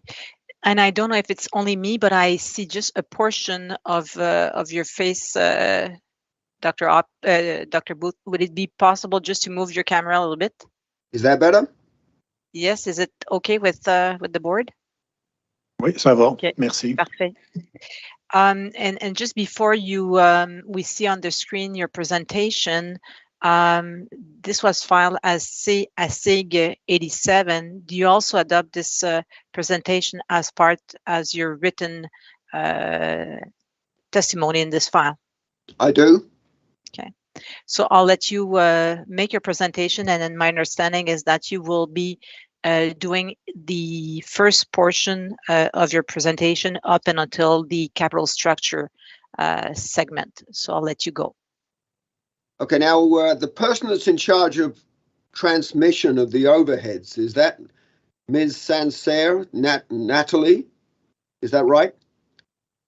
Yes, that's right. Okay, so Natalie, when I say, can you change the overhead? Please change the overhead. And if I need the overhead expanded, there's some of my pictures, if you click on them, you can just pull the handles and make the picture bigger. I don't think that affects us today, but it may affect us on Monday. Okay? Okay, no problem. And Madame Saint-Cyr, I think that Dr. Booth preferred to say Natalie because he has a hard time saying Saint-Cyr, and so it's not as of disrespect to you, okay? That's very fine. I can say it, but I'd prefer to call her Natalie if that was acceptable to her. Okay, this is just obviously the title page, Fair Return on Capital Structure for the Quebec Utilities. And first of all, next slide, please, Natalie. So I've not appeared before the Régie, I think since 2014, 8 years ago, and I'm not familiar with the members of the panel. So I thought it was appropriate just to remind them of my CV. As I said, I'm the professor of finance and I hold the CIT chair in structured finance at the Rotman School. I was the finance area coordinator there for 21 years, during which time I was awarded the Financial Post Leader in Management Education Award, and I published over 100 refereed articles, mainly journal articles, and 3 leading textbooks. My first professional work was in 1982-83, where I was asked to do some reports for the Ontario Securities Commission. At the time, we were deregulating the investment banking business and, in fact, the chartered banking business as well. So I wrote a series of reports for the OSC because the investment banks were under the control of the provincial government, provincial regulation, the OSC regulations. Then in 1985-86, I did my first rate of return testimony before the CRTC on Bell Canada. And subsequently, with my late colleague, Professor Michael Berkowitz, we appeared in almost every regulatory body in Canada, including cases before the Régie. And I was trying to remember when I first appeared before the Régie. And I suspect it was in the late 1990s with my late colleague, Professor Michael Berkowitz. But unfortunately, I don't have any records of that. But as part of this, we both appeared before the National Energy Board in 1994, when they had the landmark hearing into setting an automatic ROE adjustment mechanism. And then individually, I appeared on behalf of the Canadian Association of Petroleum Producers in another landmark case, which was the 2011 case on whether or not its assets were stranded and whether or not it was facing the really serious risk of stranded assets, where some parties suggested that the Northern Ontario line basically be written off. So that was 2 landmark cases before the National Energy Board.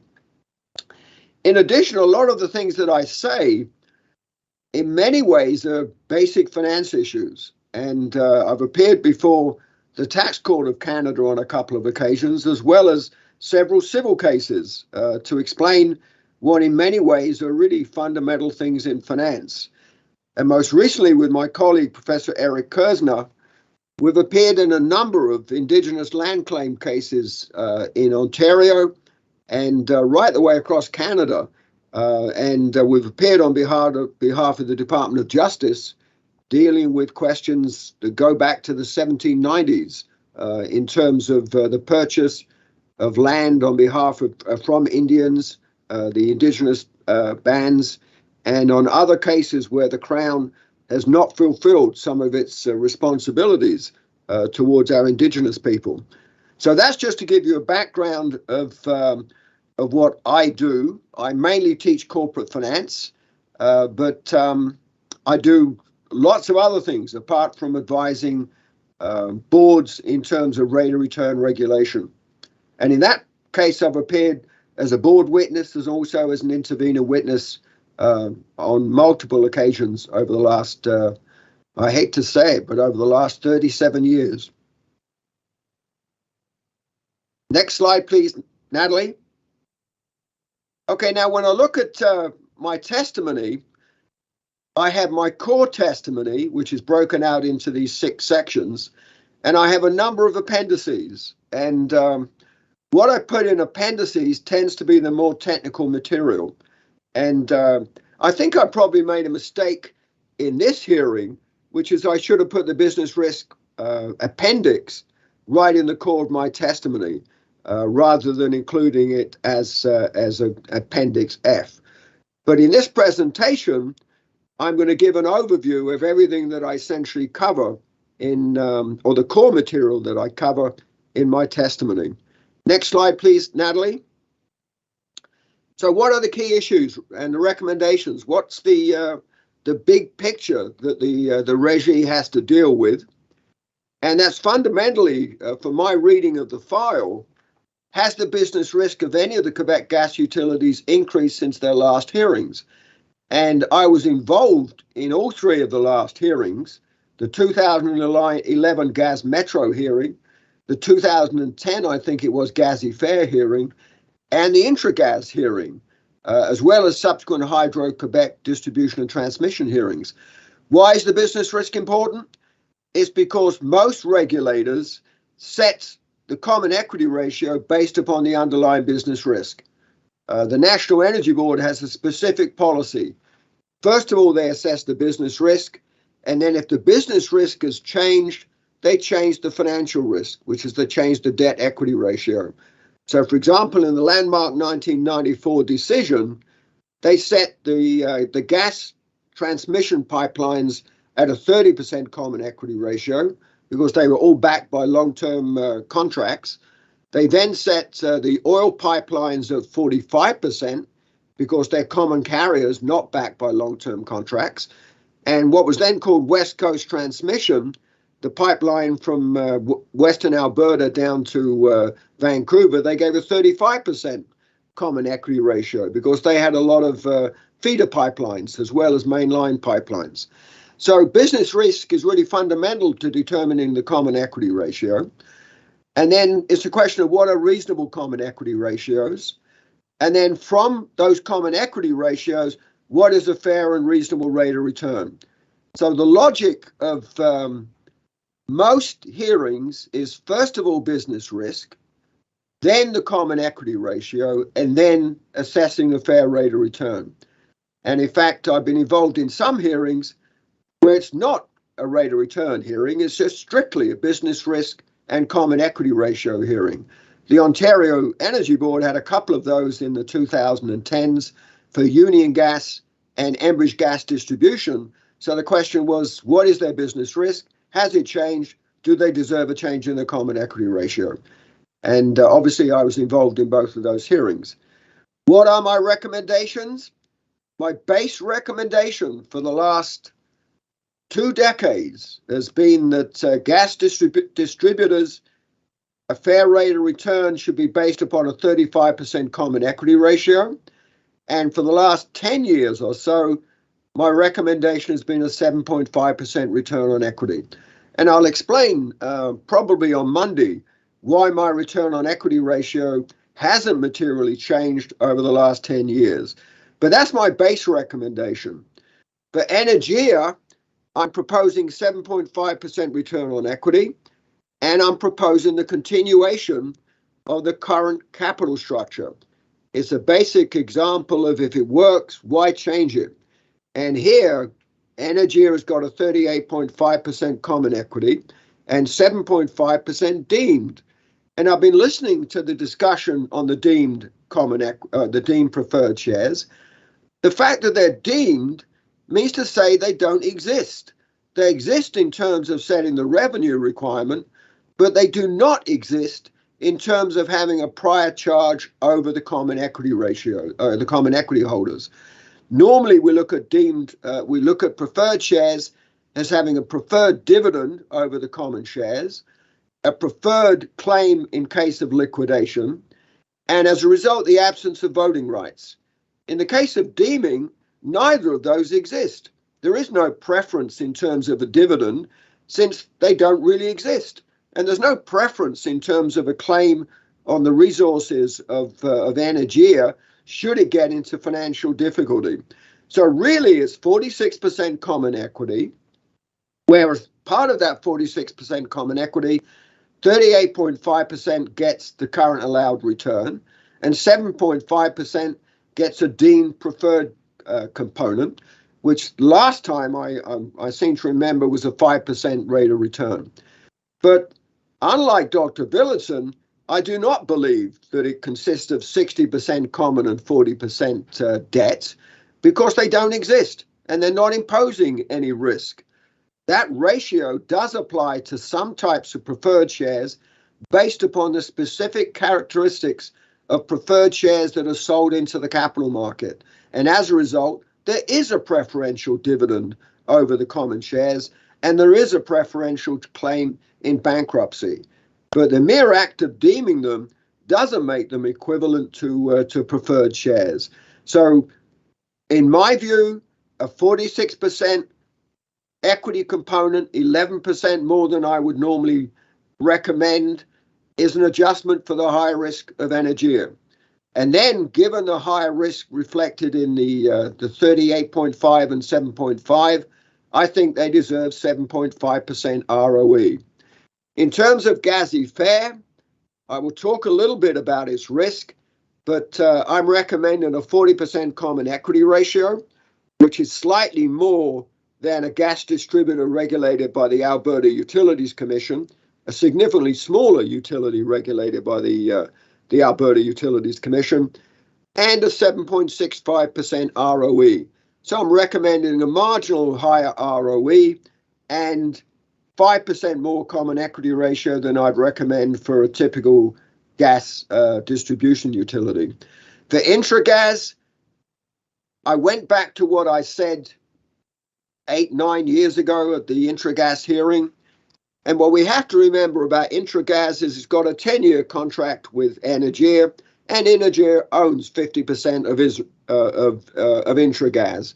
So if you give intragas a higher ROE, essentially that goes back to Energia, 50% of it to Energia, and Energia controls to a great extent the risk of intragas. As a contractual arrangement, I see very, very little risk attached to intragas. The only risk is that Energia doesn't fulfill its contract. This is very similar to ATCO pipelines out in Alberta, where their revenue requirement is included in the revenue requirement of a TransCanada pipelines. And the only serious risk is whether they fulfill the contract. And I remember asking ATCO pipelines a question, what would you do if you don't get paid on your contract? And they said immediately, we would sue TransCanada. So the question here is there any material risk attached to intragas? And my answer is no, at least under the 10 years of a contractual arrangement. But I'm mindful of the fact that Energia wanted intragas integrated within its rate base. As far as I can see, it is integrated into its rate base. So I have no problem allowing intragas the same financial parameters as Energia. I do not see it as a freestanding independent company. It's basically integrated with its only customer, which is Energia. So I know that the REGI has regulated on the past on an avoided cost basis, but I have no material problems with it being integrated within Energia. Now, just before you go, Dr. Booth, have you considered the position or recommendation of Dr. Hopkins with respect to Intragas? I have. And what's your position with respect to that? I don't see it as being a material problem, treating them as being integrated with Energia. And this is exactly the same conclusion that I came to 8 years ago when I provided testimony on Intragas. The only customer is Energia. And talking about trying to generate additional customers, I don't think is reasonable. I can understand the REGI's point of view that you shouldn't get charged more than the avoided cost, which was the situation that the REGI basically had 8-9 years ago. But as I said, I have no problem treating it as integrated within Energia because as far as I'm concerned, it essentially is integrated within Energia. The only problem is the 50% minority ownership. Otherwise, I'm sure Energia would have 100% acquired the company and asked for it to be integrated within Energia's rate base. Much the same that Union Gas, their storage operations were basically integrated within Union Gas. And except the fact that Union Gas could actually market the services of its gas storage to other customers, whereas Intragas has no other customers. So I don't think I have a substantial difference with Asa's comments. In a deep sense, it is lower risk, but in a practical sense, I just don't see it. Now, I do see that this is a very strange hearing. Normally, when I look at a hearing, I get 500 to 1,000 pages of filings by the company. And included within those filings, there'd be 100 pages from an expert witness. In this case, I do not see all of the filings. I do not see the forecast for the revenue requirement over the next 3 years, the test years, or the next 5 years. I do not see the forecasting costs. I do not see all of the discussion of the embedded debt cost. I do not see all of the things that I normally see in a rate hearing. All I see is evidence presented by witnesses on behalf of the Quebec utilities, and they say things very similar to what I've heard in other hearings, which is not quite that the sky is falling, but that there's all sorts of qualitative risk factors out there. And I heard this most recently in 2011 from Dr. Moran when he provided testimony. I hear it in most rate cases that there are qualitative discussions attached to increasing risk. But where the rubber meets the road is when these qualitative factors actually materialize, and they are risks borne by the common shareholders. And in 37 years, 30 whatever it is, of years of testifying, invariably, when these risks materialize, they get reallocated to ratepayers. They are not risks that are borne by shareholders. And that is the regulatory compact in Canada. So I was listening to the cross-examination of Dr. Hopkins, and I was waiting for him to say, yes, these risks may exist, but are they actually borne by the shareholders? They may be borne by the shareholders in the United States, but they are generally not borne by the shareholders in Canada. And I will get to that when I discuss further about business risk. And there's a link that's missing. And the link is that even if these risks do materialize, how do they actually affect the utility? Which is to say, if we get a drop in load, and if in fact we get a drop in the number of customers attached to Energea's system, then this is a predictable forecasting risk that Energea deals with in a rate hearing. And the question is, can Energea deal with this in the normal regulatory framework?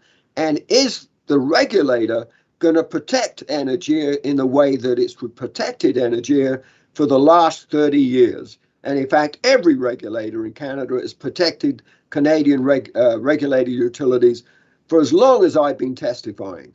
So the only way that these risks can materialize is, first of all, that the regulator decides to hold the utility at risk for these risks, which I've yet to see.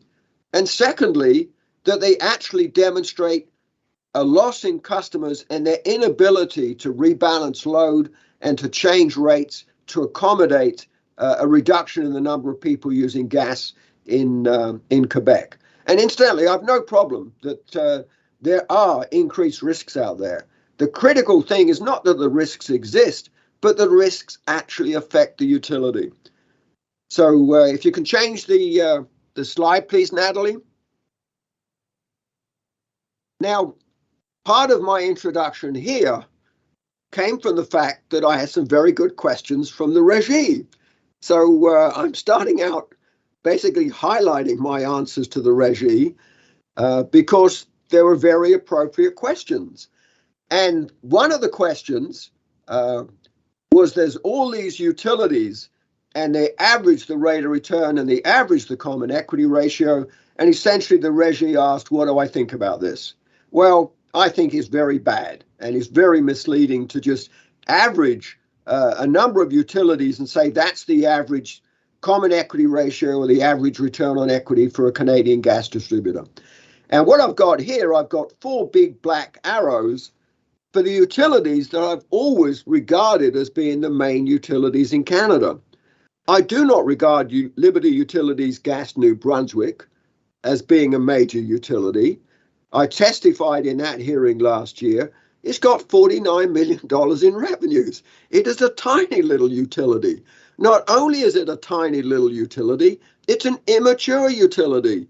Both Liberty and Heritage Gas in New Brunswick were trying to build a brand new gas network in a province that didn't use gas.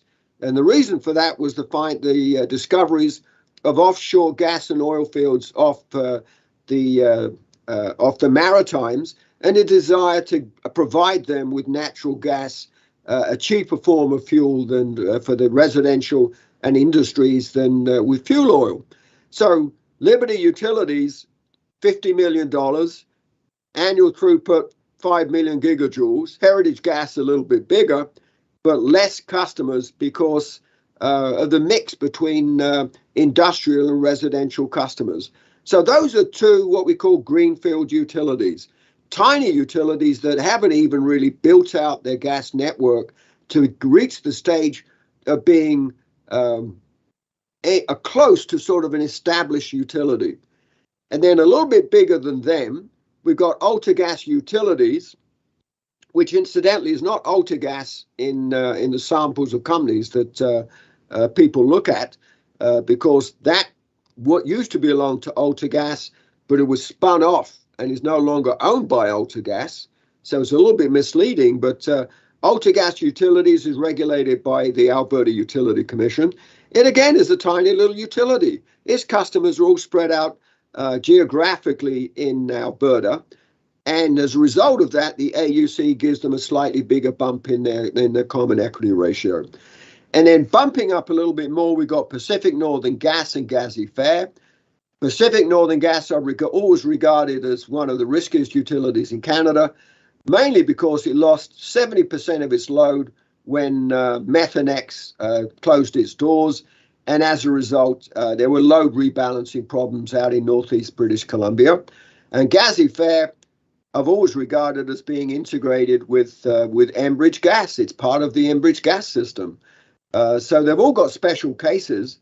And then we've got the four big utilities. And Energia is not a small utility. Its annual revenues, $1.5 billion. FortisBC Energy, $1.3 billion. ATCO Gas, $824 million.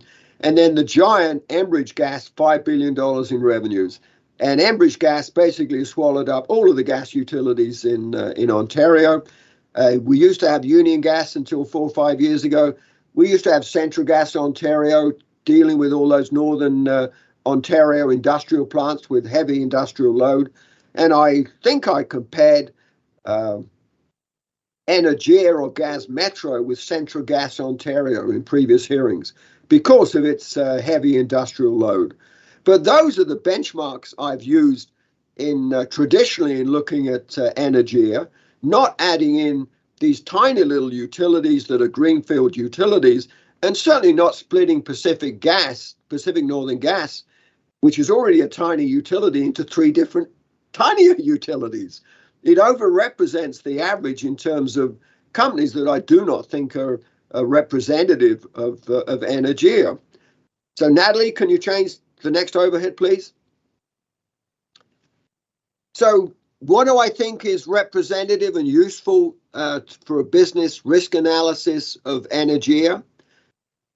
I've always looked at the 4 big, almost province-wide utilities, and the critical one ultimately is the competitive nature of natural gas as a fuel.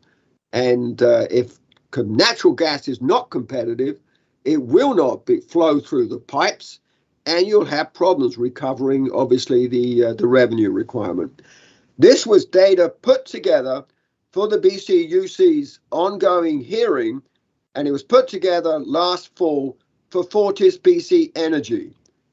This is the sort of information that I expected Energia to provide, an assessment of its own business risk. And ultimately, this is only information that can come from Energia. You cannot ask witnesses to deep dive into the utility in terms of coming up with competitiveness of natural gas in different areas and forecasts and how this is going to affect their revenue requirement. So fundamentally, this is what Energia should have provided. But regardless, it was provided by FortisBC Energy. And as a lot of the material provided by the utilities is not quite what it seems to be. So Natalie, can you click on the overhead and grab one of the handles to expand it so we can see some of the numbers a bit clearer?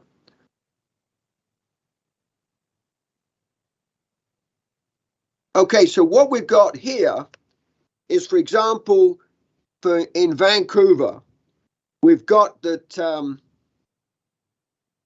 Fortis Energy BC is looking at it and the cost advantage, and it's got electricity 55% increase over gas. Now, 55% is a little bit unrealistic way of representing it. What it really means is that heating with electricity is twice as expensive as heating with gas. And I think it's a misleading, and I've told Fortis Energy BC that doing it this way is a little bit misleading. What you're really saying is electricity is twice as expensive. When you look at ATCO, you've got the same sort of analysis. 26 on a unit basis, 26% cost is for gas, 74% is for electricity. So what they're really saying is electricity is 3 times as expensive as heating with gas in Alberta, which is not really surprising because the transmission and the distribution cost attached to natural gas in Alberta is obviously very, very low. So even though the electricity is more expensive, natural gas is incredibly cheap in Alberta because that's predominantly where a lot of the gas comes from. But when you look at ATCO gas, electricity is 3 times more expensive than gas. You look at Ontario, and you've got 34% to 66%. It's a little bit better than out in Vancouver, but basically you're looking at twice the cost of heating with electricity than gas. And then you get to Montreal. And people in Quebec are incredibly lucky. They've got very cheap power costs, thankfully, because of all of the big dams coming down from the James Basin. BC's got some of that. BC on hydro has got lower costs as well, but not as much as Quebec. And the only other province would be Manitoba, where Manitoba Hydro has also got very cheap hydropower. But in Ontario, we got some cheap hydro, but we got a lot of nuclear plants, and they're struggling to provide electricity. So when you look at Montreal, you've got 74% cost for natural gas, 26% cost for electricity. So you've got a 30%, 35% cost advantage for natural gas over electricity, in the sense that currently electricity costs 30 to 35% more than the natural gas for a residential user. And this, as I say, is what is provided before the BC Utilities Commission right now. But that is the underlying business risk. It comes from the competitiveness of the fuel that you're transporting. And Energia does not have the huge advantage that ATCO Gas has, or the significant advantage that Fortis Energy BC and Enbridge Gas have. But it's a question of how much cheaper does gas have to be relative to electricity. And right now, natural gas has a competitive advantage in Montreal, but it's clearly going to erode as you start getting bigger carbon taxes, and that's going to reflect on this cost comparison. But that's how I start when I look at these utilities. I say we've got these big 4 utilities that are a good basis for comparison. Forget about these smaller utilities that are not in the same bucket as the 4 big utilities. And of these 4 big utilities, I would rate ATCO Gas as probably the lowest risk on pure competitive reasons, but Enbridge is the premier utility in Canada. It is huge, and size gives it so many advantages that you've got Enbridge as probably the lowest risk, closely followed by ATCO Gas. Then you've got BC, Fortis Energy BC, and then you've got Energia. This is my risk ranking that I've been explaining for at least the last 15 years. Next slide, please, Natalie. So in terms of that average that was put before the Régie, my view would be the correct average is ATCO Gas, Fortis BC Energy, and Enbridge. So as of 2020, that means the average ROE was 8.53%. and energy is allowed 8.9%. So it's 37 basis points more, slightly more than the risk premium that the Régie allowed back in 2011. And then we look at the common equity ratio, 37.2% allowed common equity for those three utilities. And as I said, the Régie allows energy at 38.5 and it deems 7.5. So that's basically 46% equity. And I judge it's the equity ratio where you really adjust for the differential risk of the utilities. And incidentally, the AUC said you can't use US as a comparator because they treat the common equity ratio differently from the way that we do it in Canada. So that's just to highlight other regulatory decisions. Now, I agree with Dr. Villison. It's the job of the expert witness to provide their recommendations, but it is also the job of the expert witness to provide some insight as to what other Canadian regulators are doing at the current point in time. And because they're looking at the same evidence and coming to the same sort of conclusions. Okay, Natalie, the next slide, please. The other part to the existing decisions is what are the last decisions? And the last decision in a litigated hearing where there was intervener witnesses and there were company witnesses was last year in the New Brunswick Utilities Board, Energy and Utilities Board, to do with the former Enbridge Gas New Brunswick or Liberty Utilities New Brunswick. And their decision, which was made last year based upon last year's information when interest rates were lower than now, but regardless, that was actually a long-term decision because there wasn't sort of an expectation that in 2 to 3 years they'd have another hearing. The previous hearing for Liberty Utilities New Brunswick was 10 years ago. So there was every expectation that that would be parameters for a reasonably long period of time. What they said, their decision, which I admit, I'll let the Régie know, this is under appeal. So Liberty Utilities doesn't like this decision, so they've appealed it. But the decision was a risk-free rate of 3.07%, market risk premium of 6.23%, a beta of 0.55, and so a utility risk premium of 3.43%, flotation costs of 0.5%, and a generic ROE of 7%. And I state there a generic ROE. This is not the ROE for Liberty Utilities. This is what they thought a generic utility should be. And as I said, my recommendation is New Brunswick for an 8.5% allowed ROE, and they allowed them a 45% common equity ratio. So they allowed them significantly more common equity than the Alberta Utilities Commission allows, which is 37%, but they allowed the same ROE, 8.5%. The AUC confirmed its parameters in March of this year. That was sort of a written input. It wasn't an oral hearing.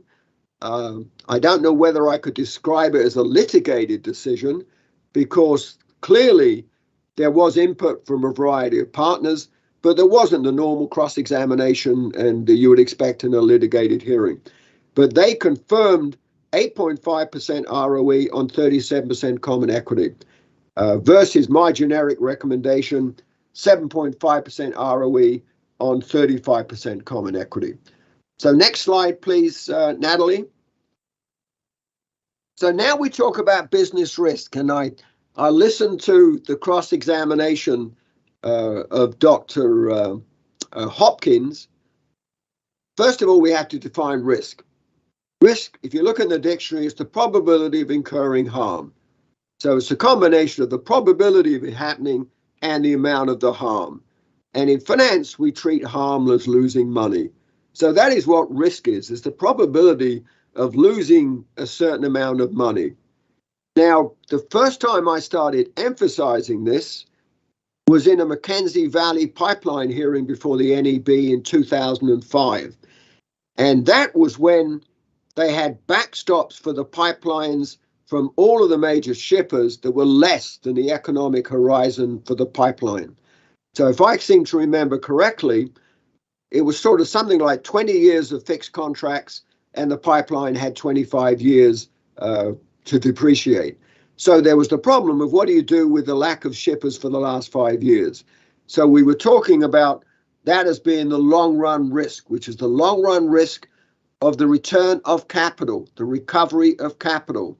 And the short run risk is the return on capital. Now, in that case, it was a fully cost of service pipeline. So literally, there was no short-term risk whatsoever. Everything was being recovered by the tolls, and the only risk was long-term risk. So that's when I started putting into my business risk assessment, short run versus long run. Short run, this is quantitative. It's the ability to earn the allowed return. You only suffer risk if you don't earn the fair return. So that is a quantifiable risk. It is not generally assessed by external witnesses on behalf of the utility. They would much prefer to talk in qualitative terms rather than look at the actual risk, which is failing to earn the allowed ROE. This is not just my assessment. This is also the assessment of the bond rating agencies. Moody's specifically puts 25% of their credit rating on the ability to earn the allowed rate of return, because it does assess the amount of losses that the utility could be exposed to in the short term. So that is the short-term risk, and that's the ability to earn the allowed ROE. Incidentally, Moody's also assesses 25% risk as the quality of regulation. So the fact is, when we look at the risk from the point of view of the bondholders, at least 50% of that risk is not the business risk, it's the risk of the regulators. It's the risk of the regulators basically suddenly exposing the utility to risk. And so that's where Canada has traditionally differed from the United States. The Canadian regulators, by and large, do not put their utilities at risk, and that's reflected in their bond ratings. And specifically in Moody's, a 50% allowance for that. Long-term risk, no question that if supply and demand doesn't exist, then it's the viability of the commodity that's being transported that's really a reflection of that long-run risk. And that is where we look at depreciation. If the utility thinks that there's a fundamental shift in the risk of the assets being stranded, we expect the utility to come forward with a depreciation study and say that we'll recover those assets over a shorter period of time to make sure that there's no assets at the end of the period when this risk materializes that they actually get stranded and the utility suffers it. So it's up to the utility to do a depreciation study to assess its stranded asset risk, which is the long-run risk. But ultimately, long-run risk shows up as short-run risk. Ultimately, any of these risks should show up in problems in the utility earning its allowed rate of return. There's not a risk out there that's long-run risk that never ever happens. It has to show up sooner or later as a short-term risk. So next slide, please, Natalie. So what can we say about the history of Gazifare and Énergir earning their allowed ROE? I asked this in every hearing, and I've yet to see any utility in Canada significantly failing to earn its allowed ROE. In this case, for Énergir, I had the data going back to 1990 from previous hearings. And when you go back to 1990, the pink line is basically overlaps the blue line, which just indicates at that period of time, Énergir exactly earned its allowed ROE, mainly because there was no incentive regulation. The regulators at that time didn't give Énergir or Gaz Metro the opportunity of sort of extra earning by being more efficient. Since then, Énergir has invariably over-earned its allowed ROE. Now, there's nothing wrong with that. That's what we want to see, as long as it means that the costs are also reduced and overall rates are lower. So there's nothing wrong with incentive regulation. and giving the utility an incentive to earn a little bit more. Once before the OEB, one of the commissioners specifically asked me, why should we give them an incentive to act efficiently? And I said, well, you'd hope that they'd be efficient, but if you give them a little bit of an incentive where they get to keep a little bit of the gains, then that little bit of incentive somehow seems to end up generating cost efficiencies. And that's what we seem to see with Energia. So Energia, no history of failing to earn the allowed ROE. Gazifère, when I actually was involved in the hearing in 2010, there was a little bit of failing to earn the allowed ROE. There was a little bit in, I can't quite see it, my eyes are failing, but there's a couple of instances, 3 of them, where Gazifère didn't earn its allowed ROE. So I said there was a little bit of risk involved in Gazifère that doesn't exist in Energia. But since that hearing in 2010, Gazifère presumably has got their forecasting a little bit better. And as a result, they're able to recover their forecasted costs in the test year in the rates that they charge customers. And that little bit of forecasting risk that was evident prior to 2010 seems to have disappeared. So the experience since the last time I testified in both of these cases is the absence, the total absence of risk. And I say that in a deep sense. Neither of these utilities have suffered any losses while they've been earning material risk premiums. So they've been earning a risk premium for bearing a risk that has so far not materialized. Now, in the future, that risk may materialize. But the reason why they haven't suffered any risk is the REGI, is regulation. It's the fact that they have deferral accounts, the fact that they're on a forward test year and they can forecast all of their costs. And it's the act of regulation in Canada that has reduced their business risk. And there was a case before the REGI when I said they've been earning their allowed ROE. And one of the questions at the end of the hearing was a member of the REGI said, words to the effect, I can't remember the exact words, but the words were, you do realize that they earn their allowed ROE only because we protect them and we provide them with a degree of regulatory protection. And I said, absolutely correct. And I think I said absolutely correct. But why they earn their allowed ROE is because you, the REGI, protect the utility. And in that, you're no different from the Ontario Energy Board, the Alberta Utilities Commission, the BC Utilities Commission. Every single regulator in Canada protects the utility and they over-earn their allowed ROE. So that's not to criticize Energia, but the question is simply, should they get a risk premium and ask for more equity when in fact the actions of the regulator transfer those risks to the ratepayers? In essence, the ratepayers are bearing these risks, not the utility shareholders. And this is where I question a lot of the discussion of Dr. Villadsen. She talks about risks and she talked about leverage. I have no doubt whatsoever that if you, the REGI, allowed Energia 75% debt and 25% equity, this over-earning of the allowed ROE would not change.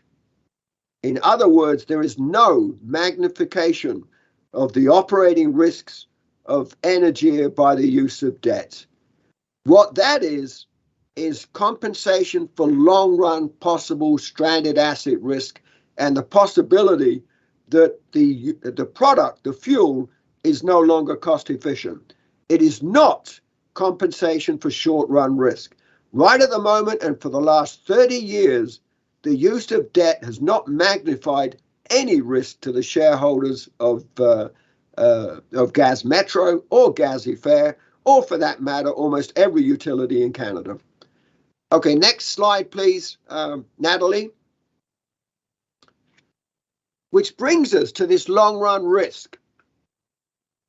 And as I said, my experience in testifying in Canada has been that the utility witnesses on behalf of the utilities talk about all these risks, qualitative risks, and there's all this argument over, which I heard this morning, about all of these different risks. But you have to ask the question, these risks have been expressed by witnesses for the last 30, 40 years. So far, they have never materialized. And why is that? It's because of the act of regulation.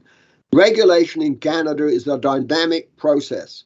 And I regard as a good example of this, the decision of the Ontario Energy Board, when the utility witness said, well, there's all these long-run risks, the utility is risky, and the OEB slapped them down and said, essentially, no. They said, regarding the risks of future events, the board agrees with CCC, which is the Consumers Coalition of Canada, that the relevant future risks are those that are likely to affect Enbridge in the near term. That is basically over the future test years. Any risks that may materialize over the longer term can be taken into account in a subsequent proceedings, which is to say, if any of these future risks happen to materialize, as they get closer, bring them up in a hearing where they can actually see how they affect the utility. And they went on to say, in considering the risk of future events, the board will take into account the fact that generally, the more distant the potential event, the more speculative is any conclusion on the likelihood that that risk will materialize. And I use that word speculative because when we use it in the bond market or the capital markets, it means non-investment grade. It's a damaging word when we talk about speculative risks, when we look at in investments. So what the OEB is saying, essentially the risks raised by the utility witness in this business risk hearing before the OEB, they brought up a lot of risks that the OEB said was speculative. We need to wait until they actually sort of come closer and we can get a handle on them and how we're going to deal with them. So I regard the essence of the OEB decision, don't pay too much attention to the long run risks, as we'll deal with them when they arise. That's what's happened all the time in regulatory decisions in Canada. The regulators deal with these things as they actually crop up and they may affect the utility. And generally those risks are transferred to the ratepayers. Next slide, please, Natalie. Now, this did come up before the National Energy Board. The gas that's used by Energia may come from Western Canada. Where it actually comes from is difficult to determine because they're just joules of energy. They're just bits of gas. But it traditionally came from Western Canada. And starting in 2001, we started getting competition from Marcellus and gas from Pennsylvania. Closer gas fields that basically go through Dawn, which has become a major hub. And we started worrying about the Trans-Canada main line and whether some of that pipeline is basically stranded because Trans-Canada's forecast was essentially that its load was going down. And when we looked at this in a major hearing in 2001, the question was, what about depreciation? How should we depreciate the main line? And the NEB decision was exactly this.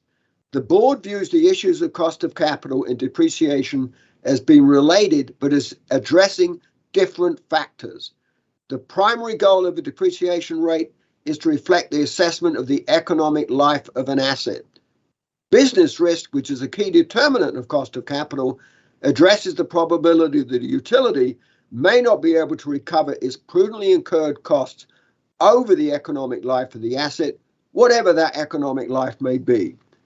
So what the NEB did was shorten the economic life. It basically used a 25-year life for the mainline gas transmission assets. And given the increase in business risk, it started increasing the common equity ratio. Initially, it was 30% set in 1994. They then increased it to 33%. A hearing after this increased it to 36%. And the last time in 2011, they increased it to 40%. So they increased the common equity ratio reflecting the business risk, and they shortened the depreciation period to reduce the stranded asset risk that all of those pipe assets way out in the future may not be used and useful and may not be able to be recovered in rate base. So why is that important? Next slide, please, Natalie. Why it's important is the gas that Energy gets, the NEB thinks it comes from Western Canada. In the TQM hearing, I said, well, it could be coming from Dawn. Lots of the contracts are signed at Dawn, but the NEB decided that was just Western Canada gas coming through the United States rather than the Northern Ontario line, and then coming through Dawn and contracting at Dawn was basically still contracting for Western Canada gas. As I said, we can't tell the difference between a goal of megajoule or whatever of gas from Western Canada versus Marcellus. It's all system gas. But the fact is that Energy's gas comes from TQM. So if there's a real serious risk of stranded assets and you're not going to use the gas in Quebec, then you'd think the gazoduc or TQM would look at that and say, well, if they're not going to take our gas, we're not going to be shipping gas to Energy. In which case, they should be thinking in terms of the stranded assets of TQM, gazoduc, and they should be shortening their depreciation study. Well, surprise, surprise, in a settlement just a few months ago, TQM, gazoduc, did not change its economic useful life for shipping gas to Quebec. And in the depreciation study for TQM, Concentric, on behalf of TQM, said, we developed the depreciation rates utilizing the economic planning horizon, which is how long is these assets going to be used and useful. And the dates were 2050 and 2040 for Quebec and East Hereford segments of TQM. The service lights of each of the geographic segments are distinct as contract terms, flow volumes and market dynamics are sufficiently different as to warrant separate segments with different economic planning horizons. What they're saying there is there's simply not enough long-term contracts to make sure that the East Hereford branch of TQM will have enough gas. So they're using a shorter economic planning horizon for the East Hereford branch than they are for the branch serving Quebec.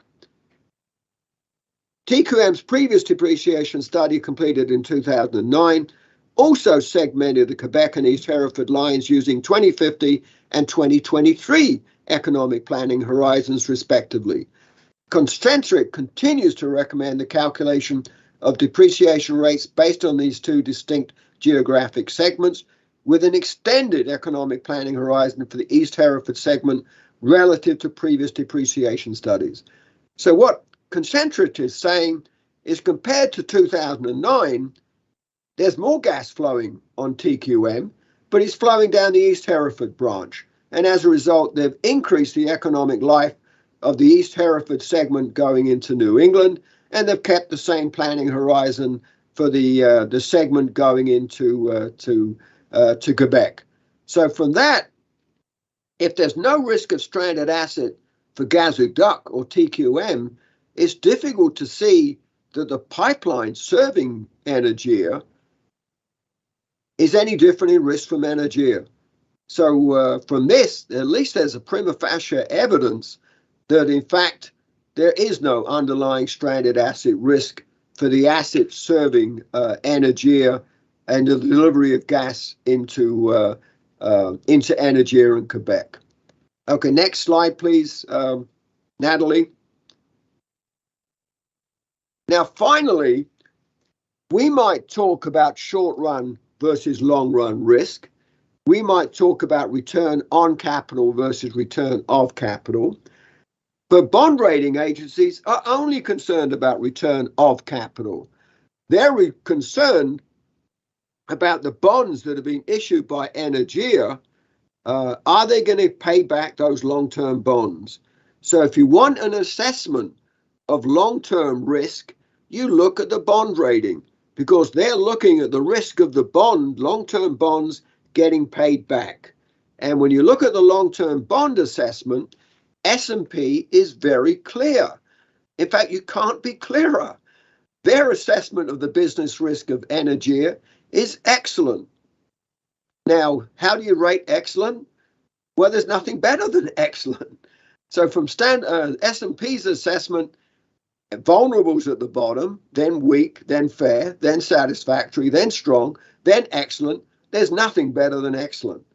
So in terms of the business risk assessment of Energia, the ability to recover those long-term bonds, they've assigned the highest possible business risk assessment. And this assessment comes from the result of site visits talking to Energia.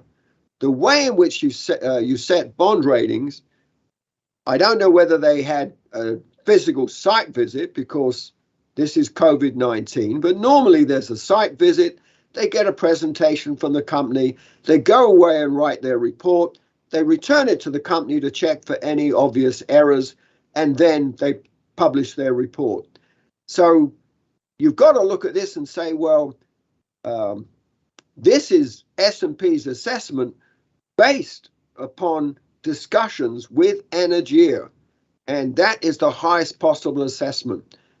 In terms of all of the risks raised by the company, these risks have been there for a significant period of time, and S&P's assessment, and I'll read it in because this is their assessment as it applies to long-term bonds issued by Energia.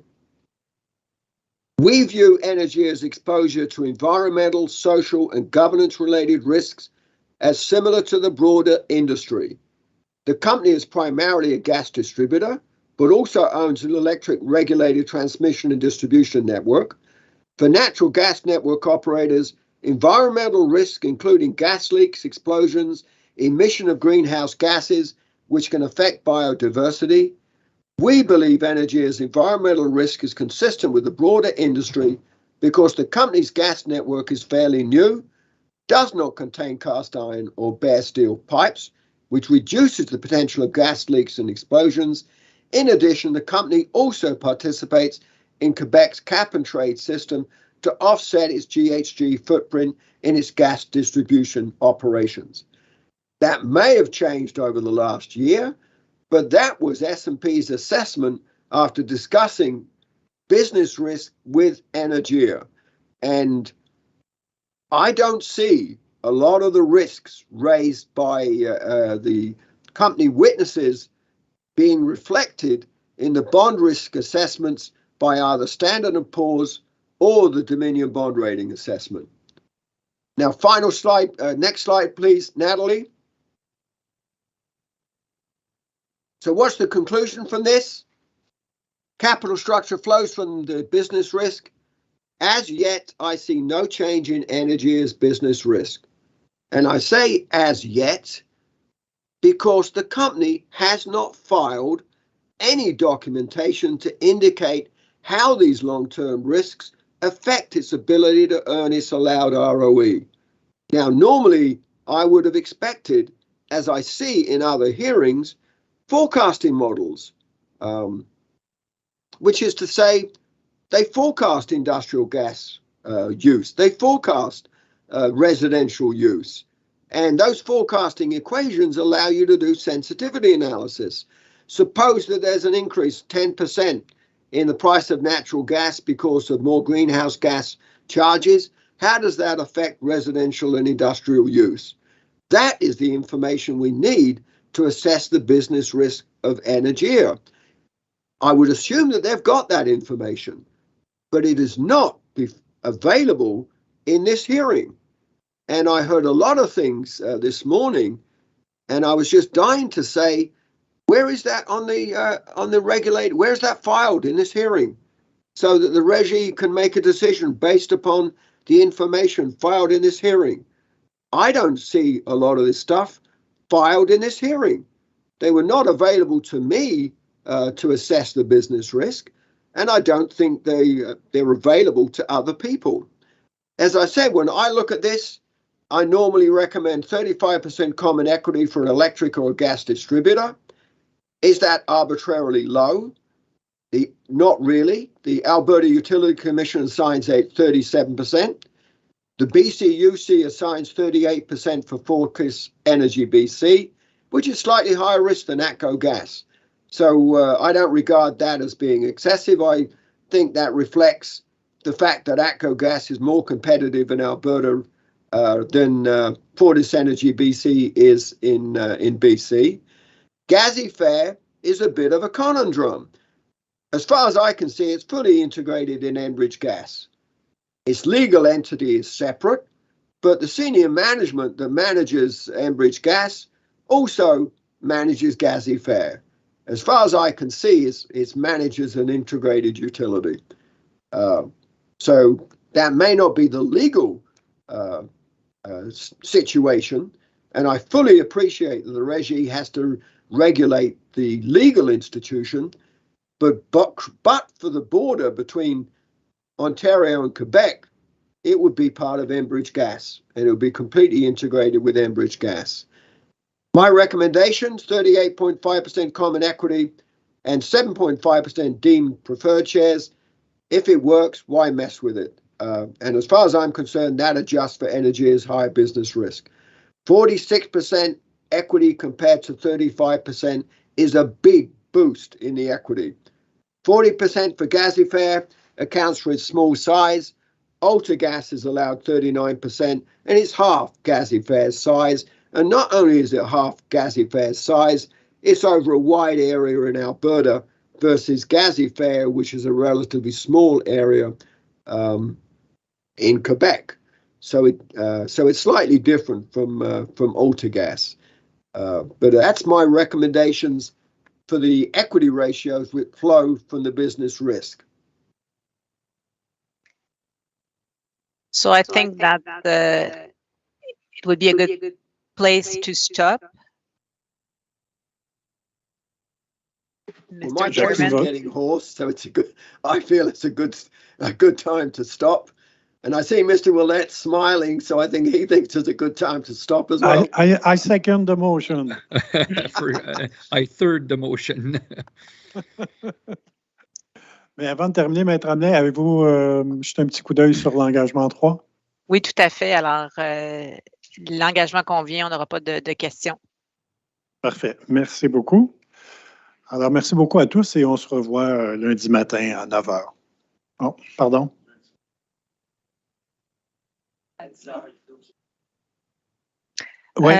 Maybe we can verify this directly with Dr. Booth, because I think that there was a misunderstanding as to his unavailability. I think the unavailability